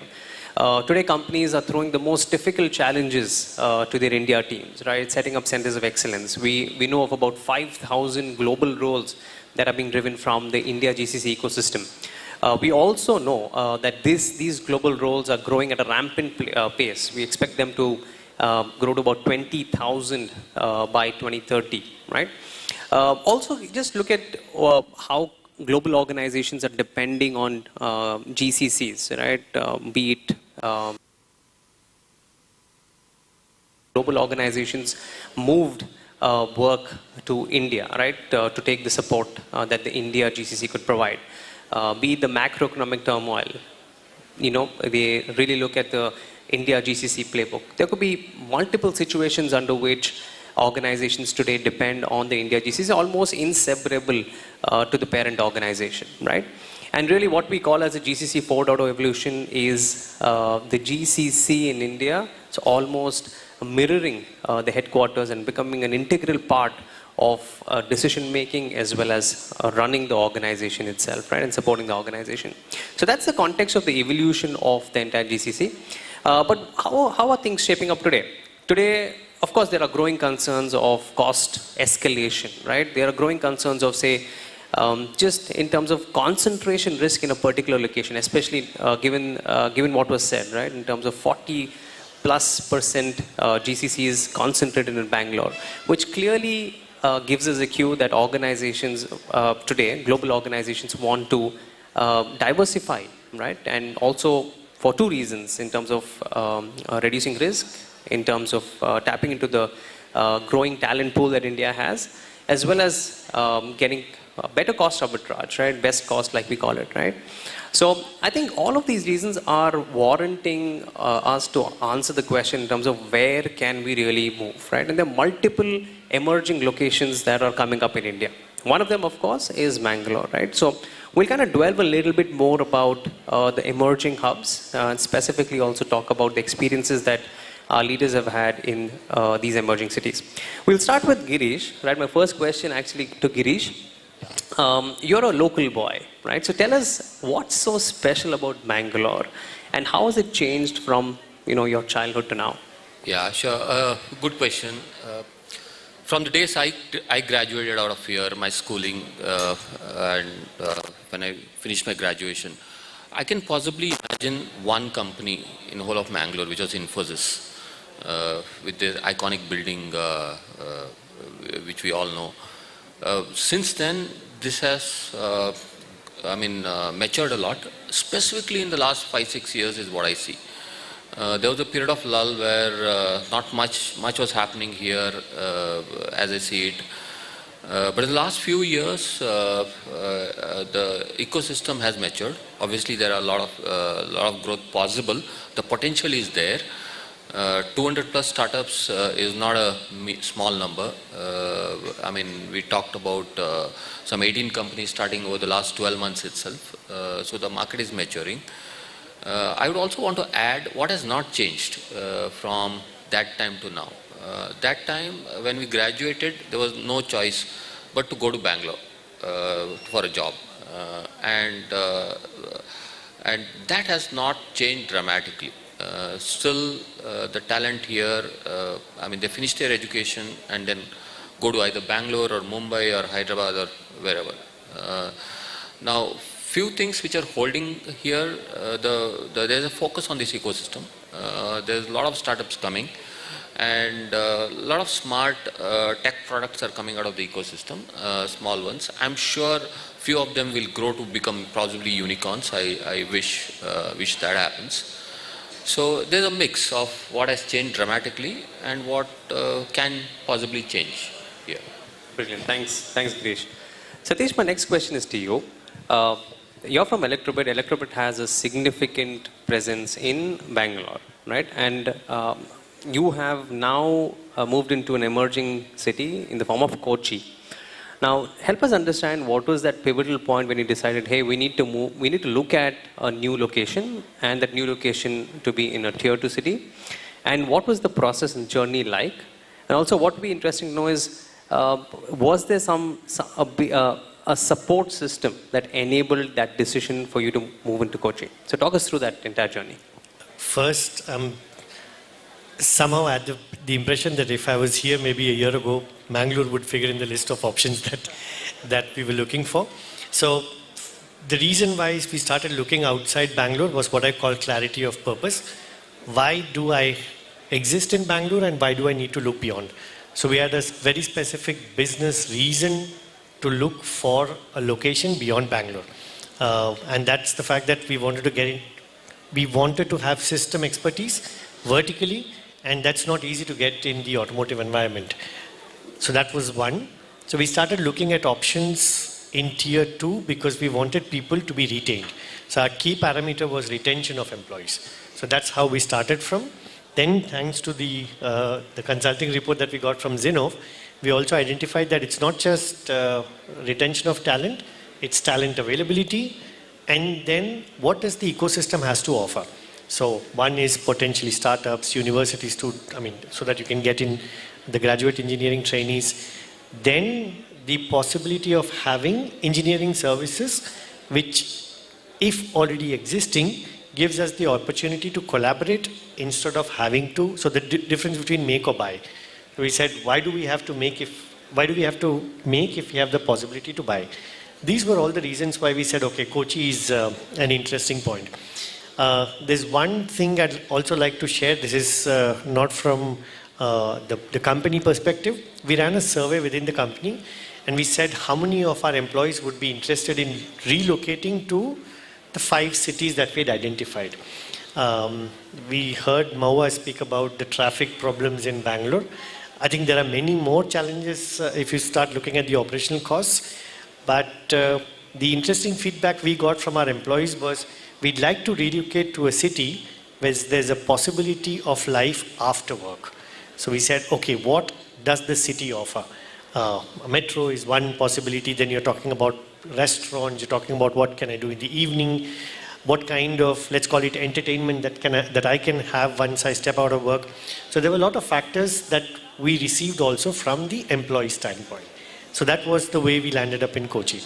We got a lot of local support. So one is we had somebody, so we had the privilege to talk to the local government, and we were taken around a couple of cities, Thiruvananthapuram and Kochi. We had the opportunity to meet engineering services companies which could help us incubate a site of our own. And then we had somebody locally who acted as a consultant and helped us through the journey of setting up the organization, finding a place, all possible registrations that needed to be done with the state government. For us, it was just one person consultant who took us through the entire process. So, to be honest, I don't remember spending much time other than signing some documents for the Kochi office to be set up. So, we had it easy. Got it. Ease of doing business actually implemented on ground. Absolutely. Got it. Sal, my question is to you. So Risk Connect is one of the few organizations, few GCCs that have been in Mangalore from the past 10 years now, right? We were speaking a little while ago. Now that's something that's really unique, right? So Sal, talk us through the decision making in terms of why did you choose Mangalore, right, as your first entry point into India to set up an ODC, and as well as what are the work that you do? A lot of times the perhaps myth is that you can't do technology work here, you can't do say pure product work in an emerging location. So can you talk a little bit through that? Yeah, definitely. In fact, it's interesting to hear a lot of the things that Satish is talking about in terms of quality of life for Mangalore, because in some ways, that's a big reason why we're here. The story goes, one of our founders actually went to Bangalore to look for locations to start an offshore India center. And he had a place picked out on MG Road in Bengaluru, and got a call from a friend who lived in Mangaluru, and essentially invited him over to take a look at this alternate location. Spent some time here and really looked at all of the other factors associated with the location. So commute and traffic was one, the environment itself and how pleasant the city is, and some of those factors, Satish, that you were talking about really played into the decision. That and the fact that there was someone willing to speak to this market, and really was a bet that our founder placed on the emergence of Mangalore as a tech center and as a place that we can actually grow our operation. It turns out it's worked out very well for us. You asked sort of what type of work we do here. As a product company, we definitely want to be able to not just assign work to an India operation and have them do work, but actually have them be part of the process of innovating and creating something for our customers, delivering that customer value.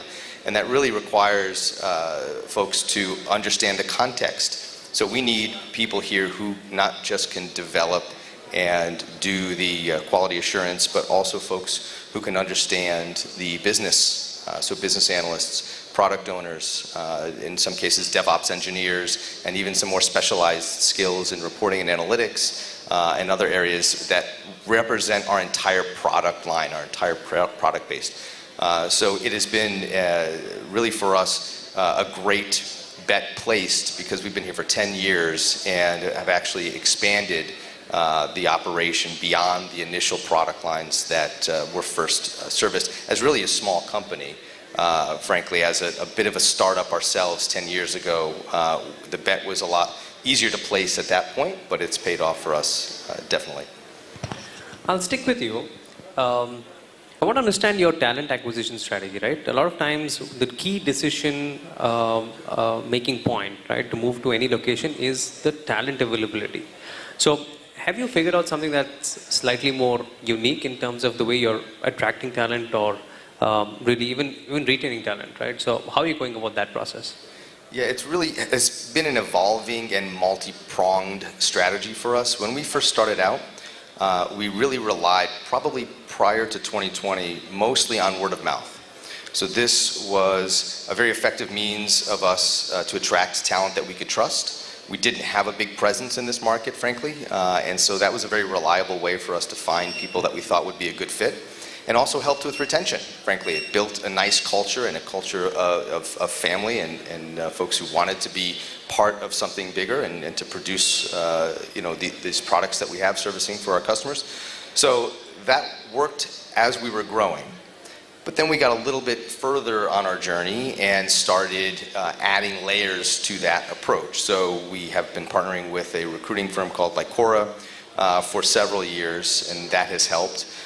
We've also been partnering with local universities, Kannada Engineering College and Nite University over the past couple of years or so. And then recently we've also partnered with a company called Zinoff that has helped with a very big initiative that we had over the last year to expand a part of our product line into the Mangaluru market, and we've added over 50 people over the last year. So we absolutely needed help with that, realized that was too big of a pill to swallow for us on our own, and Zinoff has been an invaluable part, providing all the framework necessary for us to be able to get talent into those pipelines and to actually bring them on, organize the recruiting efforts and the hiring process. So we've had multiple layers of help as part of our recruiting strategy. I think it'll need to continue to evolve as we go from building this organization to sustaining it. Brilliant, thanks, Sal. Satish, anything that you'd like to add on a unique talent attraction strategy? It could be perhaps not necessarily look at that location, right? So, and look at perhaps nearby cities. So we're looking at universities around Kochi. That's what we did. So we try to identify. I spoke about the clarity of purpose. We try to identify what's the clarity of the role that the site will play. So we are an automotive electronics company. We said, so we do infotainment. We said, this is a place where I can probably get a lot of infotainment skills, Android to be precise. And then we try to identify what kind of companies are around Kochi, potential employees who can move to Kochi if and when they get the opportunity. And we were very, very aggressively chasing startups. So we looked at the startup ecosystem and said, what kind of startups can I take help from, to the point where we are discussing what startups could we acquire or fund. So that was really everything that we tried to do with regards to talent acquisition. Brilliant. And I want to point out that the pictures changed. So Sal, you look better now. Awesome. Bhaskar, my next question is to you. You play, you represent both NASSCOM and KDM, right? In your, scheme of things, how does Mangalore stack vis-a-vis some of the other emerging cities, one? And the follow-up question to that is specifically in terms of how are you trying to create awareness on the emerging ecosystem as well as specifically on Mangalore across the GCC ecosystem? Brilliant question for us. I will just take a step back, and I will also share a few of my experiences, what I have heard yesterday and seen yesterday in Mangalore. If you will see any of the industry or any of the ecosystem, there are three pillars that we talk about. One is your industry, academia, and government. That is given, it's no-brainer, we all know this, and we can support. But in any of the emerging hub, they will ask for the success, what is that secret sauce and what we should do. And what I have realized till now, I have visited at least 5 or 6 emerging hubs. If you talk about trust and that emotional connect, that matters a lot. If you will see all the big names, what we have seen since morning, they have some connect in Mangalore. And I think around few months back, we had a Saudi road show. And we have seen the emotional connect, why they want to come to Mangalore. And they want to help Mangalore. one of the experience I will share, and I was pleasantly surprised, and that will stick to me for some time. We had a roundtable discussion with few of the industry leaders yesterday. A very young girl, she was challenging me. We have 25,000 people, talent available every year. We have infrastructure. Why can't we do this? I think if that's the hunger is there in Mangalore or any of the emerging hub, that will surely help. The way I look at Mangalore is, it's positive and negative. We are very close to Bangalore, and from the state-wise as well. So government of Karnataka, if they will see Bangalore and Mangalore, whether we like it or not, there will be a focus because that is the hub. But this is how we can make it as our advantage to get the things from Bangalore to Mangalore, because we have that reach, is the same government. I think that is going to help. But each one of you can become a brand ambassador of Mangalore.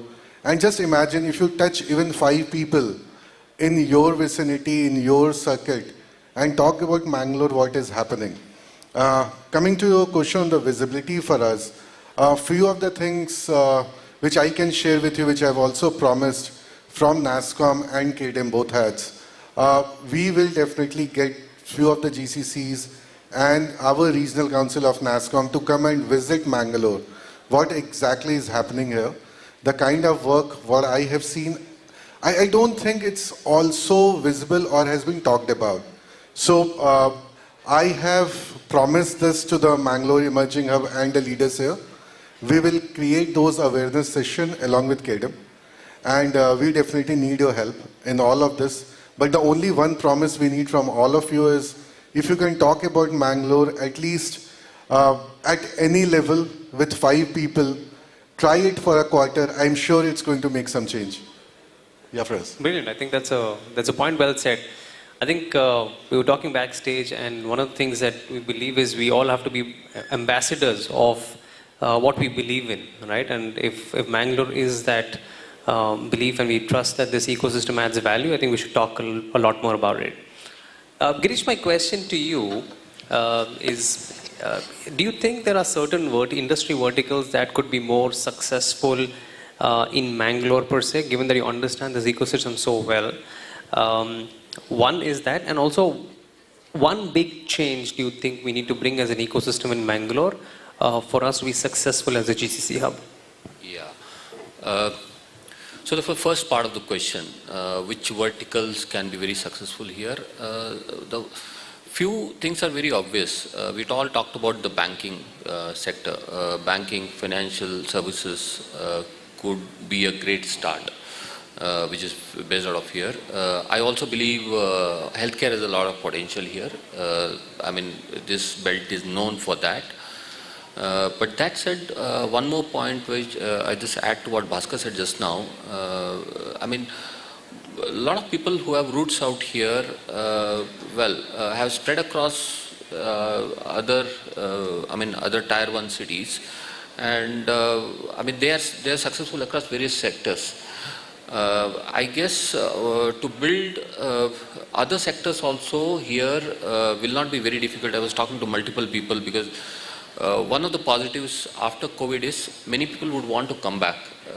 COVID has, including me, for the last 25 years I've been out of Bangalore. I would have hardly spent few days in Bangalore here. But during COVID I was here 6 months at a stretch. And I have a lot of friends and cousins who say the same thing. So building talent here, I'm a lot more confident across verticals on how we can build it. There are a lot of people who like to, they're looking for opportunities to come back. To start off with, I think banking, financial services, healthcare, any edutech, and of course something which I'm more passionate about in gaming. There's a lot of talent available. I know a few startups myself who are into gaming. So that's one thing.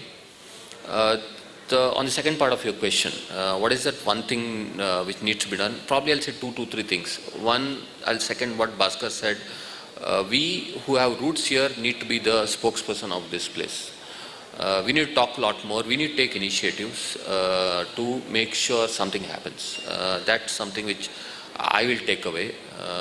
And GCC as a market grows when there's the feeder for GCC as a market is IT, ITES companies and the startup ecosystems.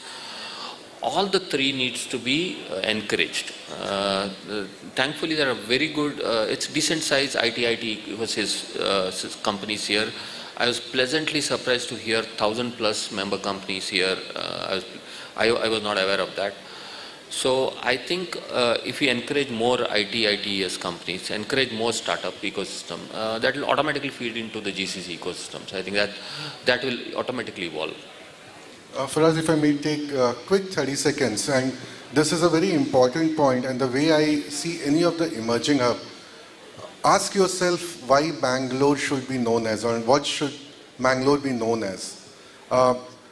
Do a sharp focus. Anyways, we are going to have a discussion with all the industry leaders, and I'm just putting some provoking thoughts in your mind.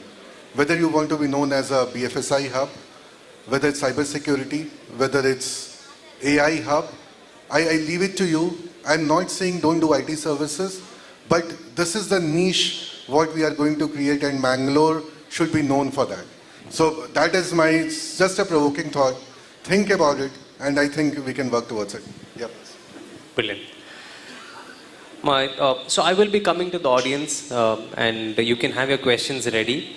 But a final few comments that I wanted to, kind of garner from the panelists.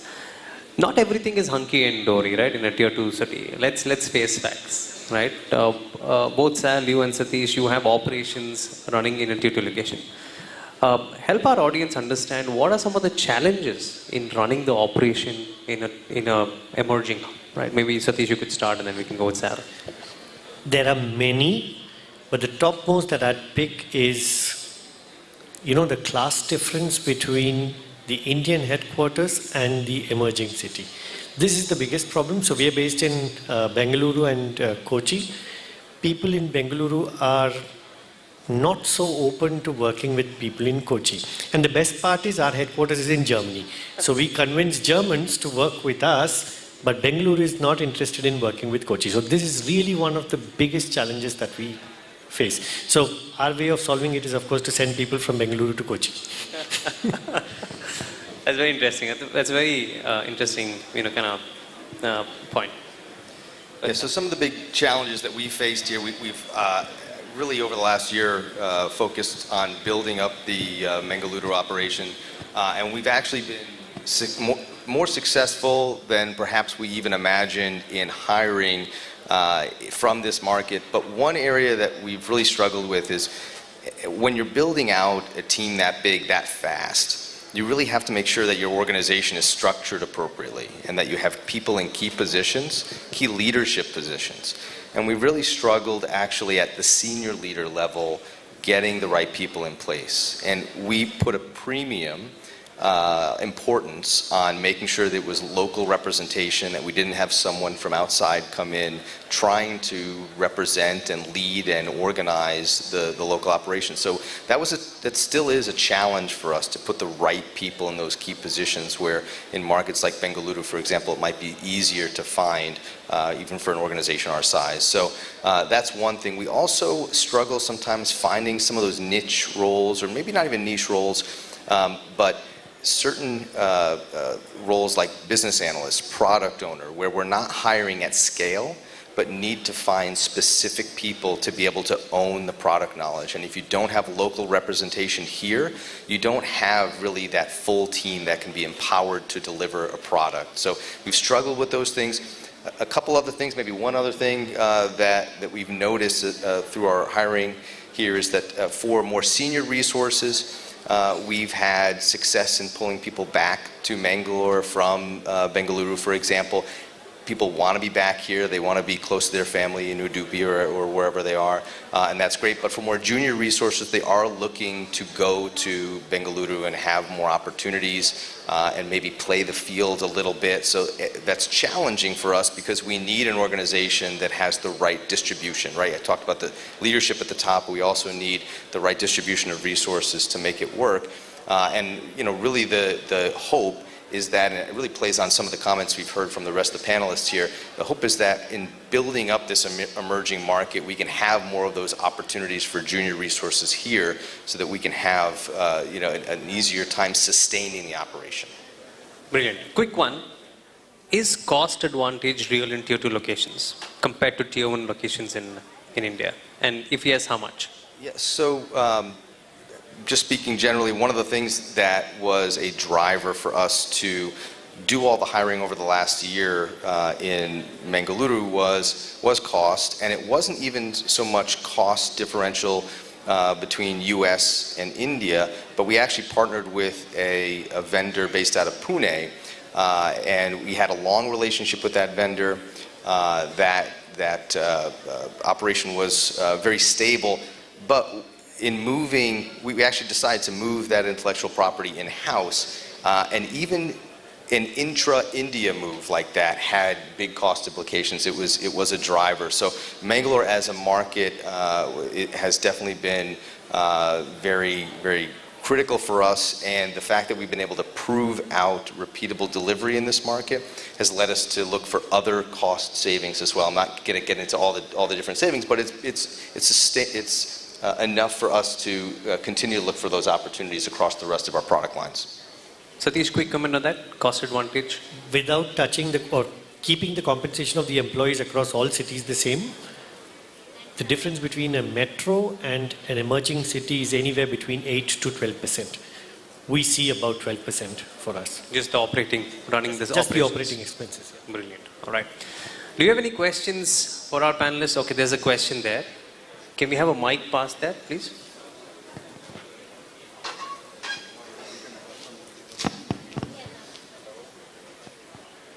Here.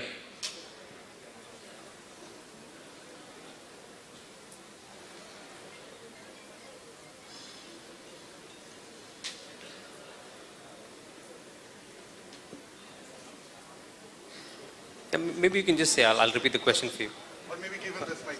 Yeah. Sir, very good afternoon. My request is to Bhaskar sir. Since in your opening remarks you told NASSCOM also having to look in Bangalore and other tier 2 cities. What my request is, NASSCOM has many calendar of events which majorly takes place in NCR, Mumbai or Bangalore. So if some of the events, if we host in this kind of Mangalore or beyond tier 2 cities, it will be more helpful going forward to grow this kind of Mangalore and other things. Like GCC award annual and even with initiative with KDM also. Thank you. I think you read my mind. This is something which I started planning since yesterday. So we will come back shortly with the dates. So that's in our cards. Thank you, sir. Brilliant. Any other question? Maybe one more question that we could take. All right. Okay. So the final, kind of question for you. I just want you to put yourself in 2030 and think about the most wishful headline that you'd read in the newspaper or, say social media about Mangalore's GCC ecosystem. Maybe we'll start with Sal and then we'll go around. Yeah, so the wishful headline for me is maybe helped by record Risk Connect growth. Mangalore itself is not an emerging market anymore, but has emerged and has provided all of the stability and all of the great opportunities going forward. Brilliant. I think big round of applause for this headline. I think so much encouragement from a global leader for Mangalore. Bhaskar. I want to see we don't have enough talent and we have more open positions in Mangalore to fill it up. That's how I see in 2030. Rohit spoke about this in the morning, I'll repeat. I would love to see the 10x growth which Rohit spoke about. 20,000 now to 200,000 by 2030. I would love to do that. Brilliant. Okay. Into the future, some of us are sitting at an event and the board doesn't say beyond Bengaluru, it says beyond Mangaluru. Wow, I think that also deserves a round of applause. Awesome. I think we've had an interesting discussion. I hope all of you had some takeaways. I think we can keep the conversation going, but I think this is a great start. for us to just establish the fact that there's a lot that's happening in Mangalore and there's a lot more that could happen, right? It's been great. You've been a great audience. Thank you so much. And yeah, back to you. To say that this session was nothing short of a SWOT analysis for IT GCC revolution in Mangalore is no exaggeration. I thank the different speakers, Mr. Bhaskar Verma, Mr. Sal Armenio, Mr. Satish Sundareshan, and Mr. Girish Kamath, and our excellent moderator, Mr. Mohammed, for his participation in helping us understand the IT GCC revolution in Mangalore. I request our moderator to felicitate our speakers with a token of our gratitude.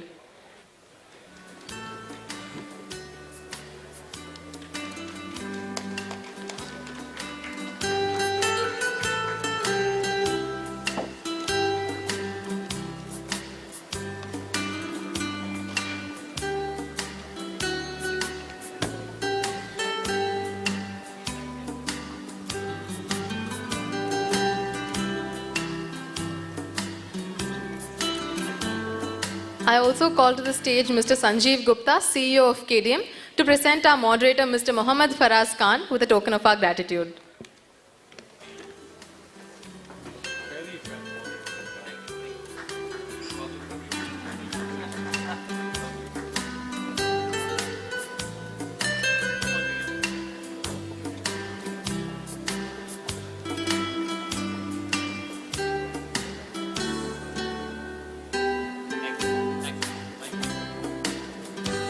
Thank you so much, speakers. Next up, I call to the stage Ms.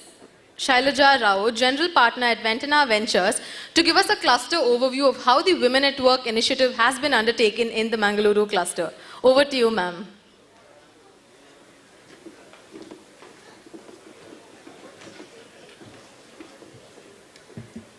We heard some very exciting headlines for the future, and that's definitely motivation for all of us here in the Mangalore region.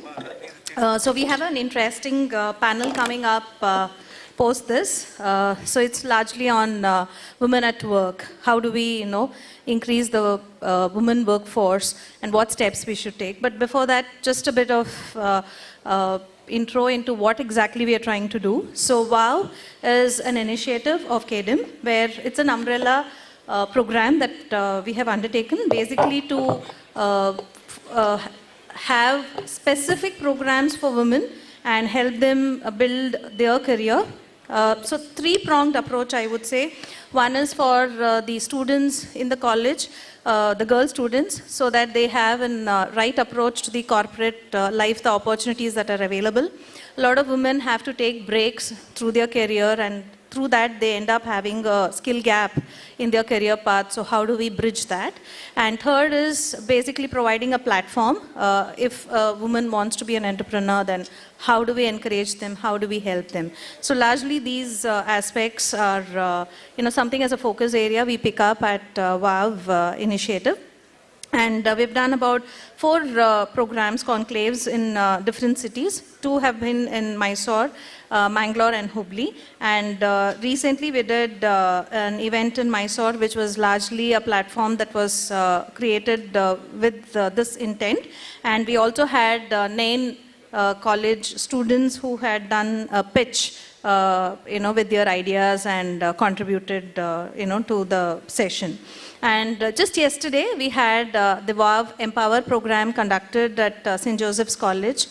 We had about 100 plus students and other women entrepreneurs as an audience. And we had some fantastic speaker lineup who largely spoke about what career opportunities are there and how they should prepare themselves for corporate life. So we had some great, inspiring sessions there.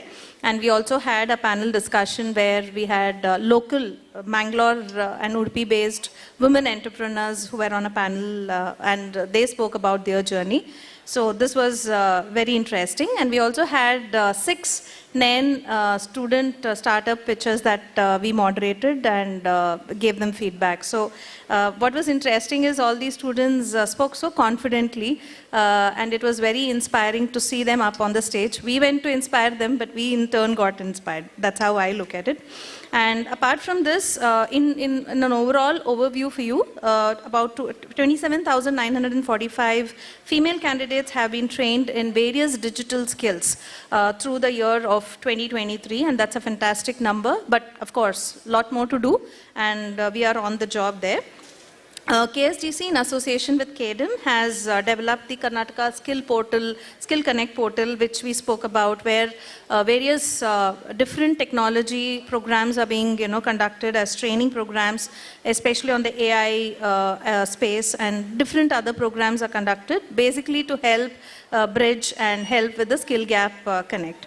And in this regard, I would want to appeal to all the industry leaders, anchors, different corporates, startups, who can leverage, partner with us in this initiative and help in this whole WOW initiative that we have planned out. And overall, this is going to help us increase the women workforce increase and ultimately help the growth of our economy. And let us work towards an industry-wide platform that can help with the skill enhancement. So over to the panel, a power-packed session that is going to follow on now. Happy to hear their views. Thank you so much.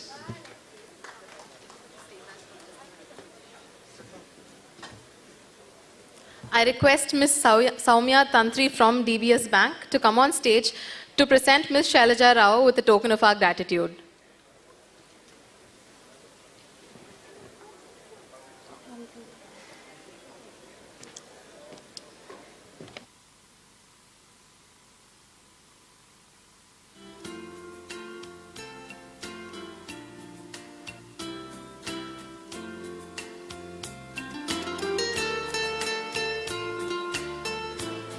Guys, ma'am is also our cluster anchor for the Women at Work initiative, and that is no easy feat. So let us give a big round of applause for Ms. Shailaja Rao. Next up, we have a panel discussion titled Women at Work, Attracting Women for Work and Entrepreneurship, bringing 500 plus jobs for women from industry. Joining us for this session are Ms. Meetu Mehra, Ms. Aruna C. Newton, Ms. Sita Lakshmi. Moderating this session for us is Mr. Ashok Pamadi. Sir is a professor in practice at Ramaya Institute of Management. He's an advisor for the Herky Foundation, Persistent Systems, Superhuman Race, and he's also a guest lecturer at TAPME. He's a former CEO of NASCOM Foundation, and it is with immense pleasure that I call onto the stage such a powerful panelist and speakers. Over to you, sir.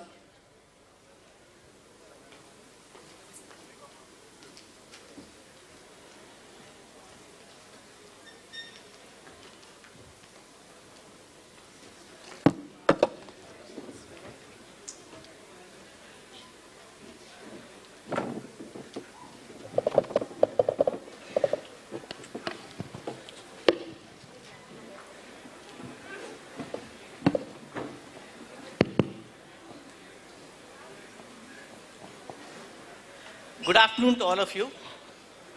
I would say after a power-packed panel on GCC, I would say to a very large extent this is going to be an extension of what was discussed since morning. The reason is women are the power of tomorrow.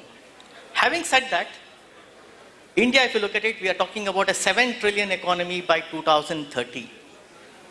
As far as McKinsey is concerned, in 2017-18, when they did research, they mentioned that we could add 700 billion to the economy by 2025. However, at that time, women were just 25% of the labor force. Certainly it has increased to about 30% now, but then we have a huge headroom because we are talking about 2030, we are talking about 30%, whereas the worldwide labor force participation is 47% only. Having said that, we have an island of paradise in the tech industry. Tech industry, we have 30% women. And you can see here all power-packed women out here, and I'm a minority out here. But having said that, let's look at how is it that we can attract 500 more women in the workforce as well as entrepreneurs in the cluster of Mangalore in the coming years. So I would like to start with Aruna Newton because she is from Infosys, a very large presence in Mangalore. And obviously they've done something remarkable because probably around just 20% a couple of years ago, they must have reached about 37-38% of women in the workforce. So what has really changed, Aruna, over the last couple of years? Good afternoon, everyone, and thank you very much for this kind invitation. Mangalore has always been a very favorite city of mine. Infosys' presence, as somebody remarked in the earlier panel, is fairly significant in Mangalore. We have close to 10,000 employees, and I'm very happy to inform you that about 47% of them are women. So, in Mangalore, Infosys women demography is about 39.4%. But I keep telling myself my job is not done. I'm actually looking at when the board becomes 50-50, when the executive leadership becomes 50-50. That's when my job will be done. So there's still, as you said, Ashok, ways to go. And I know women are gearing up. We are at what we call the sandwich age. At this juncture, don't give up, because you are actually the role models for future generations to come. Never in the history of the world has there been so many women at the workplace. It can only get better. Thank you, Aruna. And it's really encouraging that you have so many women in Mangalore. So I would like to ask Meetu. Meetu, you are a GCC, and one of the areas which I personally believe, and if you look at a lot of research data, why are GCCs coming to India? One of the reasons is actually talent pool. Definitely. And it's women talent pool, right? And you are a leader in the GCC, right? So I'd like to hear more from you as to what are the steps you are taking to encourage more women at GCCs. Great, thank you. Let me first begin with thanking KDM for the invite and for having us here. Coming back to, I think GCCs are coming, and I think India, apart from being the low-cost center, it's a pool of talent, right? And a lot of them happen to be women. So we at Power School maintain about 35%, and we commit to the board at the beginning of the year, and that's like hard-coded, right? The commitment for 2024 is going to be 3% up, so it's going to be about 38%. We are already in work with KDM to provide us the list of women who've been upskilled and technically, trained to get, and we're working with Bharat here to give us the list, and then we can, have them interviewed for various open roles. But then I think the measures that we are taking at Power School is, we have policies, we have remote working, we have, flex working hours and everything to make their life comfortable. But I think one thing that we really have achieved is the shift in the mindset of the leadership. I think policies, procedures will keep following until and unless we really have the mindset to have women representation. And at each level, starting from the board to the exec leadership team and even to the IC roles, right? So that's something the leadership really has taken it. And I think the leadership really also believes that, we are not going to, it's going to be impossible to spread the message until and unless we have the critical mass people. So, either we do it properly or we don't talk about it at all. So that's, and then apart from that, we have, the recruiters are said, it's like a 50% profiles when you send, starts from there, and then, the whole journey. It's not a one-time correction that can happen, it's a journey, and with everyone together. Thank you. So when you look at the tech industry per se, while it boasts of 36% women, when you peel the onion, you find that it's tilted heavily towards the entry level, right? Almost 49 to 51% are at the entry level. And at the leadership level, it goes down to anywhere between 12 to 15. I do know that Broadcom, for example, you're doing some amazing work, not only for your own company, as well as for the community. Can you share something more, and also specifically around the kind of numbers which you have at Broadcom as far as women are concerned? Thank you. And very hearty thank you to, get the invite extended and be here. We lead a program called TARA, which helps women come back to work after a career break. Broadcom, which was formerly VMware, we just got acquired by Broadcom recently. And The program that we run offers free technical education in the space of cloud computing and virtualization for women who have taken a career break for at least 6 months. So what started as an organization-wide initiative to help women out there has transformed into an industry-wide platform where today we have about 32,000 women registered onto the platform, and at any given point we have about 60% on the learning journey, and more than 8,000 women are back to work. So all this is being extended absolutely for free, and we plan to have another 15,000 more women onto the program. That's absolutely mind-boggling numbers. One of the areas, if you look at it, is that probably after the pandemic, right, we have all seen that there's a major shift. And we heard from some of the panelists that because of the pandemic, the emerging clusters have started booming, right? We have seen companies going into emerging markets much more. So what has really changed as far as future of work and future of jobs is concerned, Aruna? Any paradigm shift which has happened, that all this has happened and it's impacting women more? It could be for the positive or negative. We would like to hear from you. Yeah, Ashok, I think the recognition that women are at the workplace and women have certain expectations of the workplace has emerged very strongly.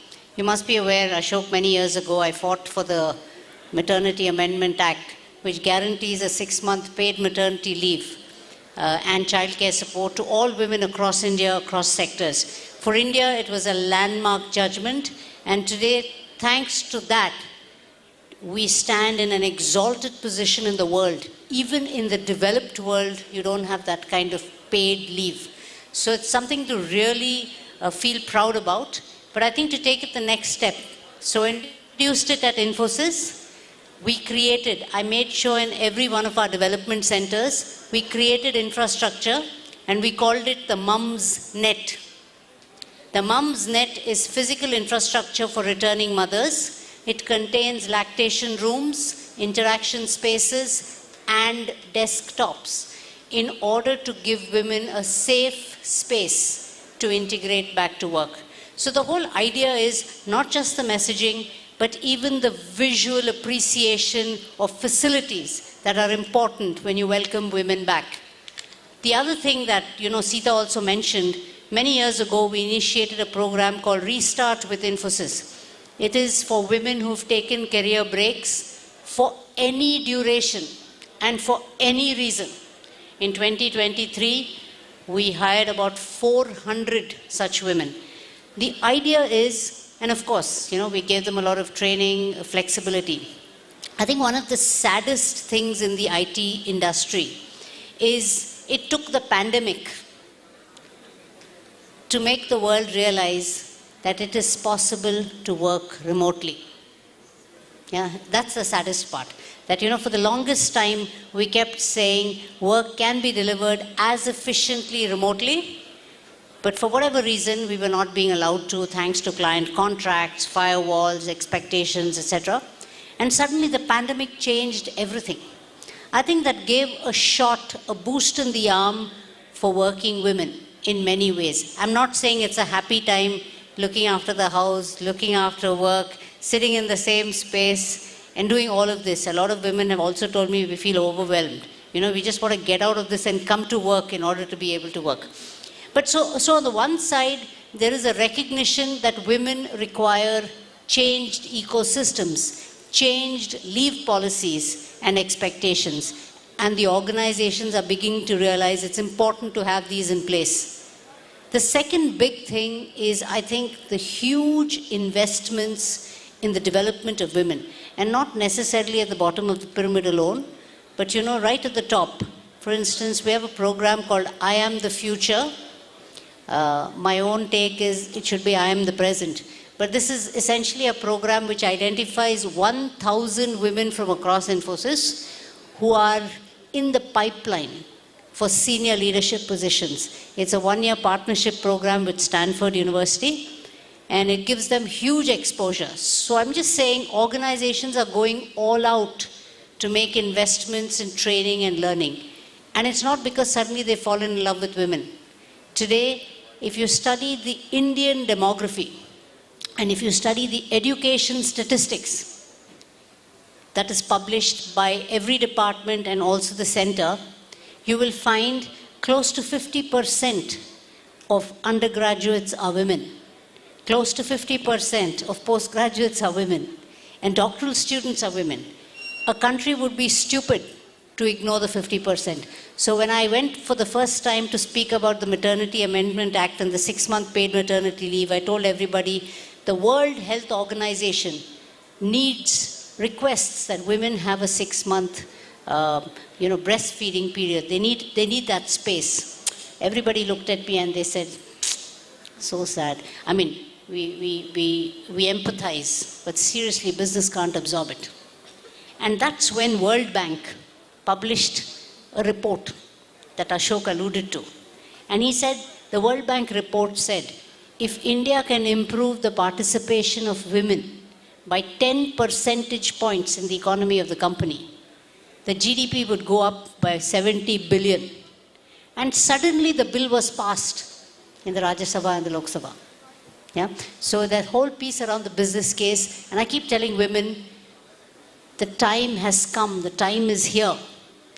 The business case is huge. The women talent pool cannot be ignored. You have to stay in and transform workplaces to workplaces that are accepting of women, that recognize women for who they are. You don't have to change and become a man in order to participate. You can still be a woman and be extremely successful. Thank you, Rana. Actually, you mentioned about this World Bank report, and I'm very glad to mention that one of the IT firms actually got figured in that World Bank, and now, of course, it's become L&T Mindtree. And that's a classic case of how creche facilities can improve business outcomes. So thank you, Aruna, for mentioning that. But I have a question now for, me too. Is it lack of companies' policies in advancement of women that is leading to lack of women in leadership?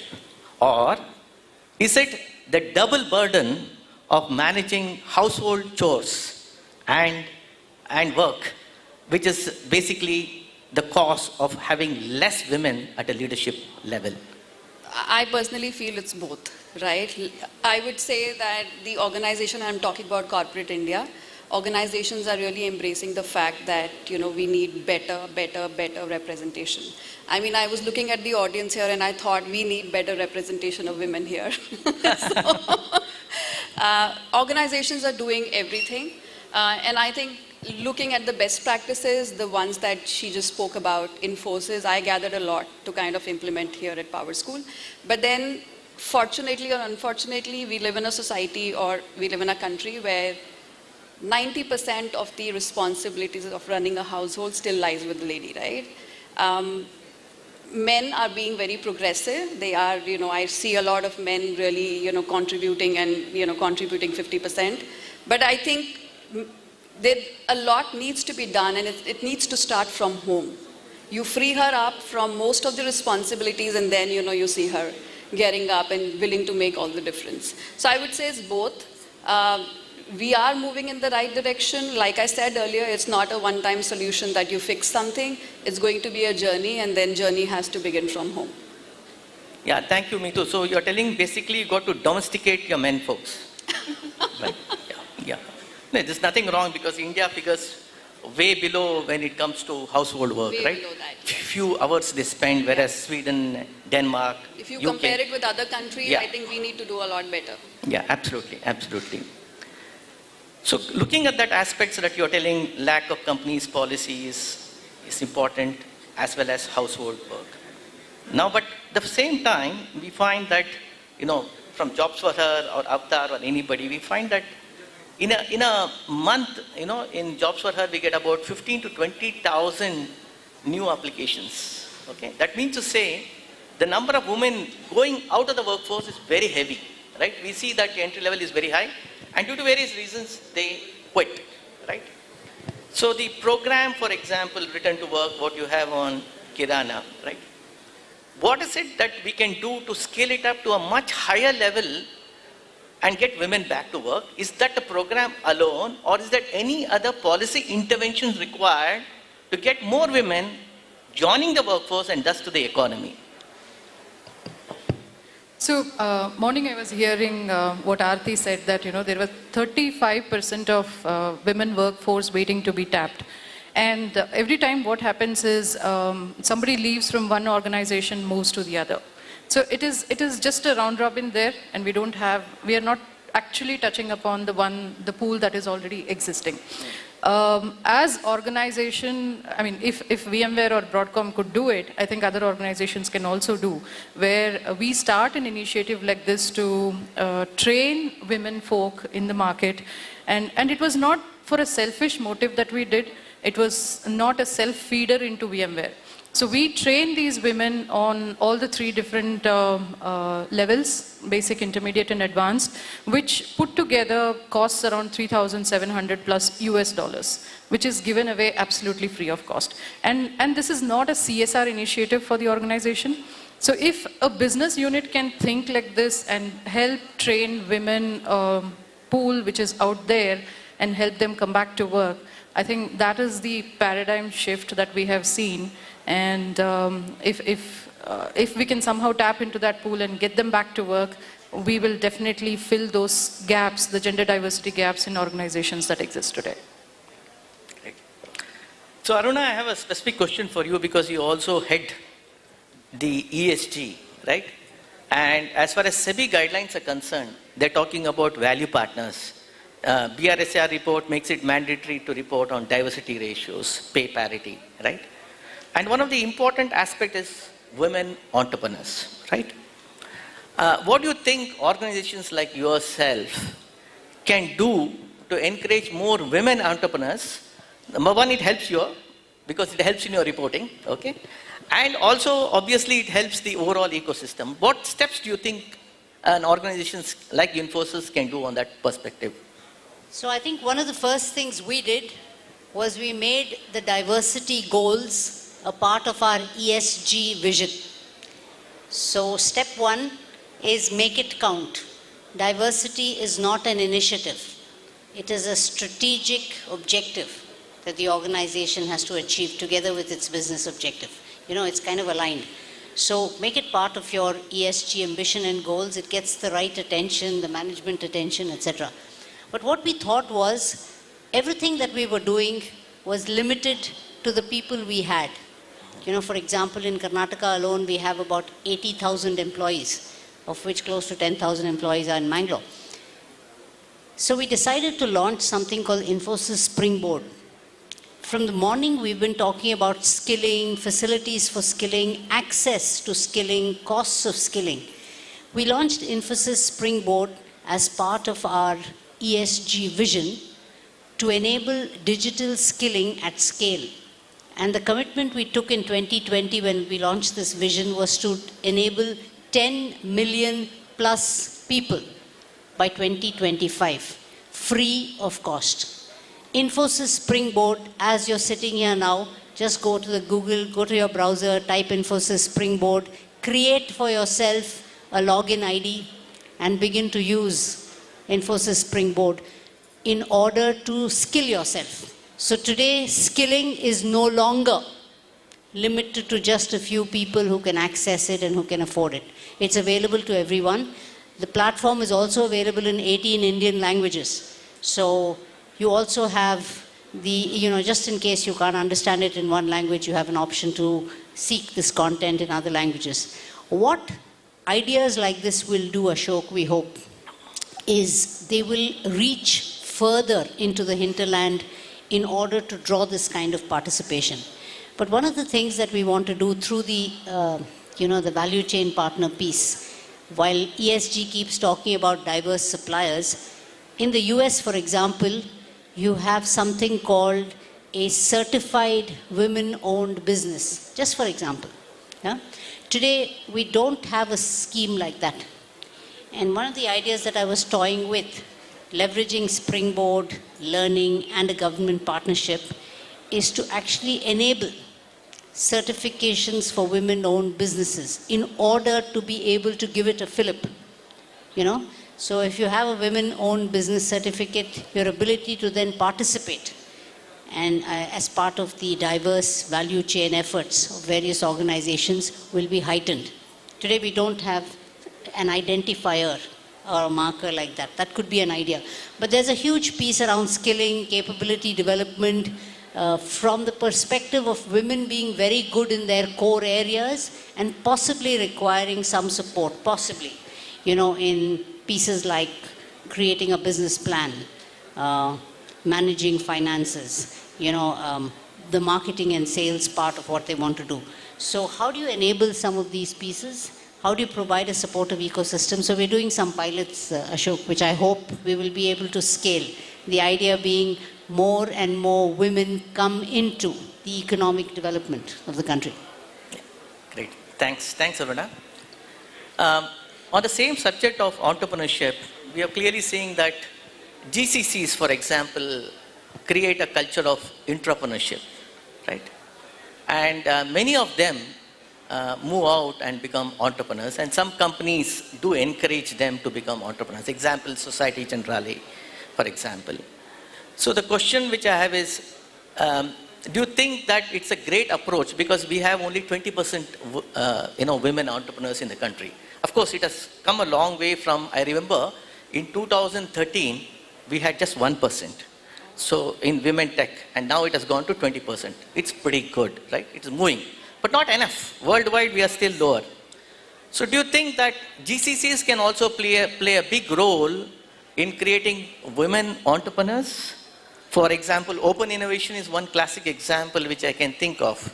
Do you think those are some of the areas where we can encourage more and more women entrepreneurs? Yeah, I think why only entrepreneurs? I think the training, the upskilling that happens in a corporate life, I think that's a learning for a lifetime, right? Why only entrepreneurship? There are so many opportunities today for freelancing roles. Whatever suits them, right? A lot of organizations are really seeing value in having freelancers rather than having the full-time employees due to various reasons, cost cutting, headcount issues and all of that. And you know, those small projects, specific skills, I think they are better off with hiring freelancers than hiring full-time employees. So not only that, I think it's about, the world is so progressive these days. I would say there are endless opportunities and technology, thanks to technology, I think it has brought so much and made life easier for everyone, right? So many endless opportunities, it's just about going and grabbing it. Great. So I have one last question and I'll throw open the questions to the audience. She allured me for this particular thing. She said about freelancers or gig workers, right? And I think, yes, you're absolutely right. There's a fantastic opportunity for women to be freelancers or gig workers.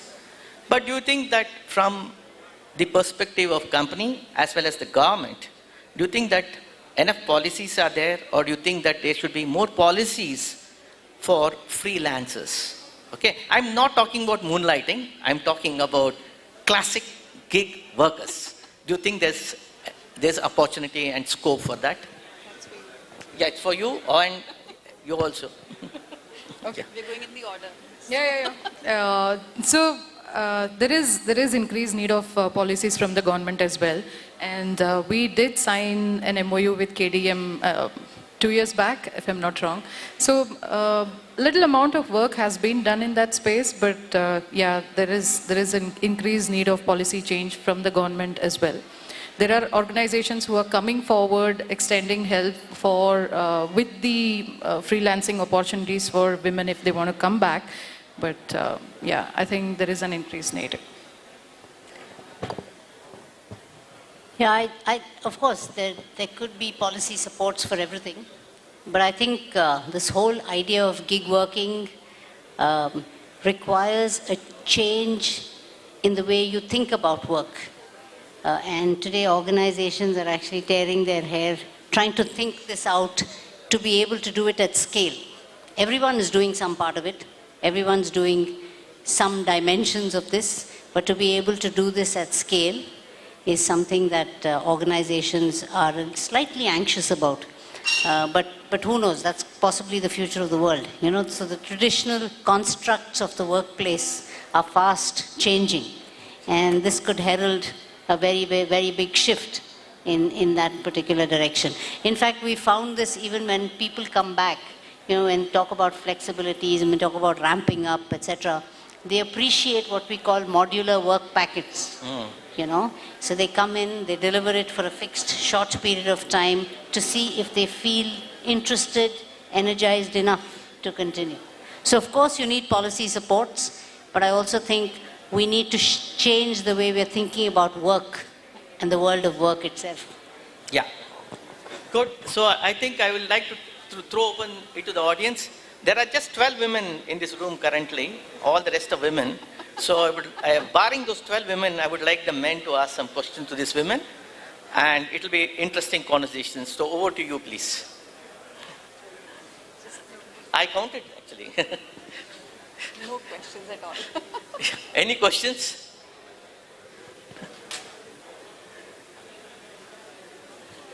Okay, Sanjeev has a question. Pass on the mic.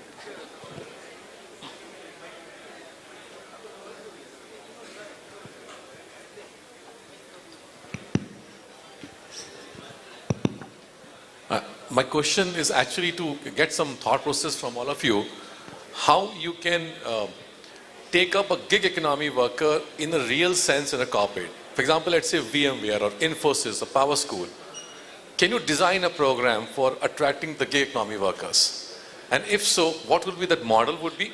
And what support you need from the government or a KDM type of organizations? His question was, if you want to open out the gig workers into your organizations, what would be the process, the policies, everything from your perspective to your organizations, in Broadcom or Infosys or Oscar? Okay, so we've already done some work in this space. We've looked at roles. We've described those jobs. We've looked at what are success factors in these roles, etc. And we've rolled them out. We're getting modest success. At the moment, I'm not seeing the need for any specific government policy support. I think we need to accept that is also a way to work and evaluate that work. See what happens, you have a traditional, conventional work structure, work organization. And then you have these little gig workers who are going to choose what they want to work in, who will come when they feel like it. I'm just making this up, but I'm just saying they have a choice. They have a choice of the work. Work is also in modular packets. It's a different way of working compared to the conventional method. So I think that requires a lot of rethinking our own ways in which we engage. We keep them, honest, and we're also able to reward them for the kind of work that they're doing and accept the fact that they might actually move out after the assignment. So I'm just saying all of these notions have a different take when you look at an organization and the conventional structures that we have. I think I don't have much to add, but I agree to what she said. And then I think beyond this, our policies, our ways of working, mindset, everything needs to change, right? So it's about somebody who's a full-time worker plus somebody who just comes and does a project and, So all of that, I think there is a shift in the way of working, creating new policies and just embracing it. Ashok, if I just want to add with a small conversation on this part. Let's say a 6 months project is there by an employer for a gig economy worker. Would you like to give a provident fund pro rata for only for 6 months for that? The social benefits for the gig economy workers is recognition that you are using that for a purpose. If it is he or she is a full-time for 6 months with you, right? But you can design that model.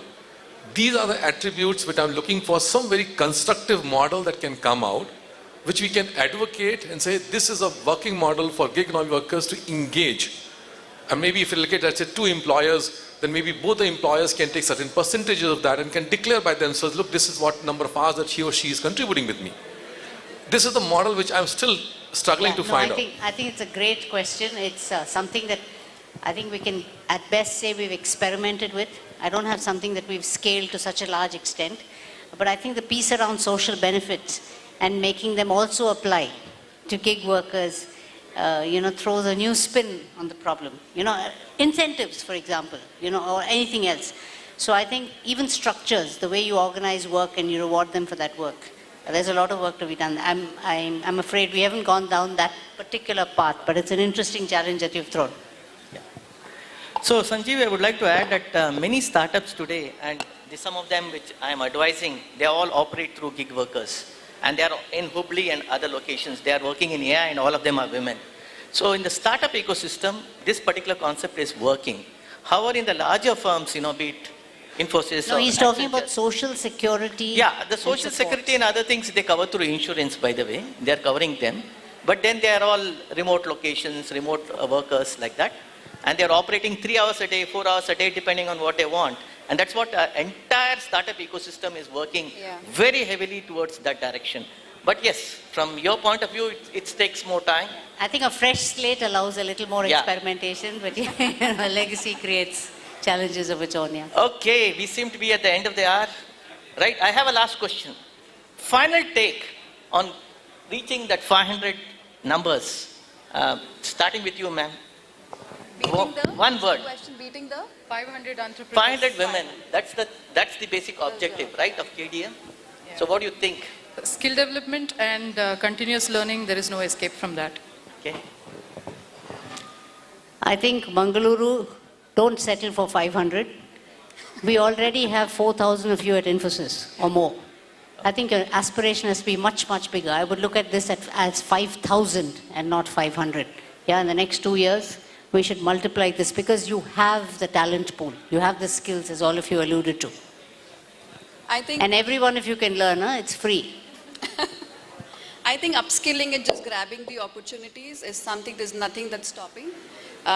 Just about it and just go forward and just get it. Yeah, so thank you. I think with that I would like to say and end this session, remarkable panelist I had. But I would like to say that generally women, and when I look at it, it's not what they are. Like, what they think they are is most important, right?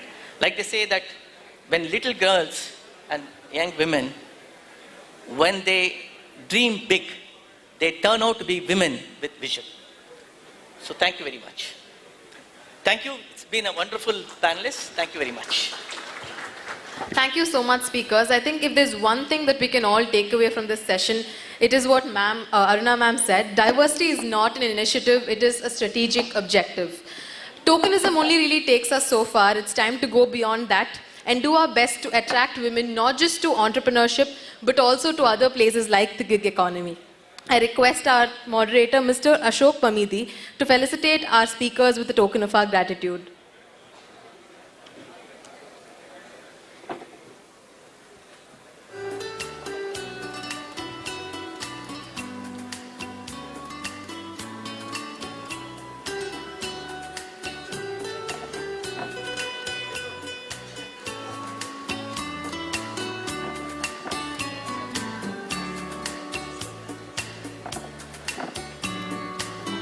Thank you, sir. I also call to the stage Mr. Divyesh Dalal to present our moderator with a token of our gratitude.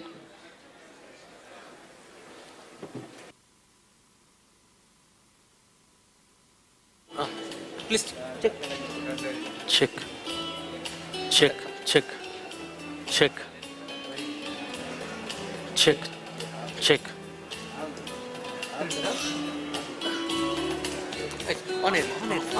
Thank you so much, speakers. Next up, Go we there, have you will a start. session with someone who is a sales trainer with more than 10 years of experience in sales training, sales consulting and sales mentoring. He has trained 12,500 plus people across 45 countries in various aspects of sales and has authored 3 books, Anybody Can Sell, Sales for Startup and Don't Spend Money for Generating Leads. A visiting professor for sales at SP Jain School of Global Management in Dubai and Mumbai for Mahindra University at Hyderabad. He is also a trainer and speaker for the SAARC Chamber of Commerce. Ladies and gentlemen, put your hands together to welcome Mr. Subramaniam Chandramoli, CEO, Chief Trainer and Sales Specialist at Reddy Business Solutions. Over to you, sir. Can I? Yeah.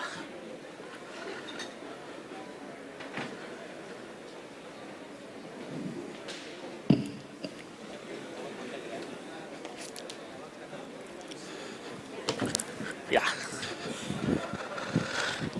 So good evening, Mangaluru. Good evening. Good evening. Yeah. So how many of you are entrepreneurs here? Entrepreneurs. 10%, okay? Or who want to become entrepreneurs? Another 5, okay. Another 10%, lovely. So most of my talk is going to be for entrepreneurs, I'm sure, but every one of us can learn 1 or 2 things from it. You all ready? Yeah, great. So, yeah. So before I start, right, next slide, please. Yeah. So who is an entrepreneur? There are a lot of definition for being an entrepreneur, right? So in one of the forum, I gave this definition. So entrepreneurs are people who work for 16 to 18 hours a day, 7 days a week, make money to pay salary to employees, pay to their vendors, and pay tax to the government, and finally if something is remaining, they will think one day they can take salary, and which will never happen. How many of you agree with me? You agree with me, right? If you agree with me, give me a clap so that I know that you agree with me. You are there, yeah, okay? Friends, we have to change this. We have to change this, okay? Why this situation is there is because entrepreneurs are very good in their functional domain, in their technical domain, but not able to sell properly. Some of the countries who make a little lesser quality product than us, but they know how to sell and they become the market leaders, okay? So today what I'm going to do is, I'm going to give you 3 tips on sales mindset, not on the sales tips, okay? Sales tips we can talk some other day. First thing is you have to change the mind. 3 mindset shift for all the entrepreneurs here so that you can scale your business. Is it okay? Ready? I need some sound. Is it okay? Yes? Okay, great. Yeah. So next slide, please. Friends, next slide, please. Yeah. Mindset number 1. Next slide, please. The mindset number 1 is, yeah, your today's weakness or failure should not stop you from your tomorrow's dream or goal. Friends, I didn't say this, I read this somewhere, but it has impacted me so much in my life. So can I tell you a story? I want to answer some answer, only then I will talk. I have a problem. If you don't get answer, I will not talk. Can I tell you a story? Yes, my own personal story, okay? Next slide, please. Next slide, please. So this happened in the year 2017, okay? In 2017, I was running a company for 7 years. I started in 2010 with 25 employees. But I was making losses every month. Every month I was making huge loss. So to cut the story short, I met a mentor. I shut down my company in 2017. Okay? After 7 years of running the company, it's a product cum service company, I shut down my company. And I was having a loan of 8 figures. You calculate 8 figure mean how much it is. Okay, somewhere in 8 figures. Okay. And the next week, I don't know what to do. I was sitting in a park. I always have a small notebook and pen with me. Old school, not a tech gadget guy. Old school. I was thinking, man, what am I doing? Who am I? I was a topper in my school, gold medalist. Did my MBA from SPG in one of the top B school. But now, 8-figure loan, company shut down, don't know what to do, and that's where I took this message, okay? Don't allow your current weakness or failures to stop your tomorrow's dream. But what was my dream? My dream was to list in NASDAQ or NSE, having offices across the globe, employ some 10,000 people, be the next Narayana Murthy. That was my goal. Everything shattered. You are jobless now. And what is the easy path? Easy path to get a job. So what I did is, I was thinking, I saw this quote and, okay, let me change my goal. Let me create a new goal. Then I was thinking, Subbu, forget about business and everything. What are you really passionate about? Okay? What are you passionate about? From childhood, I'm passionate about sales. Then the next question in the notebook I wrote is, okay, what comes naturally to you? Teaching or talking or training, this comes naturally to me right from my childhood. So passion is sales. What comes naturally to you is teaching or training. So can you teach sales to some people? This idea came. As entrepreneurs, we always want a purpose, right? We want a goal. Then I was thinking, initially the goal was NASDAQ listing, which boomed. So now I wrote a purpose saying that, let me impact 100,000 entrepreneurs and make them a sales superstar. 100,000. Then the question comes, how will you live? How will you make money? Already you are living because of your wife's salary. Thanks to her, family was running. Like, how will you live? Then I thought, okay, we'll find out, man. Find out somewhere, we'll find out how to make money. But let's have a purpose of impacting 100,000 people and make them a sales superstar. Then the next question comes, who will learn sales from you? You are a failed entrepreneur, man. You don't have a single rupee. You have a 8-digit debt with you. Who will learn sales from you? Then the next question came is, okay, whatever I know, can I write a book? In a simple words, whatever I know about sales, can I write a book? So to cut the story short, next 6 months, I wrote a book, or whatever little knowledge I have. Then I want to publish. When I try to publish, I have to spend around 35,000 or 40,000 to publish, but there is no money. Credit card is already blocked because we didn't pay properly. No, only we pay the minimum account, right? Entrepreneurs can understand what I'm talking, right? We pay minimum account and it got blocked. So I called the credit card company, begged with them, and somehow convinced them to give me another 50,000 extra credit limit, publish my book. Publish means what? No function or anything. It's available in Amazon. That's what publish means. But took a photo of my book and put it as my profile picture in WhatsApp. My life changed after that, my friends. I don't want to go on the story. In next 3 years, I trained around close to 13,000 people across 46 different countries. Now working with the German government as a consultant, trained their startups for the last 4 or 5 years. And then I understood that writing book is helping people, also helping me. I wrote my second book, I wrote my third book, and working on my fourth book. The point is not about me, my friends. The point is about when you are in the most biggest failure, you will feel as entrepreneurs, man, I have reached my bottom. There is nothing more to go down. Then you will go down for another 6 months. Correct, no? Then you will say, boss, below this I can't go. I already sold all my properties. I can't run my company. Again, you will still go down. Then the easy thing is to quit and go for a job. But we all become entrepreneurs because we had some dream, we had some goal.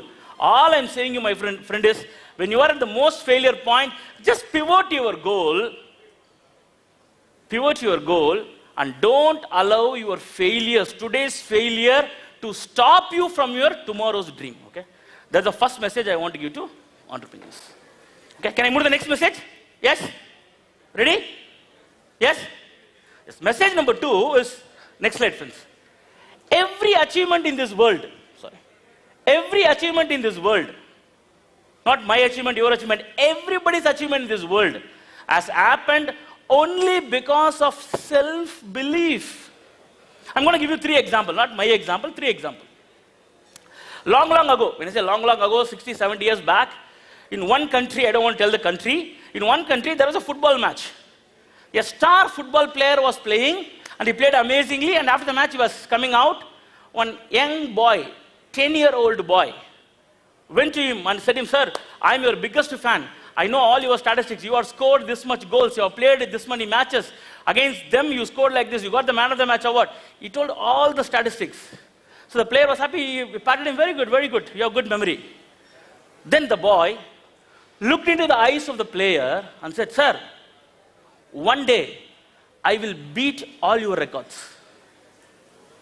So the player was surprised. Okay. He gave a pat on him and he went.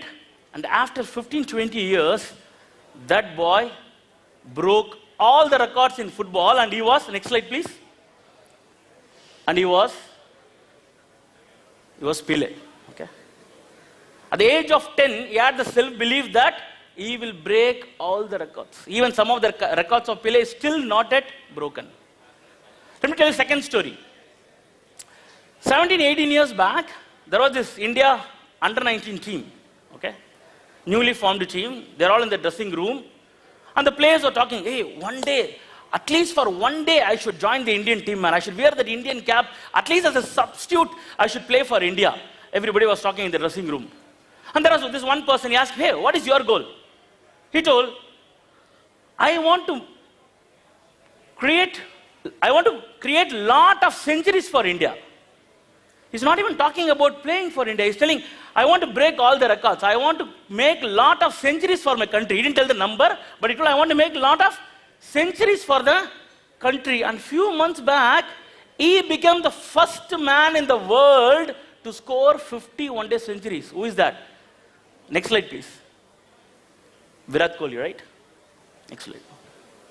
Virat Kohli, right? Friends, if you see any achievement, no, the people, they believe in them 15, 20 years back, 20 years afterwards, if you want to create another Infosys from Mangaluru, another Zoho from Mangaluru, today you have to believe on that, my friends. It's all in the mind. Last example I will give and go to the third point. This particular player, he was very passionate about cricket. Initially started as a fast bowler, but nobody gave him any chance. He's not able to get into any Ranji team or any team. His age crossed 25, age crossed 30, age crossed 35. He was already married, he had a kid. Family told boss, you are already 35, you won't get any place in any team. Please work on, go for it. Of course he was going for a job, continue your career. He still was practicing in the Saturday, Sunday, every day evening. At the age of 41, he got a chance to play for Rajasthan Royals. And the next year, in 2014, he got a hat-trick in IPL. And he was the oldest player ever to play in IPL. And when Rahul Dravid spoke about him, he became very famous. A movie was made on him. Next slide, please. That is Praveen Tambe, my friends. Okay. So I urge all the entrepreneurs to watch this movie. Who is Praveen Tambe? Count Praveen Tambe, right? That's where we get inspired, my friends. Any achievement that happened in this world has happened only because of self-belief. Last point, message number 3. Focus to win. Next slide, please. Focus to win. Friends, the world will give you a lot of chocolates. Today you will be doing one thing. You meet one prospective customer. He will say, you know what, you should not do this. If you create this product, I will buy. Then you will create that product and he will not buy. Some other customer will say, if you add this feature, I will buy. You will do that. It will not happen, right? The world will keep on giving you chocolates. You can't keep wavering. Only when you have unwavered focus, only then you can win. I'll give you one story and then I will close my talk. This is about a Hungarian shooter. Okay? This happened in the year 1938. 1938. His name was Karoly Tax. Okay? He was participating in the Hungarian National Championship and he became a national champion in the single pistol revolver. Okay? And he's part of the Hungarian army. Okay? And in the army, you have to throw the bomb in the hand in those days, and when he was throwing the bomb, he's a right-hand shooter, he lost his right hand. What is the easy option? To take the pension and sit at home. He didn't do that. After 1 month, he started practicing in the left hand. So after 1 year in 1939, when again he went to national championship, he became a national champion of Hungary with only his left hand. And his goal was, his focus was to win a medal in Olympic. Okay? That was his life's dream. He has only one goal, to get a medal in Olympic. Even when the hand is not there, he didn't care. So 1940 Olympics, he was waiting. But unfortunately, 1940 Olympics didn't happen because of World War. So he practiced for next 4 years. 1944 Olympics, he wanted to participate. 1944 Olympics was cancelled due to World War II. Again he practiced. Now it's 1948. He was born on 1910. Now he's 38 years old. Going with only hand, which is not his natural hand. His natural hand is right hand, which is gone. With only hand, he's going to Olympics at the age of 38. And in shooting, you need a proper eyesight, right? There are other people competing was at the age of 19 and 20. But because of his ultimate focus in life, what is his focus in life? His only goal in life is to win an Olympic medal. In 1948, at the age of 38, Karoly Tax won the Olympic gold medal. He didn't stop there. Practice again and again. 1952, again he participated in Olympics at the age of 42. Again he got the gold medal with his only hand, which is his left hand. And he became the first man in the history of Olympics to win 2 gold medals consecutively in a single event. Friends, focus. You can do 10 things. It doesn't work. Only one thing. I want you to ask this one question today. You don't need to tell now. Think about this. What is the only one thing you want to focus and you want to give all your energy to achieve that? Friends, even with one hand, people can win 2 Olympic gold medals. By God's grace, we have all our hands and legs, right? With focus, think about the magic we can do. Friends, to summarize, next slide, please. To summarize, only 3 messages for the day, my friends. Next slide, please. Only 3 messages for the day. Message number 1. Next slide, please. Message number 1. Don't allow today's failures or setbacks to stop your tomorrow's dream or goal. Every achievement in this world has happened only because of self-belief. So you have to believe that you can create a Infosys or Zoho sitting here from Mangaluru, and you have to focus to win, my friends. Next slide, please. Next slide, please. Click. One more click. One more click. One more click. One more click. Yeah. I have 93 videos about sales. You can take a photo or scan and go to this is my YouTube channel QR code. You can watch those videos. Friends, if you see the connection in all these 3 points, okay? Self-belief, focus, not letting go of tomorrow's goal. It's all about mindset, my friends. If you want to expand your company, if you want to scale up your company, what you have to do is you have to expand here. You have to scale up here. When the CEO, when the entrepreneur, when the business owner expands here, scale up happens automatically. Okay? So my name is Subramanian. Next slide, please. And what do? I teach in business school. I do sales advising. I'm the board of few companies. And I do keynote speeches. Next slide, please. And thank you so much. And you can reach out to me in my website. Thank you. Any questions? 1 or 2 questions? We will go for a tea. Yes, sir.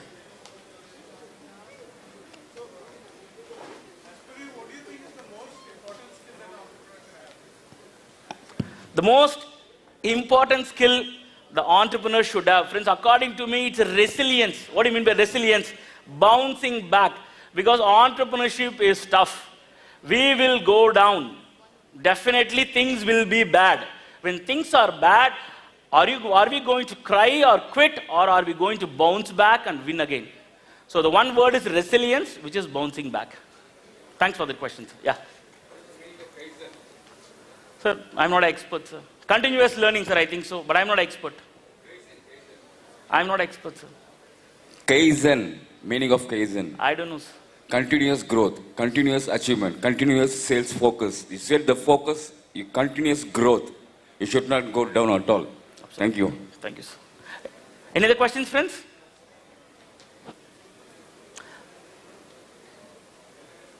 Thank you. Thank you so much for listening. Really appreciate it. Thank you.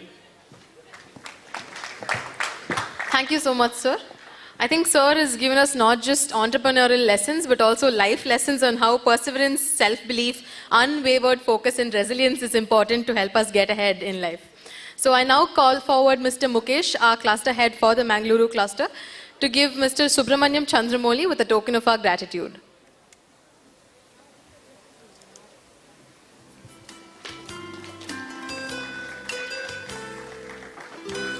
Thank you so much, sir. I would now like to take a moment to thank our title sponsor, WorkWork. We now have a short video explaining what WorkWork is and what they do.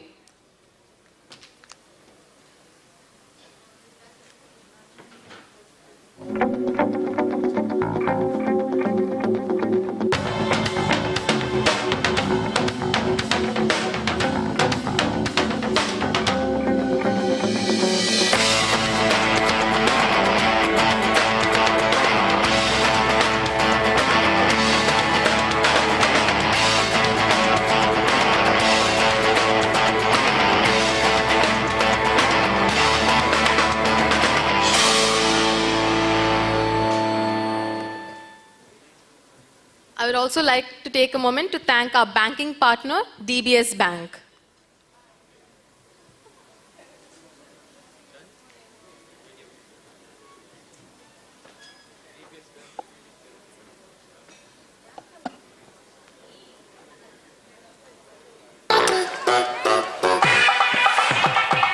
Here's a question. Can you start banking with Asia's safest bank instantly? Yes, you can. But can I also find a branch before I finish this? Yep, you can. On your phone and at 500 plus branches in India. We are where you are.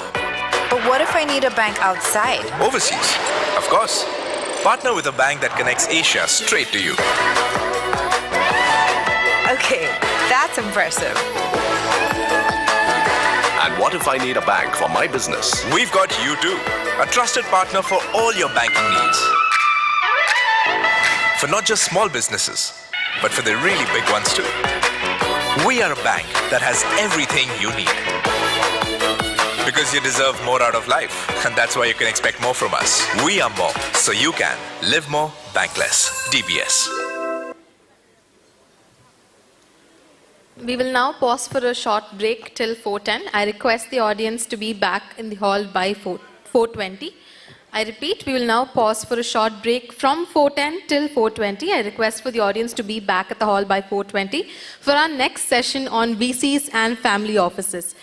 Tea and other refreshments are offered in the dining area. I request the participants and the other delegates to go and have refreshments. Thank you.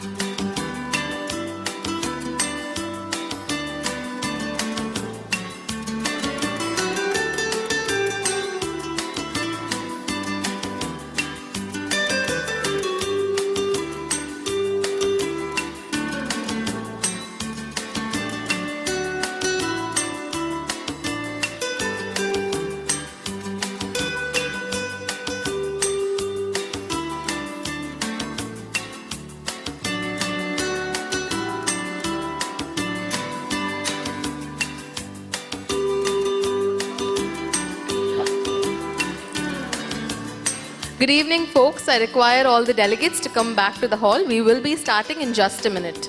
I repeat, we will be starting for the next session in just a minute. I request all the delegates to come back to the hall. Please bring your refreshments along with you. We'll get started in the next session.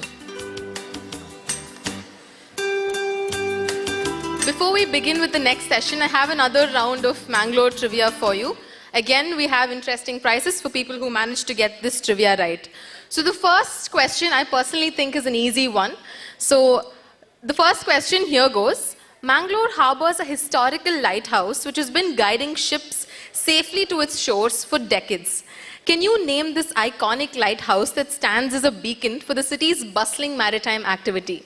I repeat, can you name this iconic lighthouse in Mangalore that stands as a beacon for the city's bustling maritime activity? Anyone who knows the answer, please feel free to come to the stage. You can just tell me the answer and then get your prize.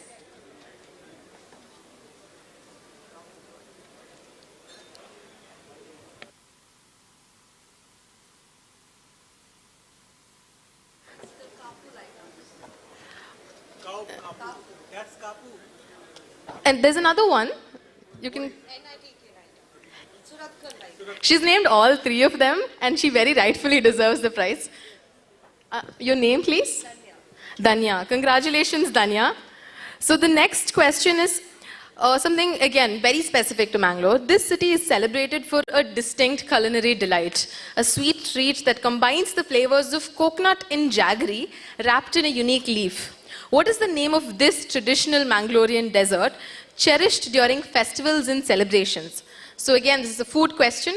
So what is a sweet treat that combines the flavors of coconut and jaggery wrapped in a unique leaf? Does anyone know the answer for this one? If so, please feel free to come forward to the stage and tell me the answer. Yes, ma'am. I think we have another person coming ahead with the answer, but ma'am, I think she got the answer right, Kadubu. Your name, ma'am? Oh, okay.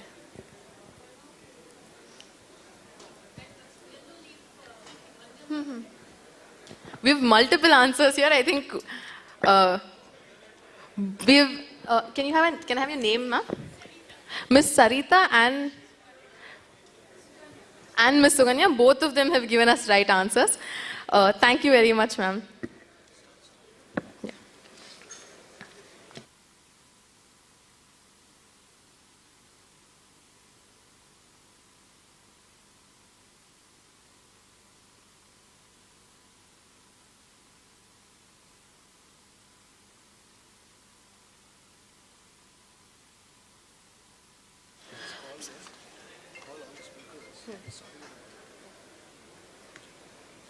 I once again request all the delegates and the speakers to come and take their seats in the hall. We'll be starting in just a minute.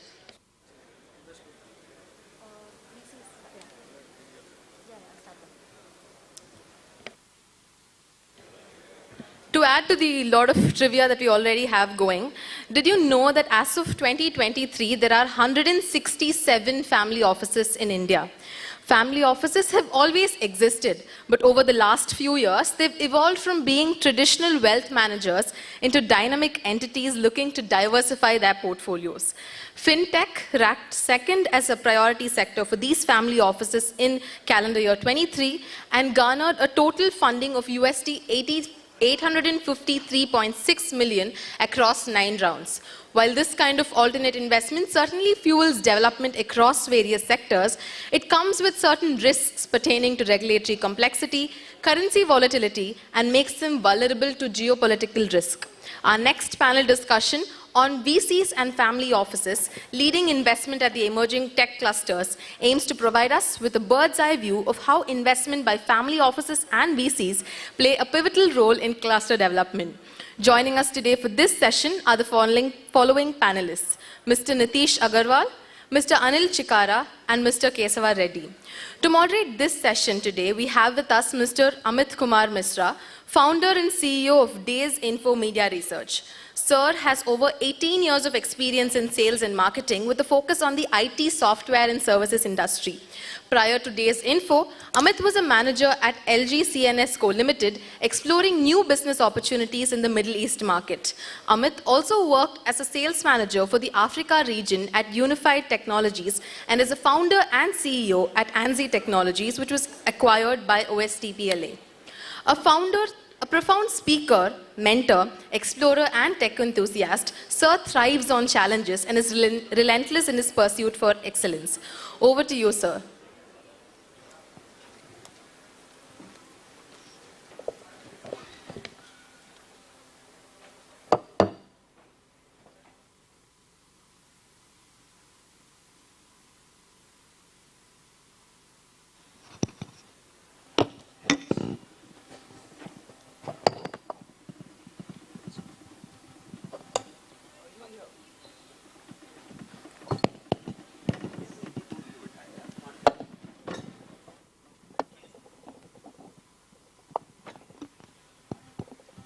I am shocked that the session where the investors are sitting, who are thinking of investing in the startups here, has the least population.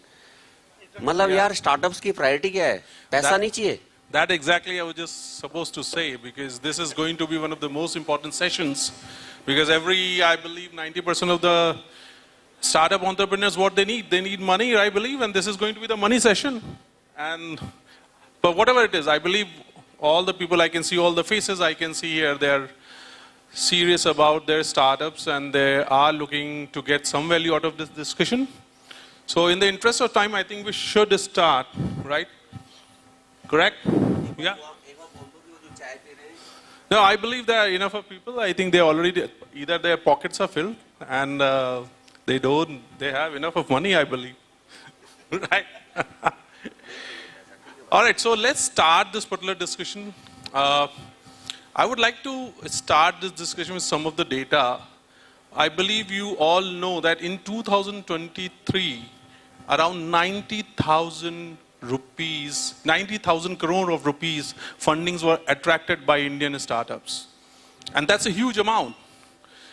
The interesting part is, this was done around 900 odd deals, and 44% of investors made investment in emerging clusters like Mangaluru, Mysore, and so many other tier 1, tier 2, tier 3 cities, right?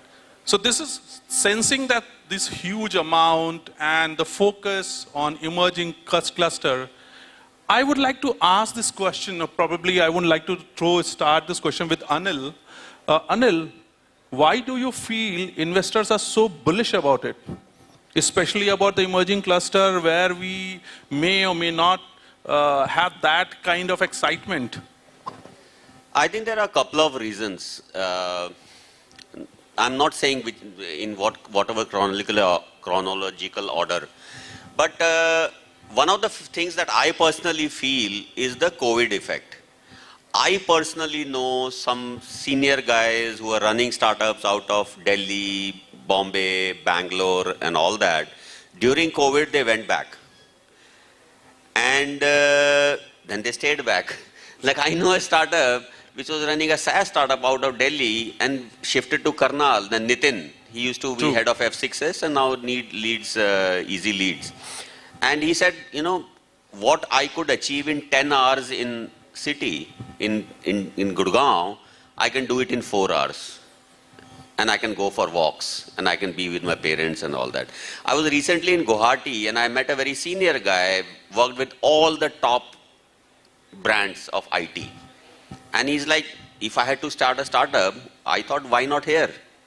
Because when people, professionals left their small towns and went and started working in large cities, the infrastructure there was not that great.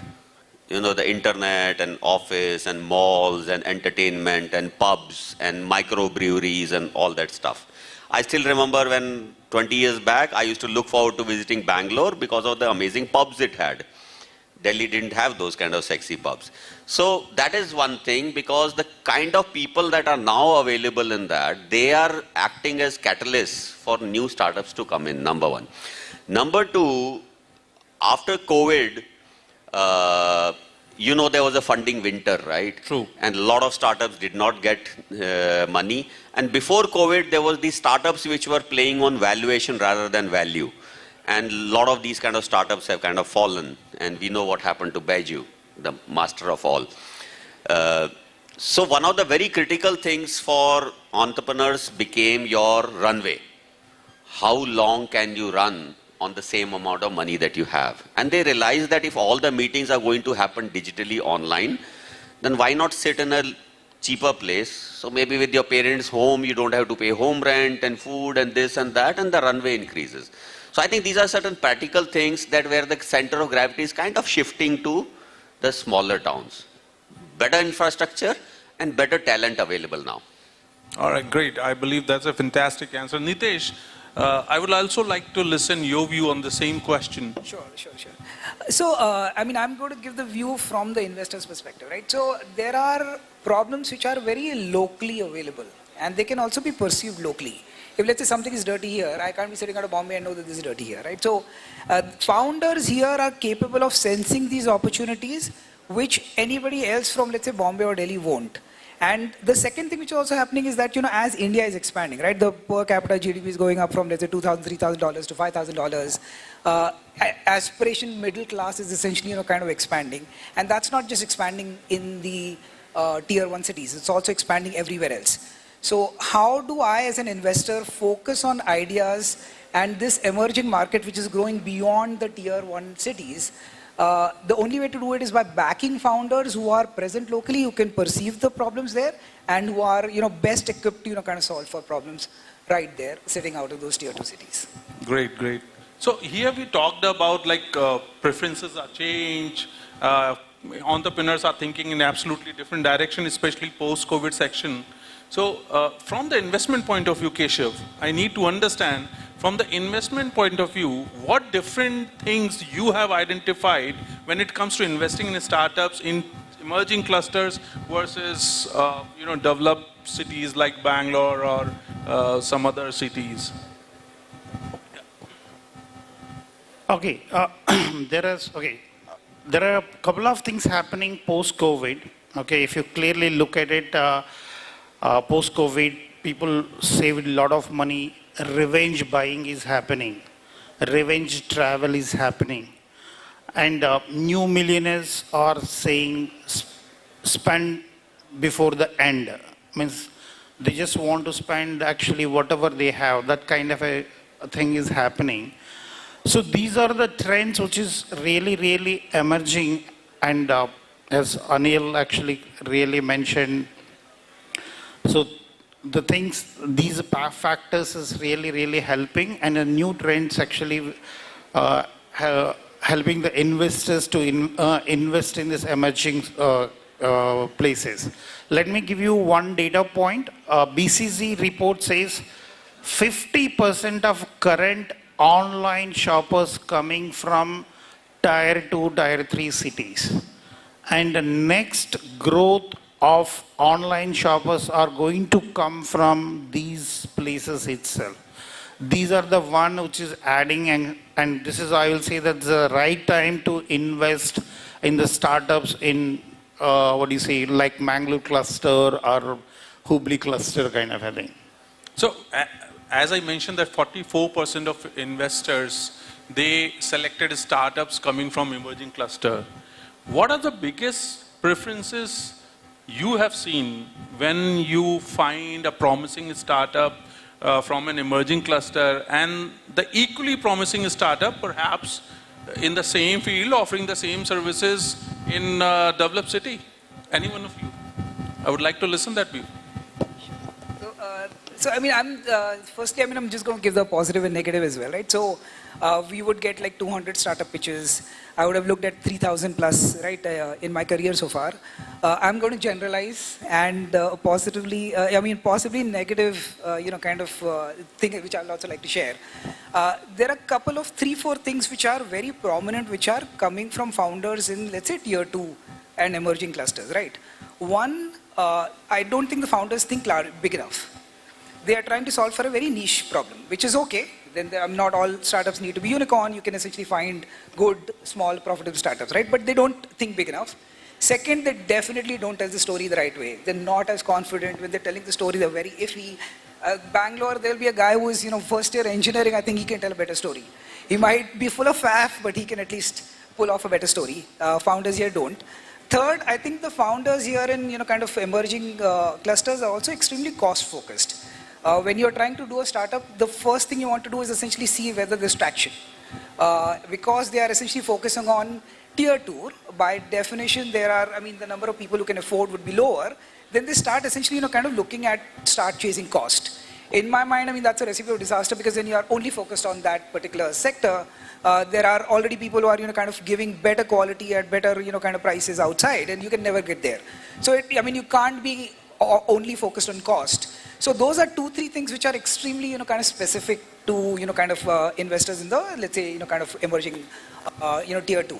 However, let's say we were to look at, founders in tier 2, there is a framework which, kind of we have developed, right? So any startup which comes to us, we essentially divide them into 3 parts. Are they traction first? Are they growing a lot?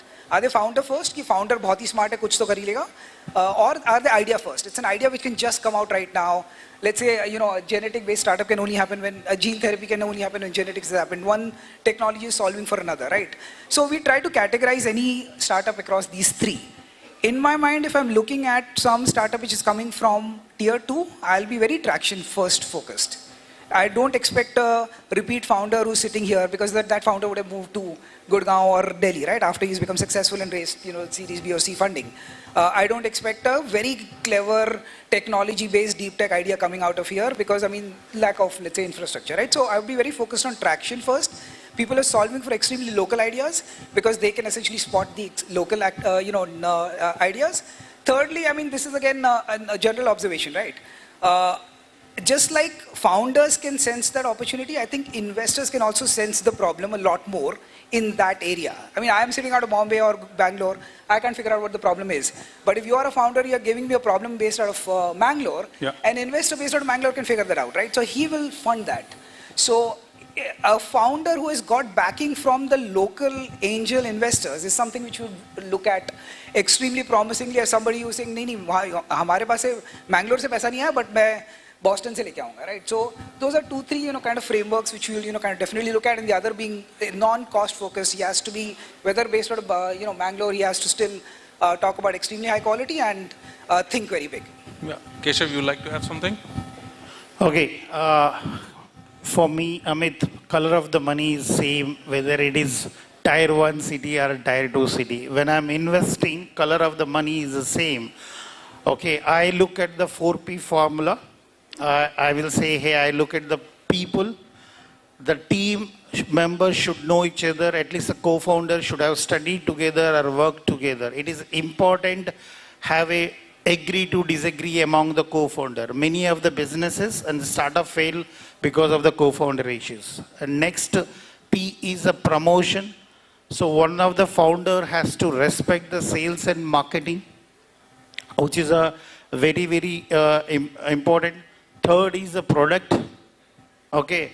The fourth is what we call it is the size of the market. Okay. It should have a TAM. So with these 4P formula is, its color of the money is the same across, either it is Bangalore. So we invest in those startups actually which is have this, all these are 4Ps in place. So, Keshav, you talk about 4P, you talked about TAM, but I would like to take this question to you, Anil. You're coming from Marwari Catalyst, which is known in tapping, entrepreneurs and startups at the very, very early stage, the opportunity at the very early stage, where most of the entrepreneurs are heading towards developed cities. You are reaching to, emerging clusters, tapping them. Is it because of opportunity size what you are able to see? Is it because of the approach of those entrepreneurs towards, or the passion what they're driving which you're not getting or you're missing, or is there something else? See, I think it is maybe stupid is too strong a word, but I find it really weird that if an investor says that I will look at startups from Bangalore or Mangalore in the same this thing, the color of money is not the same. 100 rupees in Bangalore takes you only that far, 100 rupees in Mangalore will take you the different far. When I look at a startup in Mangalore, I do not compare it with Bangalore. See, we at Marwadak at least, we have, it's not just a fancy now, we have about 70 odd startups.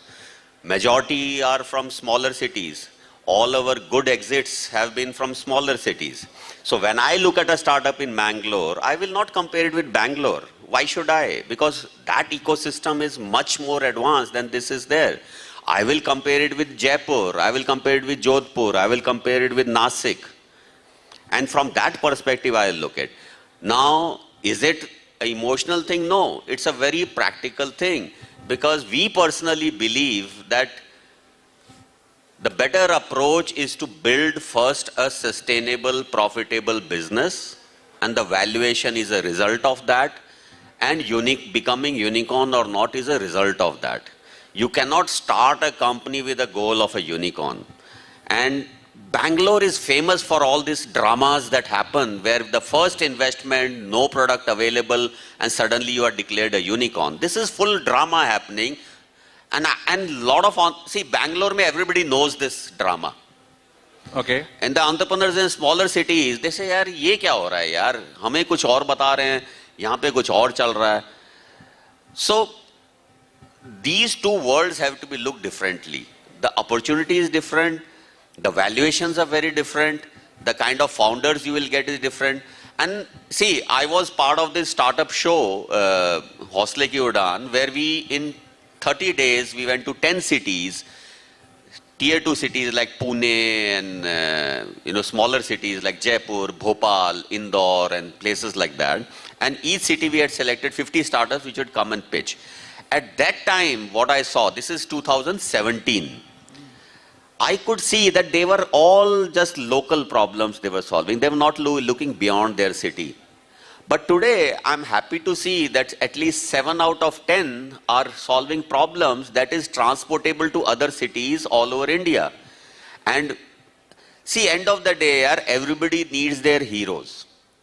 When I started up as an entrepreneur, I did this thing in 2001, we used to give examples of US startups. When we pitched to investors, we said, no, US is this, Steve Jobs said this, and John Chambers said this, and this is the data, because there was no data available for India. And every entrepreneur in India felt, yaar, wo US hai, Bangalore mein nahi hoga. And then it happened in Bangalore, and now a guy sitting in Mangalore is saying, yaar, wo Bangalore mein ho sakta hai, Mangalore mein nahi ho sakta. This only changes when a local hero comes. The startup ecosystem in Jaipur is on fire. Why? They have a unicorn there now. Car Dekho, we know that, right? Goa, they got their unicorn. So, I don't know, it's illogical, because we are all, earlier you would say, no, Americans can do it, Indians can't. And now we are saying, no, Indians in Bangalore can do it, but Indians in Mangalore can't. And after COVID, when a lot of smart guys have come out of Bangalore and they are working out of small cities, frankly, the quality gap between founders is also reducing. And I'll be very open and frank, the startups, the entrepreneurs in smaller cities are still open to listening to you. Somewhere in Bangalore, it's kind of going to the dogs. That's the... You talk about Jaipur, you talked about Goa, you talked about so many things. And since morning, you have been interacting with so many aspiring and budding entrepreneurs here as well. What is your say on Mangalore? What is the possibility? How much potential you see in Mangalore then? I see a lot of potential. Frankly, to be very open with you, I have not gone in depth with a lot of startups here, because and in fact, that's why wherever I go, I have kept tomorrow, and I have been talking to people and saying, please, I want to meet some startups. I want to go to see the incubator. Because in a conference, kuch nahi hota hai, yaar. Conference is for visiting cards and all that. And all the gyan that we are giving is also easily available on online. Aisa nahi ki hum kuch rocket science bol rahe hain. So that is why I have said ki tomorrow I want to go deeper. But frankly, with all the engineers, the best startup I found, the guy is not even an engineer, he's a simple graduate commerce. And I think I will invest in his startup. Oh, that's great. That's a good news. In fact, I believe you have already got the first potential here, right? Keshav, Yeah. I'm also seeing this. You are also meeting with so many people since morning, back to back, different meetings. What? I think you have already identified the next unicorn from the Mangalore or what? No. Okay, guys, I will tell you that. So it is my mentor who always says go to Mangalore. Okay, last 4 or 5 years I am visiting Mangalore. I mentor at AIC NITE. Let me tell you, Mangalore have a huge potential. See, the so-called, whatever the media coverages might have seen actually the unicorns. I'm pretty sure how many of you heard about this local startup called Bindu Jeera. Yes. How many have you heard about before he speaks? How many of, just raise your hand. Yeah, you know what is the I think most of us. what is the valuation of the Bindu Jeera? It is 1,000 crores. For me, that itself is actually the unicorn. It is just that some of the media or English media may not cover it. Please get that Mangalore is a hub for the banks. Mangalore is a hub for the banks. So if anybody in Mangalore, guy who's doing a fintech startup, trust me, he will have a connections to all the CMDs of the banks. Be it Karnataka Bank, or actually Vijaya Bank, all these banks are founded here. They can get a deep-rooted connection. Foods and beverages industry, hospitalities industries. So given that I have seen a lot of startup with a huge potential, so we can say that I may not say, hey, are you going to find the unicorns over here? But I will say that a lot of mini-cons, 1,000+ mini-cons are going to come. Over the period of that time, you will see some unicorns. But it's going to be, this is one place actually one need to really observe and invest. That's what I will say. So for those who have not heard about Bindu Jeera or do not know what exactly is the product, it is a very simple product which perhaps we all have been consuming it for decades now. At least I have been consuming it from almost more than a decade, and then today I came to know about that. It is in very simple term, it is nothing but Coke with Jeera. With Jeera. Basically it's masala Coke bottled.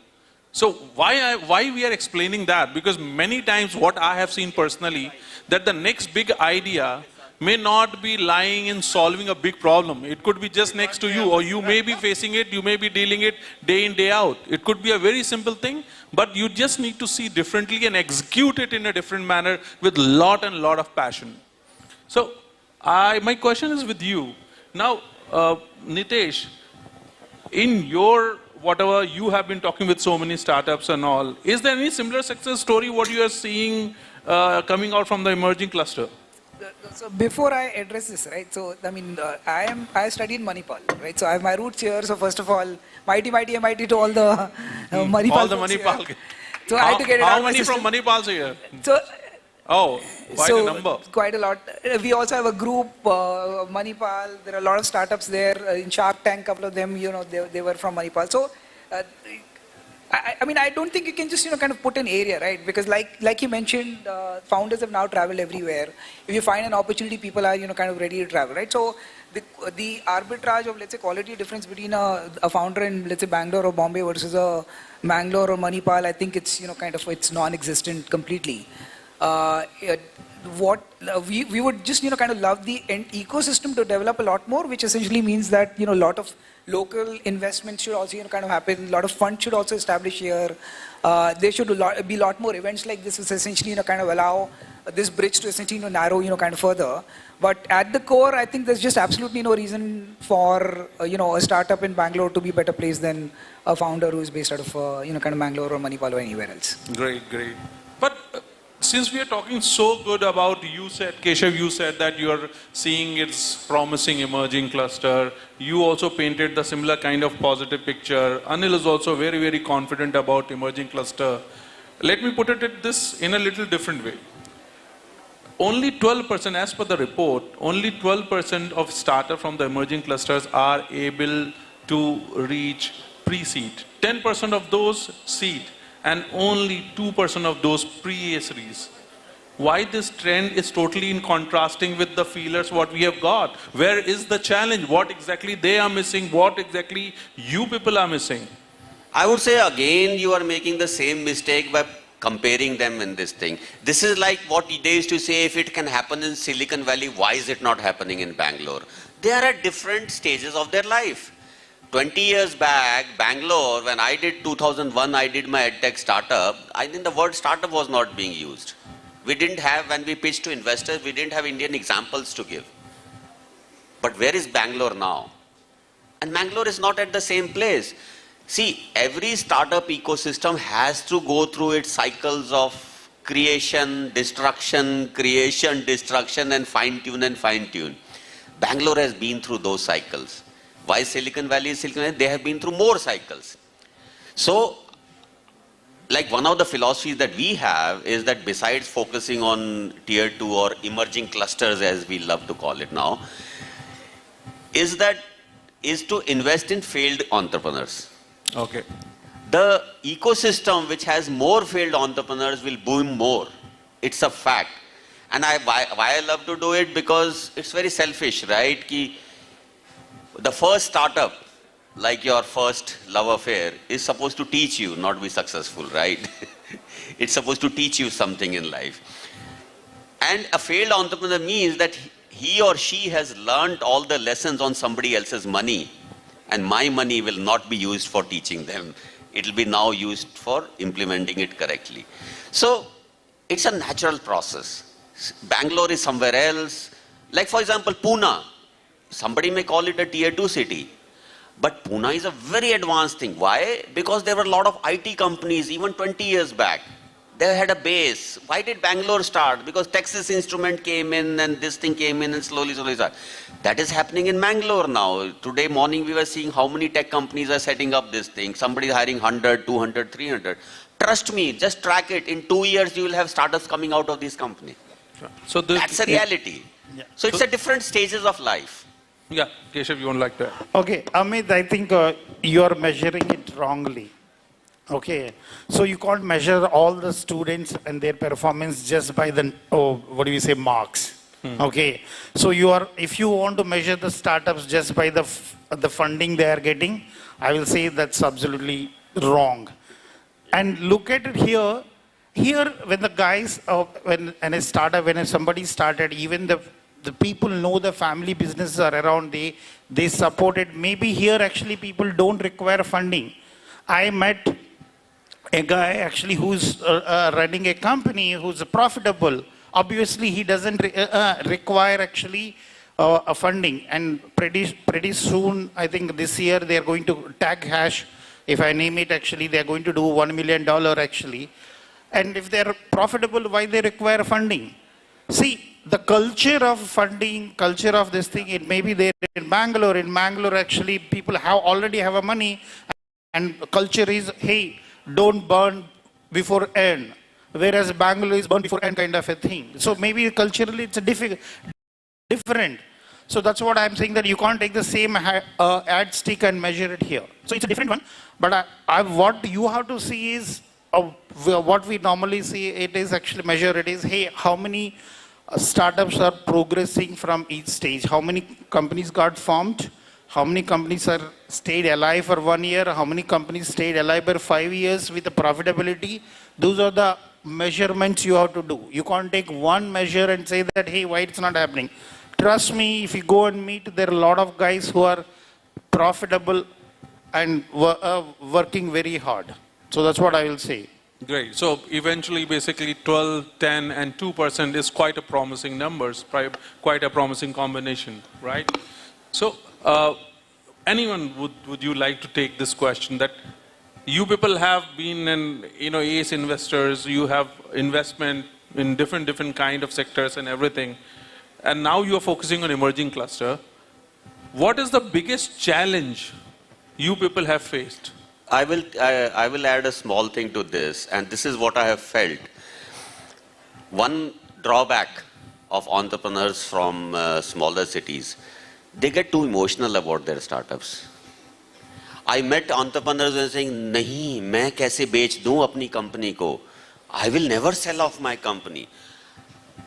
And that is a, and I was telling him, you are a farmer who's growing a crop which is supposed to be sold. True. As simple as that. And that change happens when a startup ecosystem goes through its cycles of creation, destruction. Like in Bangalore, people treat it as a project and say, look, I have this idea, it has been validated, I will see if I get money behind it, I will put my money, I have my personal burn of one year, 2 years and all that. I will give 3 years, 4 years, 5 years, X years of my life to this, and if it doesn't work out, I'm fine. I will stop it and move ahead. And again do something else. Whereas entrepreneurs in the smaller still feel कि यार business बंद हो जाएगा तो बेइज्जती हो जाएगी, ये हो जाएगी. And I think this is part of the growing up. But I have also met a lot of guys who's like, नहीं सर कंपनी नहीं बेचनी, एंड बेचनी इन द सेंस इक्विटी नहीं देनी अपनी कंपनी में. सर लोन दे दो मेरे को, सर लोन दे दो. मैं यार बैंक तोड़ी हूं मैं. नहीं सर मैं अपनी कंपनी का हिस्सा तोड़ के कैसे बेच दूं. I am like okay. So Katappa of startup, Akka Anil. Okay, yeah. Let me counter actually. Let me tell you one of the largest companies, startups. Zoho from a tier 2 city. It's not. It is a bootstrap. It is not funded. Correct. So it's okay to stay where you don't require funding. Please get that. It's okay, whatever our parents teach us, hey, don't take the money, don't sell your business. Those are all principles you can still continue. One of the challenge I will say here is, as Mr. Agarwal mentioned earlier, I can still see that people are not well versed with the sales and marketing, especially when it comes to the storytelling. So they have a very good product. It is the story which is missing, which they can tell it, and that's one thing is missing. The second thing is they are constrained. They want to just the expansion constraints. They are looking at it. They don't have a big vision where they can go and sell to the global outside Mangalore and everything. I think these are the two things. Now with the systems like this, where meetups like this, I think I'm pretty sure they're going to scale up, and we're going to have a very good winners coming out of this region for sure. Yeah, that's absolutely true what Keshav has added, because off late, if you see, majority of those startups which are actually able to create tractions are coming from emerging clusters. You can take any names, you can churn any data, and you see that majority, more than 50%, that's the percentage. In 2023, majority of those startups, they have raised a significant amount of fund. 34% of seed rounds have been raised by those startups which belongs to emerging cluster. What is the biggest advantage? Sorry, I mean, I'll just like to go back to the previous one, right? So while I've alluded to it, I'll very categorically state the risk. So the negatives, etc., we can still sense it before we invest. For me, the negative still remains the lack of who the next round will. मैंने तो पैसा डाल दिया, अगला कौन डालेगा, right? And that to some extent comes down to whether there is local support or not. When you talk about Silicon Valley, whether you talk about Bangalore, etc., finally, once the guy has run out of cash, who puts money is friends and family. Friends and family are from that ecosystem. Whether it's the connect of that guy or whether it's the local population who are able to kind of understand that idea, they are the ones who back it when, shit, it's a fan. And there will be times in the life of the startup where that will happen. Is the local investor community essentially growing out of Mangalore or not? That I am not very sure, and if it is not, then that in my mind is a key risk for something like this can happen. Because outside capital can come in, but I don't think it can happen without getting augmented by kind of local capital. Great. Good addition. Amit, I would like to add one thing. The change that we are seeing is that the startups in Bangalore and all that build for India. The startups in tier 2, tier 3 built for Bharat. And if you look at this thing, look at number of mobile connections, internet penetration, OTT content consumption and all that. The biggest thing is happening in smaller towns, villages and all that.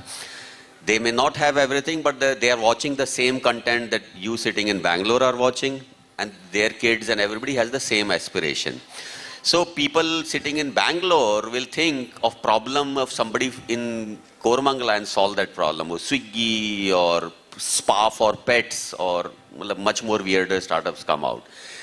But we are now looking for startups who will build for Bharat, who will build for this thing. I was talking to a startup who is doing scrap, and he's dealing with this rag pickers, and he has an app.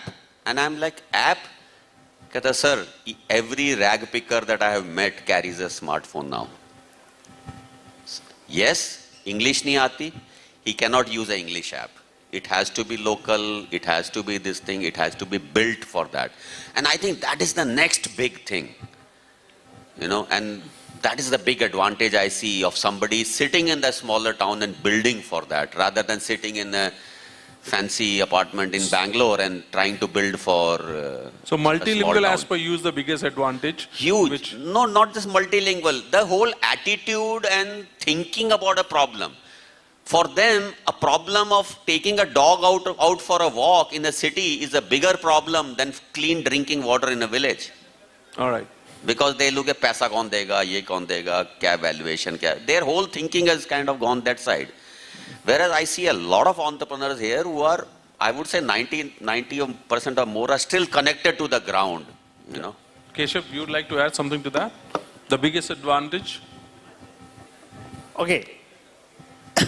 Okay, there are a lot of, actually with the AI coming in place, I will say it is going to transform the emerging clusters like crazily. Trust me, today if the rag picker wants to develop, he has to talk actually to a guy who's English speaking guy who developed the software in English. Trust me, what AI is going to do is you can give a command in Kannada, namke app beko, automatically it will create an app and it will host the app. So all the local languages, who's a local language guy with an idea, he can create a app or he can create a video and everything. These are the things actually huge opportunities which is going to do. The AI is going to transform. I will say that is what actually AI will make these emerging clusters actually globally accessible to anybody and everybody. So that's what I will say. Even the guy who speaks Tulu, let's say nothing is there, there is no app or anything, he can just create, just by speaking Tulu to his mobile, he can create an app or anything. That's going to be possible in near future. So those are the advantages is going to happen. Nitesh, you would like to some final words to that? Operational efficiency. I mean, I think those are the two words. I mean, he's sitting right here. He can see the correct problem statement. He can sit here and solve it, as opposed to me sitting in Bangalore or Silicon Valley and ideating behind it, right? So operational efficiency is the key arbitrage which the founder sitting out of here has, which nobody else has. Great points. So overall, what we have concluded here, that the next big opportunity is definitely going to come out of emerging cluster, and investors have started seeing those cities in a totally different purview.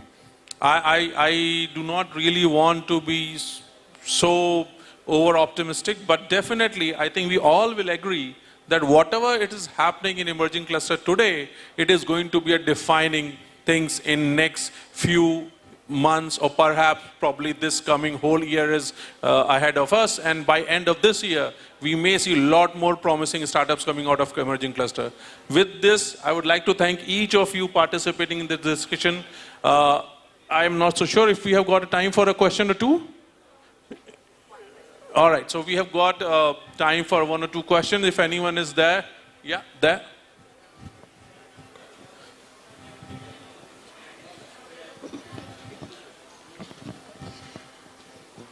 This is nothing to do with a cluster or anything. General questions about investment, since you have 3 investors sitting here. What should be the ideal way forward for a single founder startups? Okay, because there could be startups which are capital intensive, for which you would need investment. But you are a single founder or single active startups. There might be others which might be passive. Okay. There's no single ideal way of doing a startup. Everybody has to have their own journey. I wish you could teach them and say step 1, step 2, step 3. People will give you framework, but you have to find your own journey. Anil, I don't invest in single founder startups. Let me tell you, none of the investors also invest in single founder startup. Let's say tomorrow you got some gyan from Baba and you said, hey, this life I will stop it and I will do something else. I'm going to do the yoga or something, I will do the travel. What will happen to my investment? Please get that the reason you need multiple people to run a company is if you cannot find your co-founder, it means you're not going to build the team. That's my philosophy. That's why I said I don't invest in single founder startups. And you need to find your co-founders from your network. That's the only way options actually. Yeah. You know, I will add to that. As per research, the success does not matter whether it's a single founder or multiple founder. If you look at successful companies, it will be almost evenly divided, 50-50, single founders, multiple founders. It's just the comfort feeling for investors. Because both the founders can also be crossing the road and the bus can hit both of them. That doesn't matter.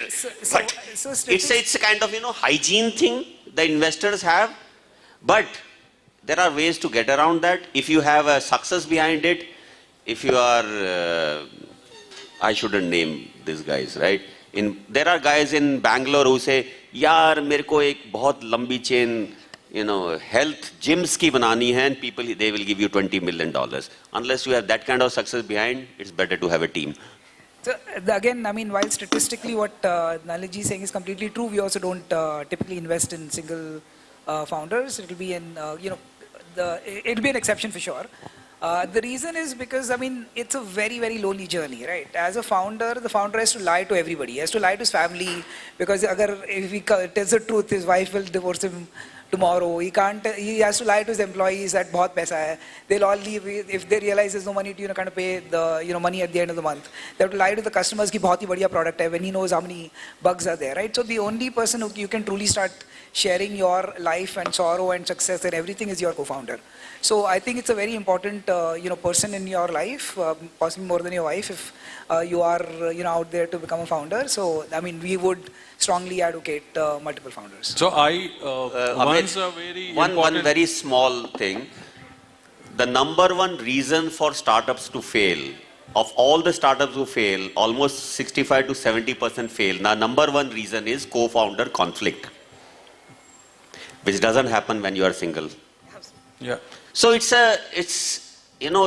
investors will give you all the reasons why, but end of the day, they are not comfortable, simple. They can tell you very clearly, no, but they will tell you, no, lonely this, lonely that. Your wife is there, your parents are there, everybody is there. And the end result in the market shows... Anil, we have got little short of time, so just I would like to conclude what exactly you asked. Once a very popular investor from a very popular firm, SL Partners, told me that, Amit, if the idea is not that great, but the team is great, I will always invest. But if team is not great, idea may be mind-boggling, I will never ever invest. So it's not about single founder, two founders, multiple founders. It's all about your team. So just keep that in mind, and that is how you need to go. I think that's all time we have got, and there are no more questions as well. Can we? I think we can take it one-on-one. We are around. So we can take it offline. Thanks everyone. Thanks for a lovely audience. And good to see that you all came and participated in our discussion. Thank you everyone. Thank you so much, speakers. It is very true. Biggest things are happening from small places. And I think I speak for everyone when I say that Mangaluru is going to be a part of this in this growth. I request our moderator, Mr. Amit, to present our speakers with a token of our gratitude.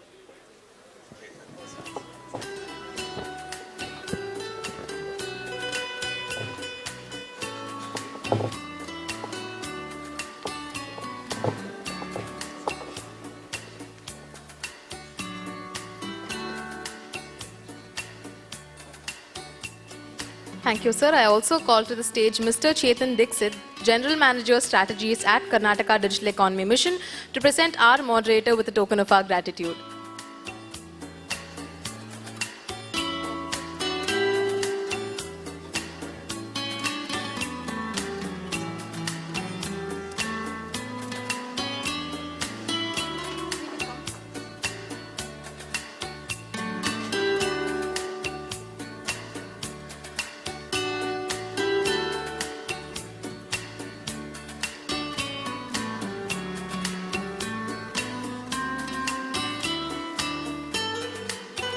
Thank you so much, speakers. Our final panel discussion for the day is titled Tech Evolve Mangaluru, Navigating the Future of Skills and Technology.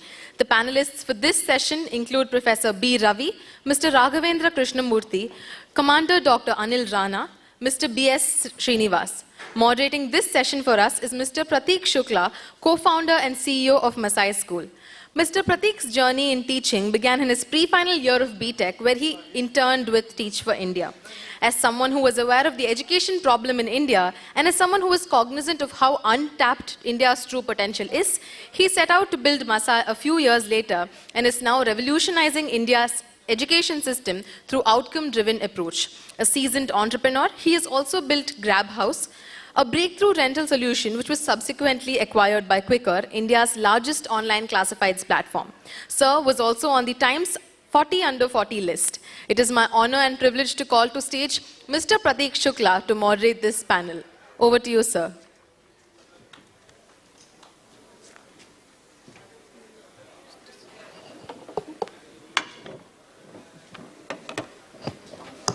Thank you so much.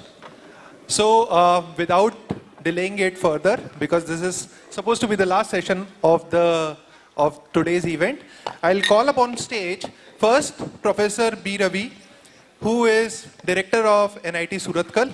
Give him a huge round of applause. And I just, since last many hours, I have been interacting with Sir, and he's such an inspiration. And I hope through this session, we will be able to get that, like Sir's thought, to everyone. So thank you so much, sir, for joining us. Second, on stage, I would like to call Mr. Raghavendra. He is the Head of Strategy and Chief Operating Officer of Bache, and I think he's going to bring in such a huge perspective which is missing in our education system, where how can industry is going to collaborate with education institutes and create a game-changing path for the students. So thank you so much, Raghavendra sir.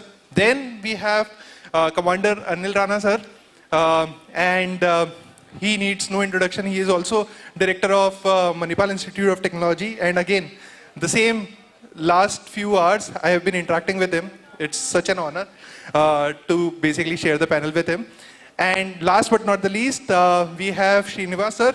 He has like, I would love to basically, in the question and answer round, I would love to tell him more about the different kind of things that he do.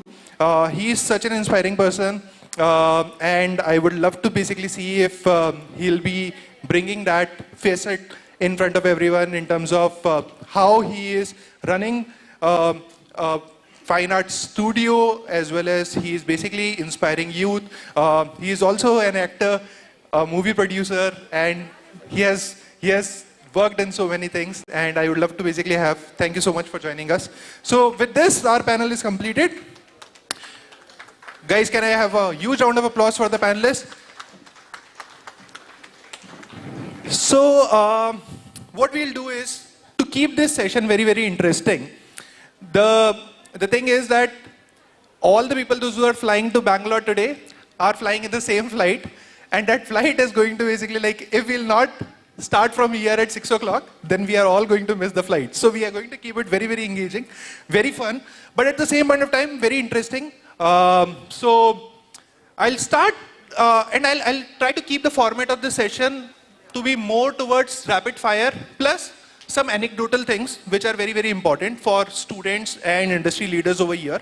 So I'll start with the first very important question. It is going to be a rapid fire. If you guys can basically give the answer. Can we have some mics over here, please? Yes, mics are there. Yeah, okay, cool. So the first question, we'll start with Srinivas aapse.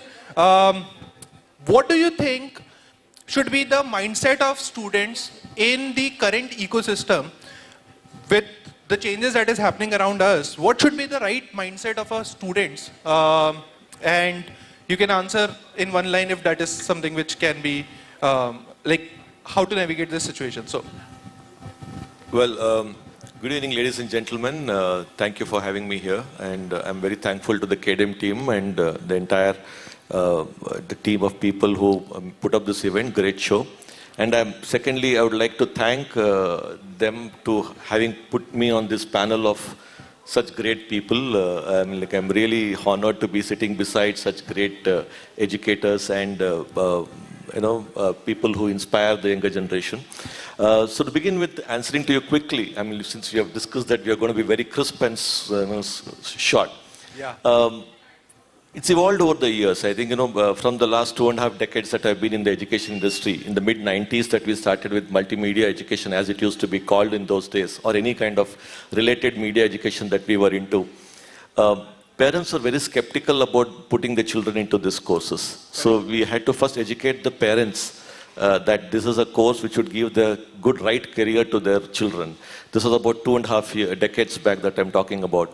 Yeah. Over the years, things have changed. And today, parents themselves come with their children saying that they want their son or daughter to be a digital artist or a graphic designer or an animator or a media professional, which has changed over the years. It's taken a huge effort by all the people involved in the system. And today, I think the students are more knowledgeable about various things that are available in this sector. So I think the right approach should be that they should be, first of all, they should be, having that nature inside them. It's not that everyone is born creative. Everyone is born the same. Everyone is creative. If somebody feels that this color looks good on their walls or this color looks good on them, everything starts at home. So it's not a hard and fast rule that you have to be born creative. Most of the students feel that, no, I can't do these courses because I'm not creative. So that's not the question here. That's not the point here. So everyone is creative. So they have to recognize the skill inside them and reach up the right place for career counseling. And because this industry is booming, this industry is an ever-growing industry, especially from the industry that I come from, which is the media entertainment industry. It's like booming. It's an evergreen industry. There is no limit for the growth that is possible in that industry. So I think they should be constantly looking out for what they want. And today, with the advent of technology, they know what exactly is in store for them. Gaming is a big career. Animation is a big career. VFX is a big career. Even comics, there are people who have made big careers in that. And then with AI and metaverse and UI, UX, there's so many other connected things. So I think the approach should be a very positive one, that irrespective of whatever they have or not, if their interest lies in that field, they can definitely make it. And that is how they have to go on searching for the right place, and the rest is left to the right mentors to mentor them into get into the right industry. Got it. So to summarize, it is basically they are born creative. They need to have right mindset. Positive mindset. Yeah, positive mindset, because everyone has some talent in them. Good. Nobody is born without talent. Everyone out here, everyone out there in the world is talented. Just have to identify the right talent and go in the direction. Awesome. Professor Ravi sir, what do you think should be the mindset of the students in the current ecosystem that is changing rapidly?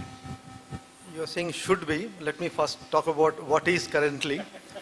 To borrow an old phrase from our childhood, A, B, C, D, yeah. I would use the word A here for ambitious but confused desi.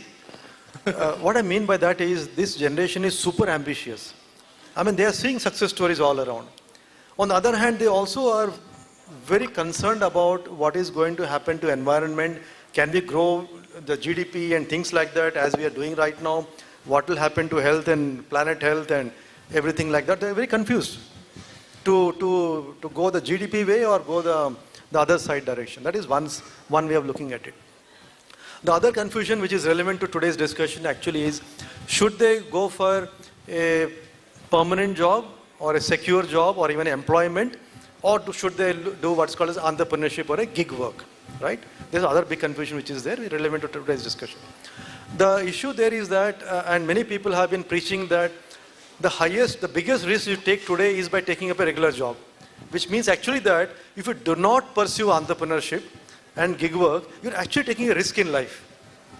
And therefore, the students are now, I think, if you ask the students, I represent both IIT Bombay, where I worked for 31 years, and now for last few months I am at NITK, Suratkal. I would say that at least 50% students are thought about entrepreneurship seriously at some point of time in their 4 years. And we are trying to actually create an environment by which they actually look at a problem definition in year one, creating a solution in year 2, testing the solution in the field in year 3, and creating a business plan in year 4. Then whether you actually incubate or not, you actually have gone through the process of entrepreneurship.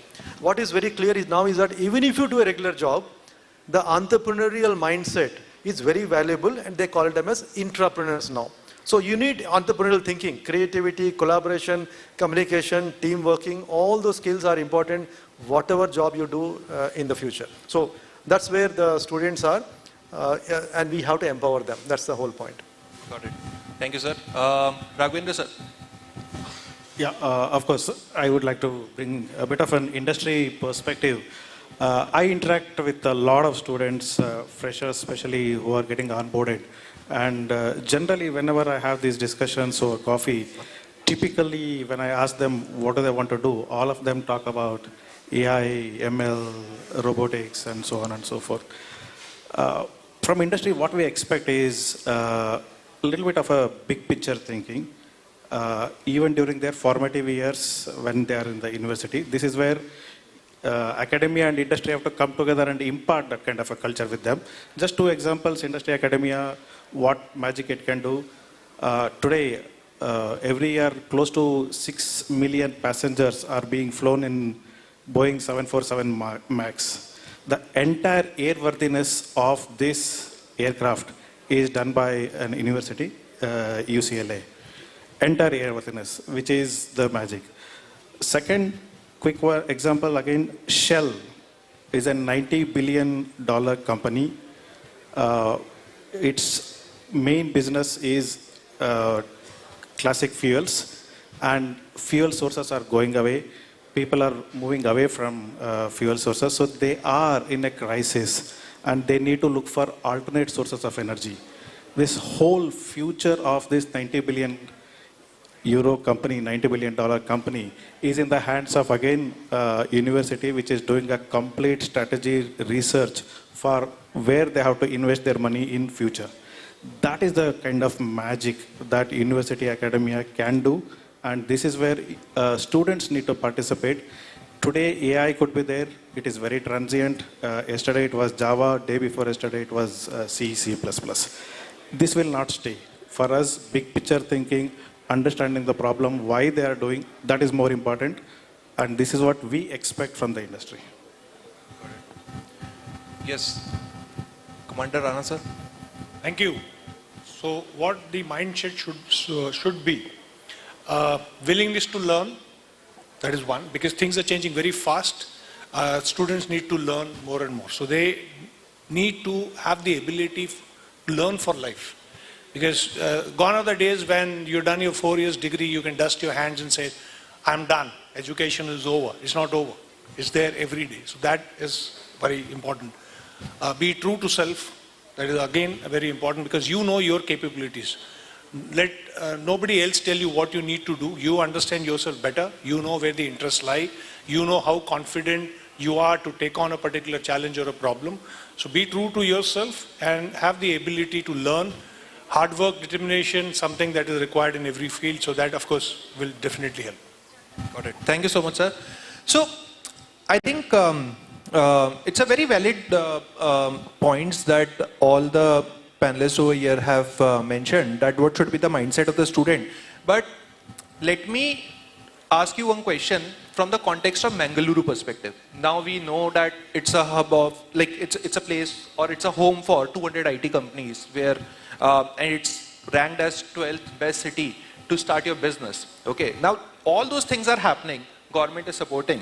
At the same point of time, there is the big elephant in the room is generative AI, okay? And right now everyone is saying that freshers' jobs are going to basically go away, okay, because of generative AI. And there are pros and cons to this statement. And I would love to basically understand, in a nutshell, what I mean is that industries are changing and at such a speed which we can't even think of. How our education institutes are aligning their values and their course curriculum by collaborating with industry to ensure that they are pacing up with the changes that is happening around us. So I'll basically ask this question to Commander Rana sir to basically give your thoughts, and Then we'll hear the industry side as well. So what we have done is, let me answer first the generative AI part, and then we'll come back to the collaboration. So generative AI is present, and we are going to make use of generative AI to deliver better. So that is the particular aim, because we are not going to lose job to generative AI. We are going to lose job to people who know how to use generative AI for doing the job. I think that is very important. So therefore, we need to understand this. For the industry, academic collaboration is something that what we have done right at the ground level is the industry advisory committees have been formed different stream where a lot of these inputs come from the industry experts.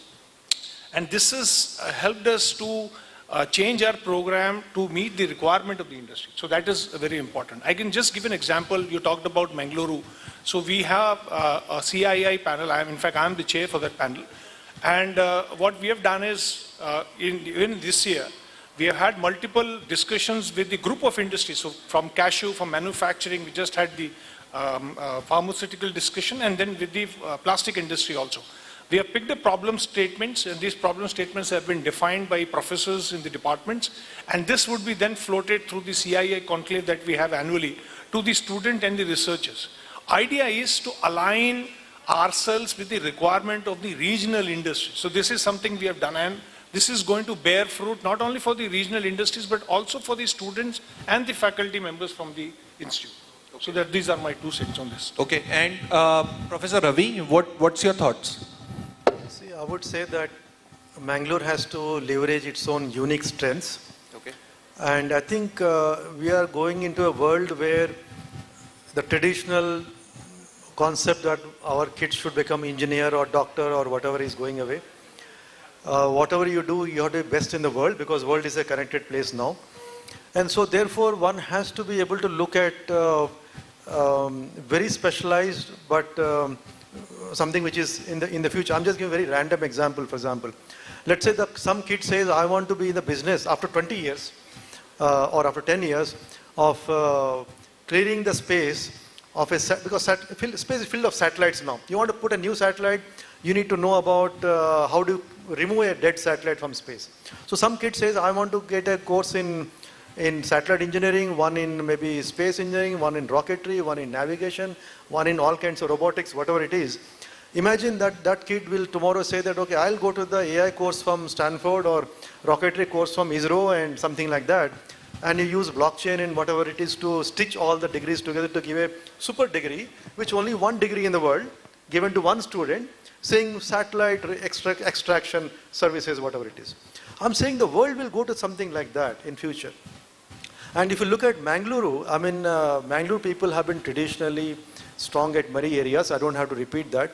But if you say that our kids can go and look at Mangaluru regional Dakshin Kannada food engineering or tourism engineering. I'm using word engineering in a context here because engineering also implies doing something creative, something innovative, come up with products and processes and services and so on. So if we can allow our students to pursue their own passion, which is coupled with the regional strengths, and look for international opportunity, I think that's going to be huge. But we have to enable that. And Mangaluru is a great place to start the experiment. Got it. Thank you, sir. Raghavendra, sir, I have a question. Like what Professor Ravi was saying, that there are going to be new industries which are going to be, or there are new streams which are going to be needed, because as the industry is going, there is a need for us to create different kind of solution or innovative solution. What are, like how adaptive industries are to first absorb these kind of solutions that education institutes are trying to do? That's first question. And second question is, what are the key trends that you're thinking is happening around us which can tell us that the collaboration between industry and academia is going in the right direction? Very good one. First, I totally agree with what Professor Ravi was also saying about identifying the strengths of regions and trying to build the ecosystem around it. This is where the government of Karnataka has already taken the first step in terms of identifying Mangaluru as a cluster. So what this cluster can do, of course, experts from this area, the educationists and the industry can come together. It can be around the shipping industry, it can be around the fisheries industry, or so on and so forth.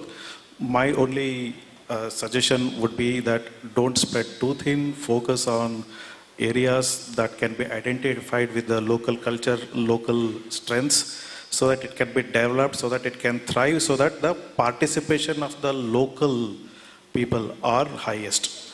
The second is from the industry side, what can we absorb? I just would give straight away an example.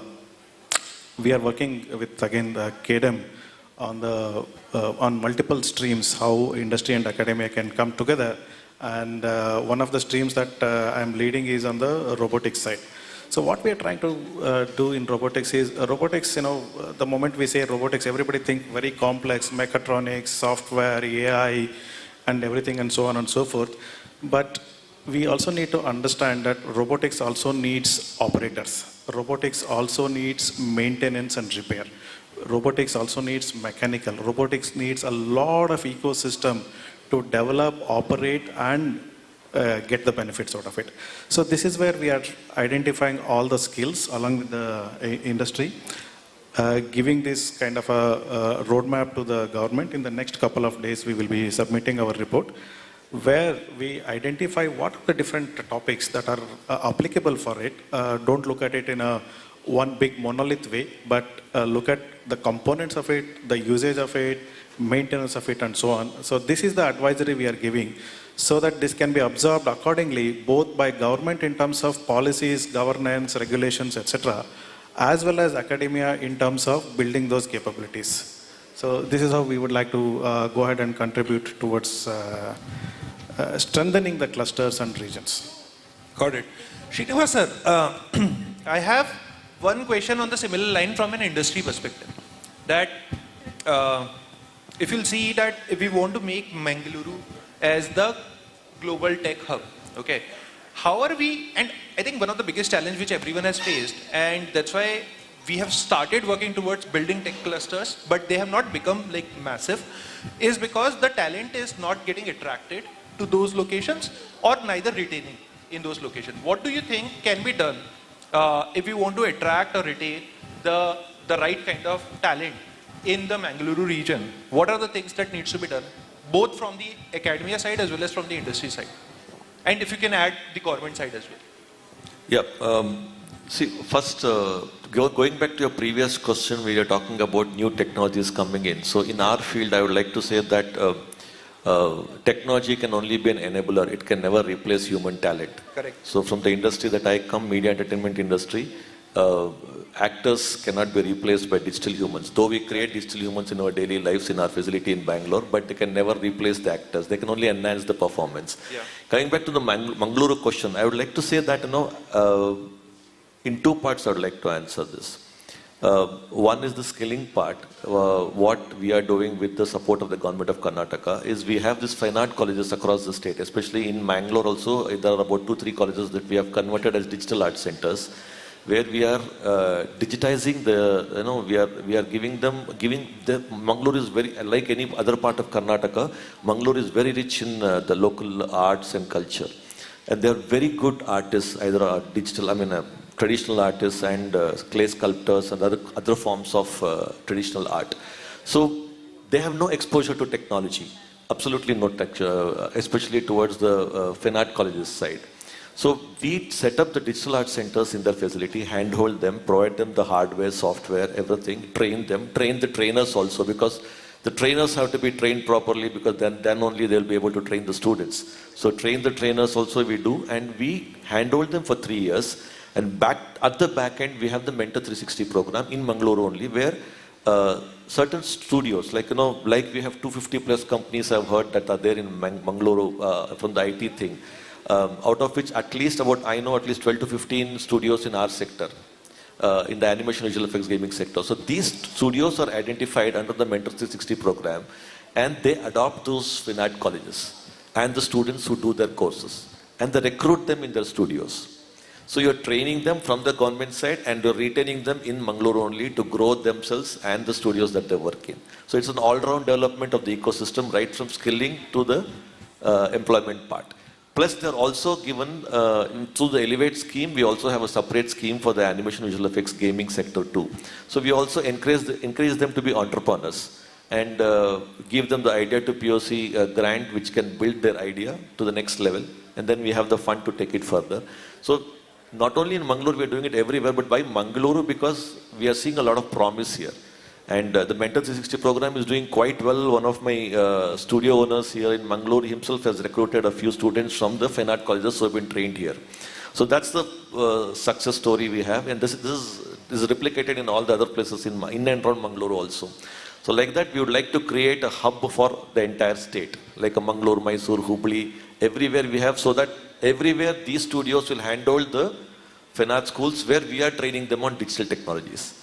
So it's an overall development that we're trying to do. From the animation or VFX training partners point of view, either an Arena or any other training brand that is doing here, they need to constantly keep upgrading their courses and have the right trainers, because I find a lot of students coming from this part of the place back to Bangalore or to going to Mumbai to do their training. That has to be changed. I think the trainers need to be trained more on the technologies. I think there's a dearth of trainers in this sector. So I think from our side, from whatever possible, we're trying to do with the support of the government and on a personal level also. Got it. So I have a quick question with Professor Ravi and Commander Rana. So on the similar lines, to attract and retain the talent in Mangaluru region, what do you think would be the right kind of, like how can we foster the culture of innovation and creativity from the academia perspective, which can basically lead them to come to these locations and study over here and basically ensure that they'll stay over here. So what can academia do to foster the culture of innovation and creativity from the courses perspective? So Professor Ravi, if you can. I'll give a short answer to this. Yeah. I think the classical question of why academia industry don't really join hands and work together that closely has been beaten to death. My answer to that actually is that academics are the ones who should take the step forward, because industry is very busy running their show and things like that. And academics have some freedom and flexibility to do that a little bit. But the issue is that most academics are in their comfort zone.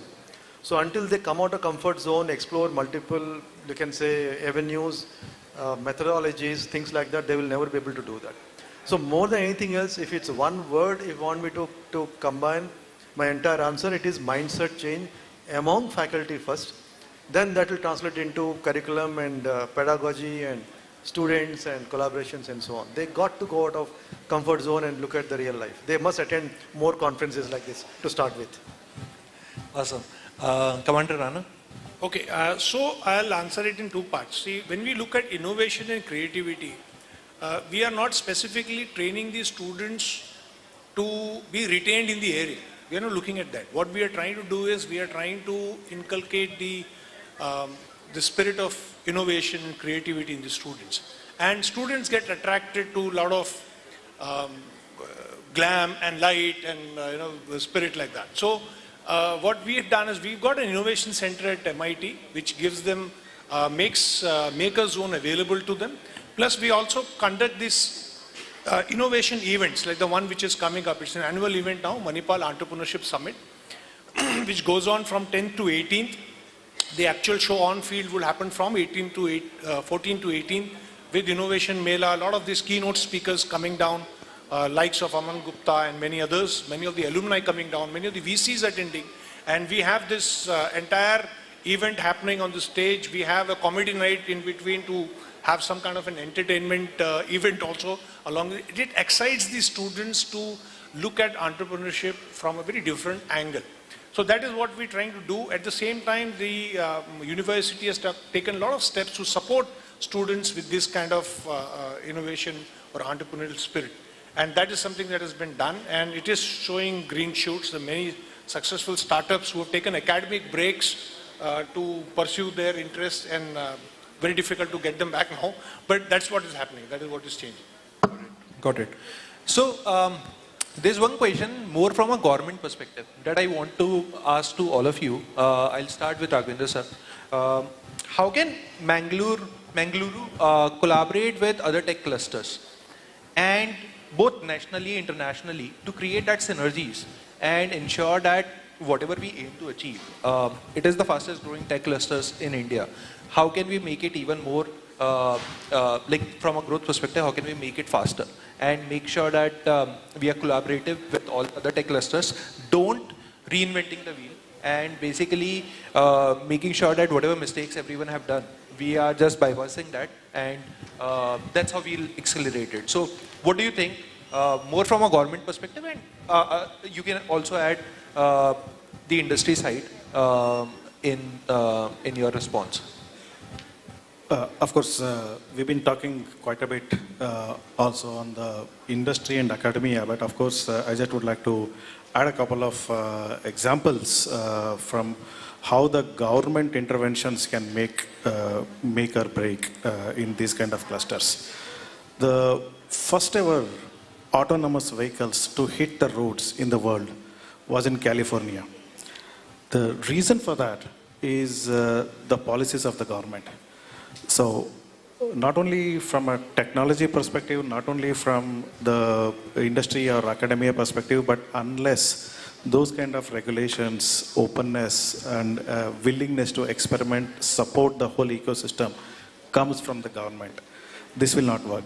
So this is one great example, if not the California state permitting those cars to run on their streets, the autonomous car dream would have still stayed in the corporate labs and in the university campuses. It would not have hit the real life. There are dangers. So this is where the roles of government in terms of policies, regulations, etc. come in place.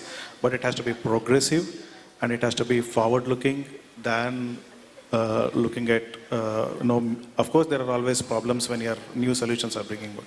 But how to circumvent the problem? What can we do? How can all the three work together? This has to be the focus. So that's what I would like to say. Professor Ravi?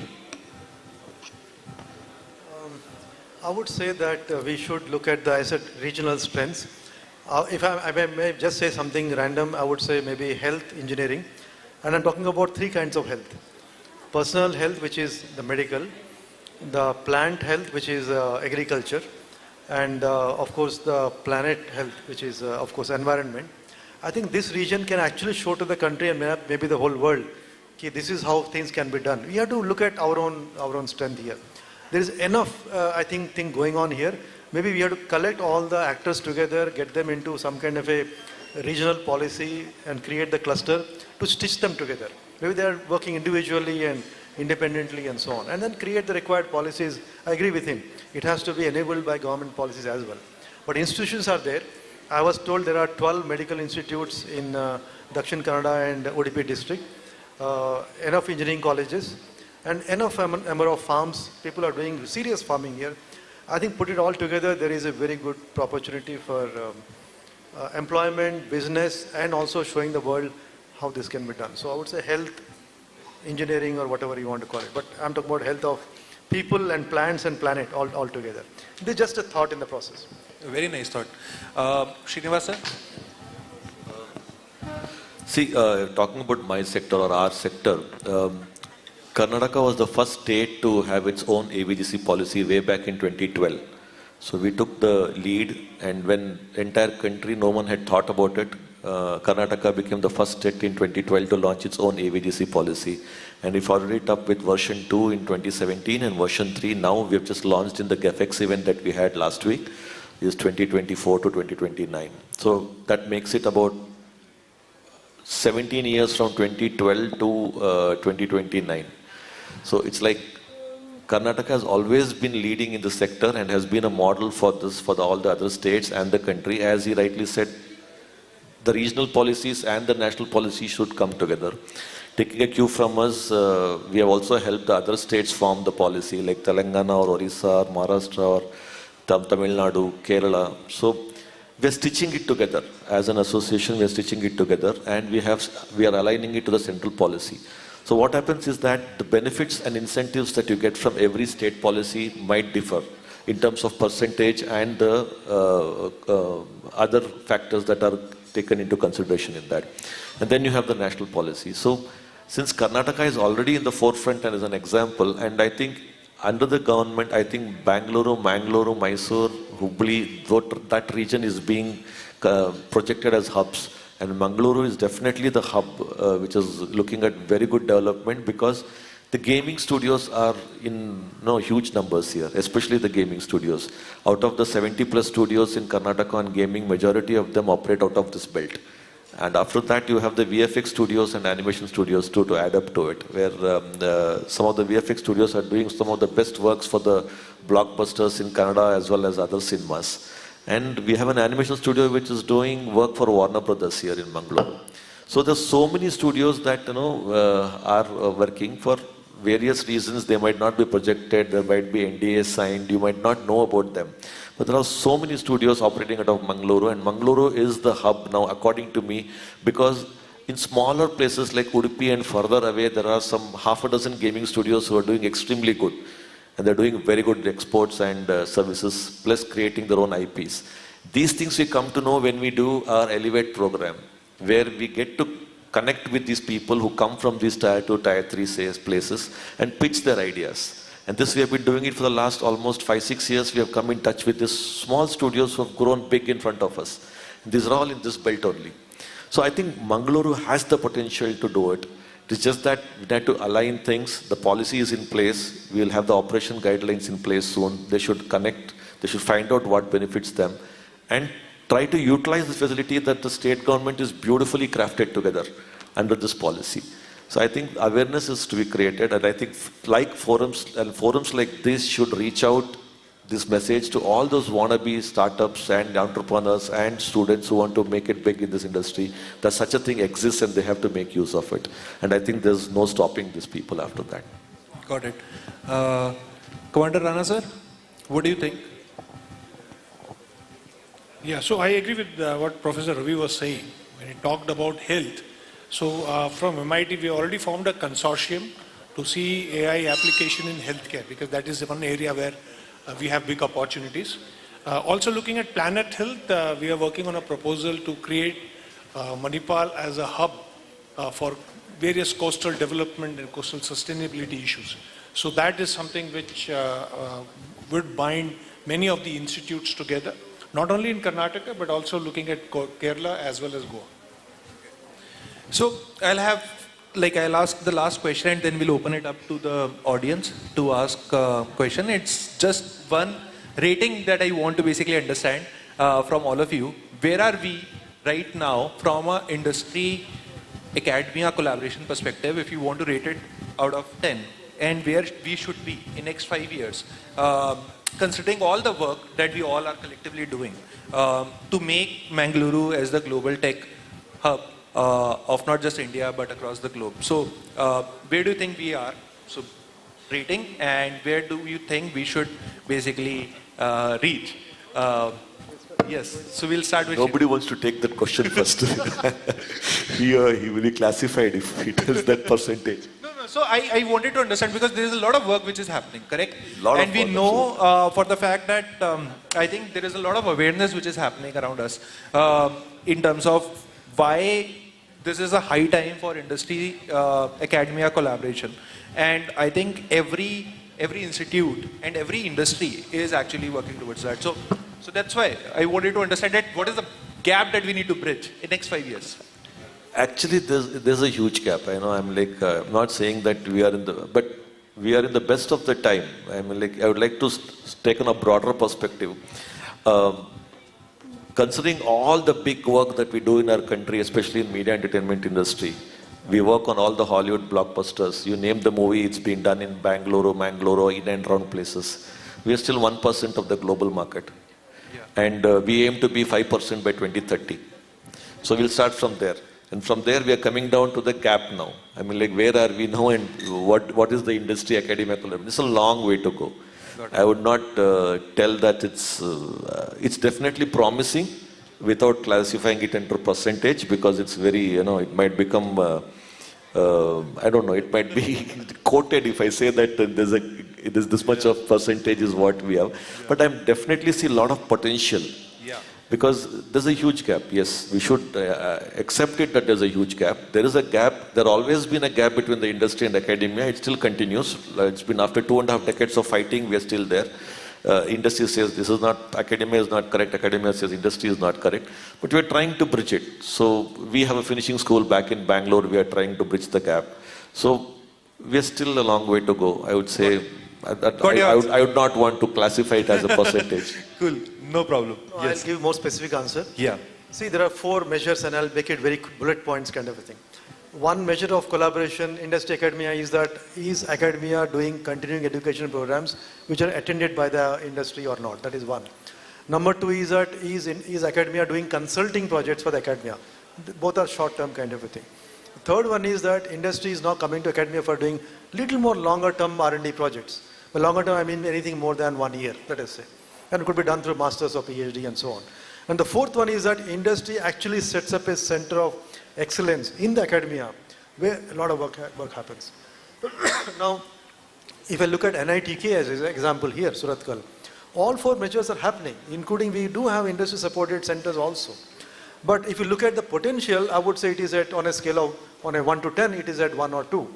Potential is actually 10x, 100x and so on. So, but then we have to get onto the bandwagon, and the sooner we do, the better it is. Awesome. Thank you, sir. From my perspective, this is a beginning. Industry, academia coming together, signing MOUs, trying to put all of these things together, trying to get a big picture, etc., is just a beginning. So, agree with Professor Ravi on the rating, 1 or 2. For me, the next thing is not just that industry is working with, of course, like what we call grade 1, grade 2 colleges, but also reach out to all the regional colleges, all the smaller colleges, and ensure that there is a thriving ecosystem of technology, partnerships, etc. that is working together.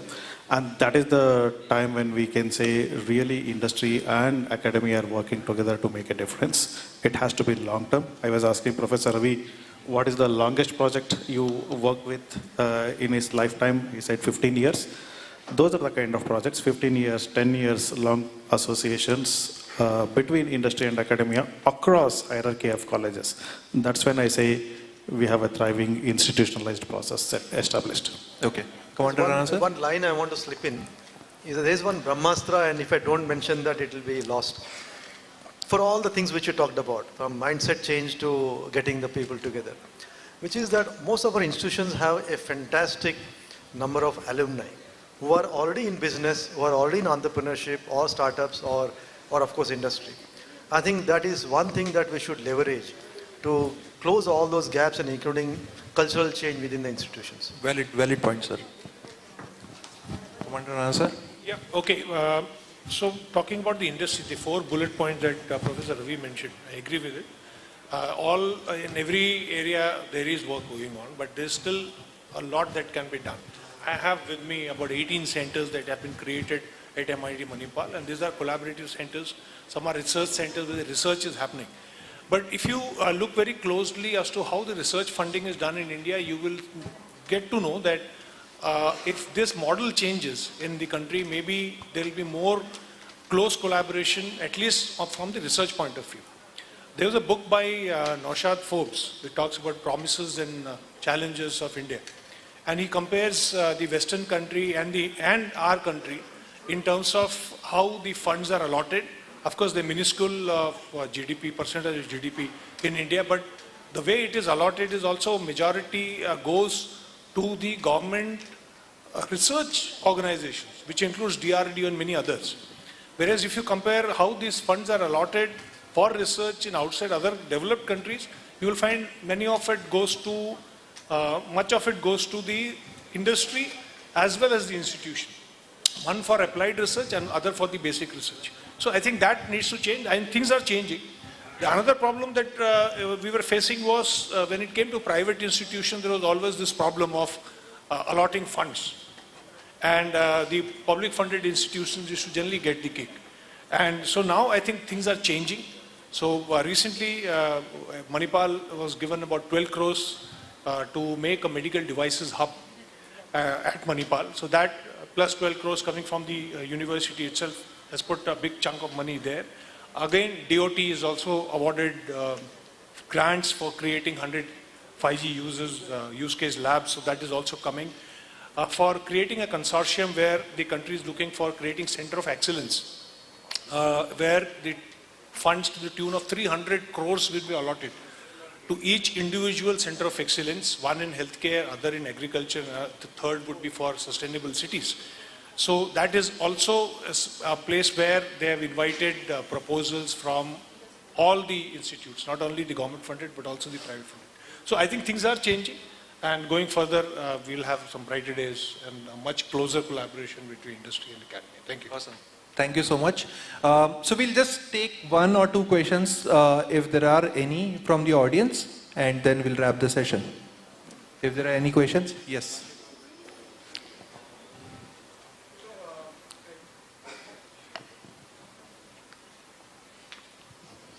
Abroad, we find that universities, they have all schools like law school, medical school, and Indian universities tend not to have such this one. How does that affect the startup environment, if at all? You want to ask this question to Professor? Should I take a shot? Yeah. Anybody can. It affects. If you want innovation, you need multiple disciplines, including, I mean, I usually joke that mechanical faculty talking to electrical faculty is not collaboration. Mechanical talking to medical, talking to poets, talking to architects, talking to farmers is collaboration. So that is absolutely valuable, sir. Yeah. So fortunately for Manipal, I think this is not the case, because we have about 24 institutes inside at Mahe. So we have these multiple disciplines available, and you see a lot of work that goes on. You'll have inputs coming from various other institutes also. I gave an example of the Entrepreneurship Summit. This is one good example. And if you are there at Manipal between February 14 to 18, you will see for yourself students, researchers, faculty members from across the institutes participating there. You will have this displays, you will have the Innovation Mela, where you have startups and patented ideas coming out from every institute being displayed. Okay. Thank you so much, sir. And I hope everyone enjoyed the session. I thoroughly enjoyed the session, and thank you KDM for giving me this opportunity to moderate you guys. And I hope it was very insightful. Give a huge round of applause to all the panelists. Thank you so much. Yes. Thank you so much, speakers. I request the moderator to provide our speakers with a memento.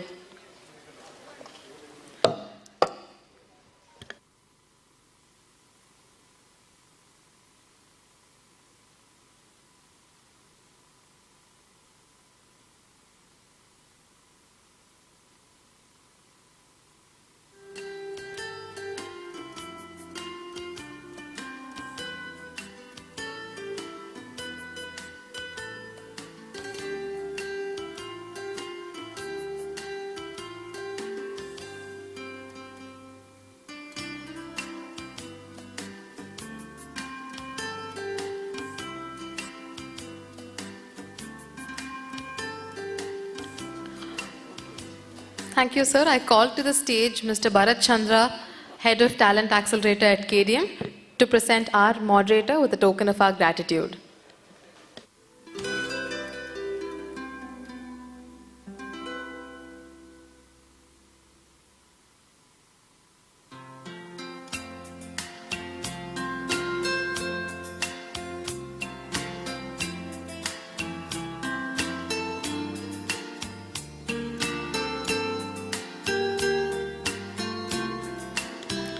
Thank you, speakers. I now call to the stage Mr. Mukesh, Cluster Head of the Mangaluru Cluster from Karnataka Digital Economy Mission, to give the vote of thanks. Thank you.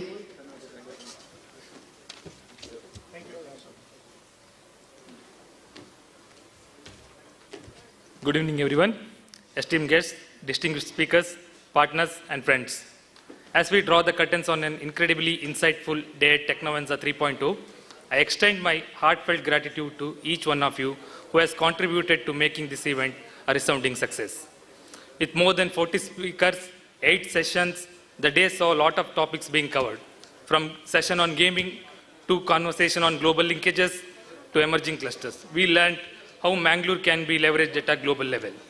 The Women at Work session helped us understand how diversity needs to go beyond just being an initiative and become part of the strategic objective at every organization.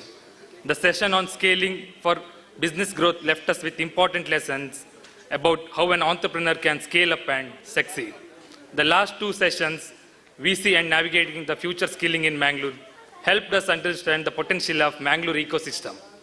Our deepest appreciation to the Chairman of Keynote, Sri Sharat Bache Gowda ji, for gracing this occasion with his inaugural address. We are truly honored to have your support and encouragement. Our appreciation also goes to Dr. Ekrup Kaur, IAS, Secretary, Department of ITBT and S&T, Government of Karnataka. Our deepest appreciation goes to Mr. B.V. Naidu, Chairman of KDM, for shedding the light on the promising landscape of Mangaluru cluster. The success of this event wouldn't have been possible without the unwavering support from our Mangaluru KDM industry leaders. Also, I take this opportunity to thank our partners in progress, NASCOM, IESA, ASSOCHAM, and TIE Mangaluru, KCCI, Kradai Mangaluru, CII Mangaluru, and Micro Degree, our skilling partner. We deeply appreciate their substantial contribution to the success of this event. We also express our sincere thanks to Government of Karnataka for their ongoing support and collaboration with KDM. Together, we are pioneering the transformation of Mangaluru technological landscape, promising a brighter future for our city and state. We must also appreciate the effort of entire KDM team, Active team, for putting this show together. Also, last but not least, to all the speakers, panelists, and participants, your active involvement has enriched our discussion and added immense value to this event. As we conclude this day, also I would like to extend my special thanks to Mr. Suvin, Mr. Bharat, also to Aparna for their support to make the event successful. Also, my special thanks to all the volunteers and all the supporting staff who made this event successful. As we conclude the day, let us carry forward the enthusiasm and knowledge gained here to further elevate Mangaluru cluster on the global map. Together, we are creating a brighter, innovative future for Mangaluru. Signing off, see you at Technovanza 4.0. Thank you.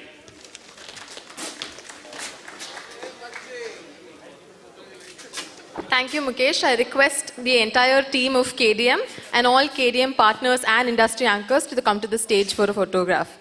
I repeat, I request the KDM team, KDM partners and all industry anchors to come on stage for a photograph.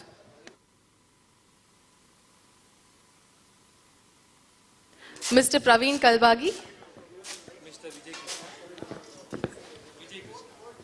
Mr. Vijay Krishna. Mr. Hanif, I request all the industry anchors to come on stage for our photo.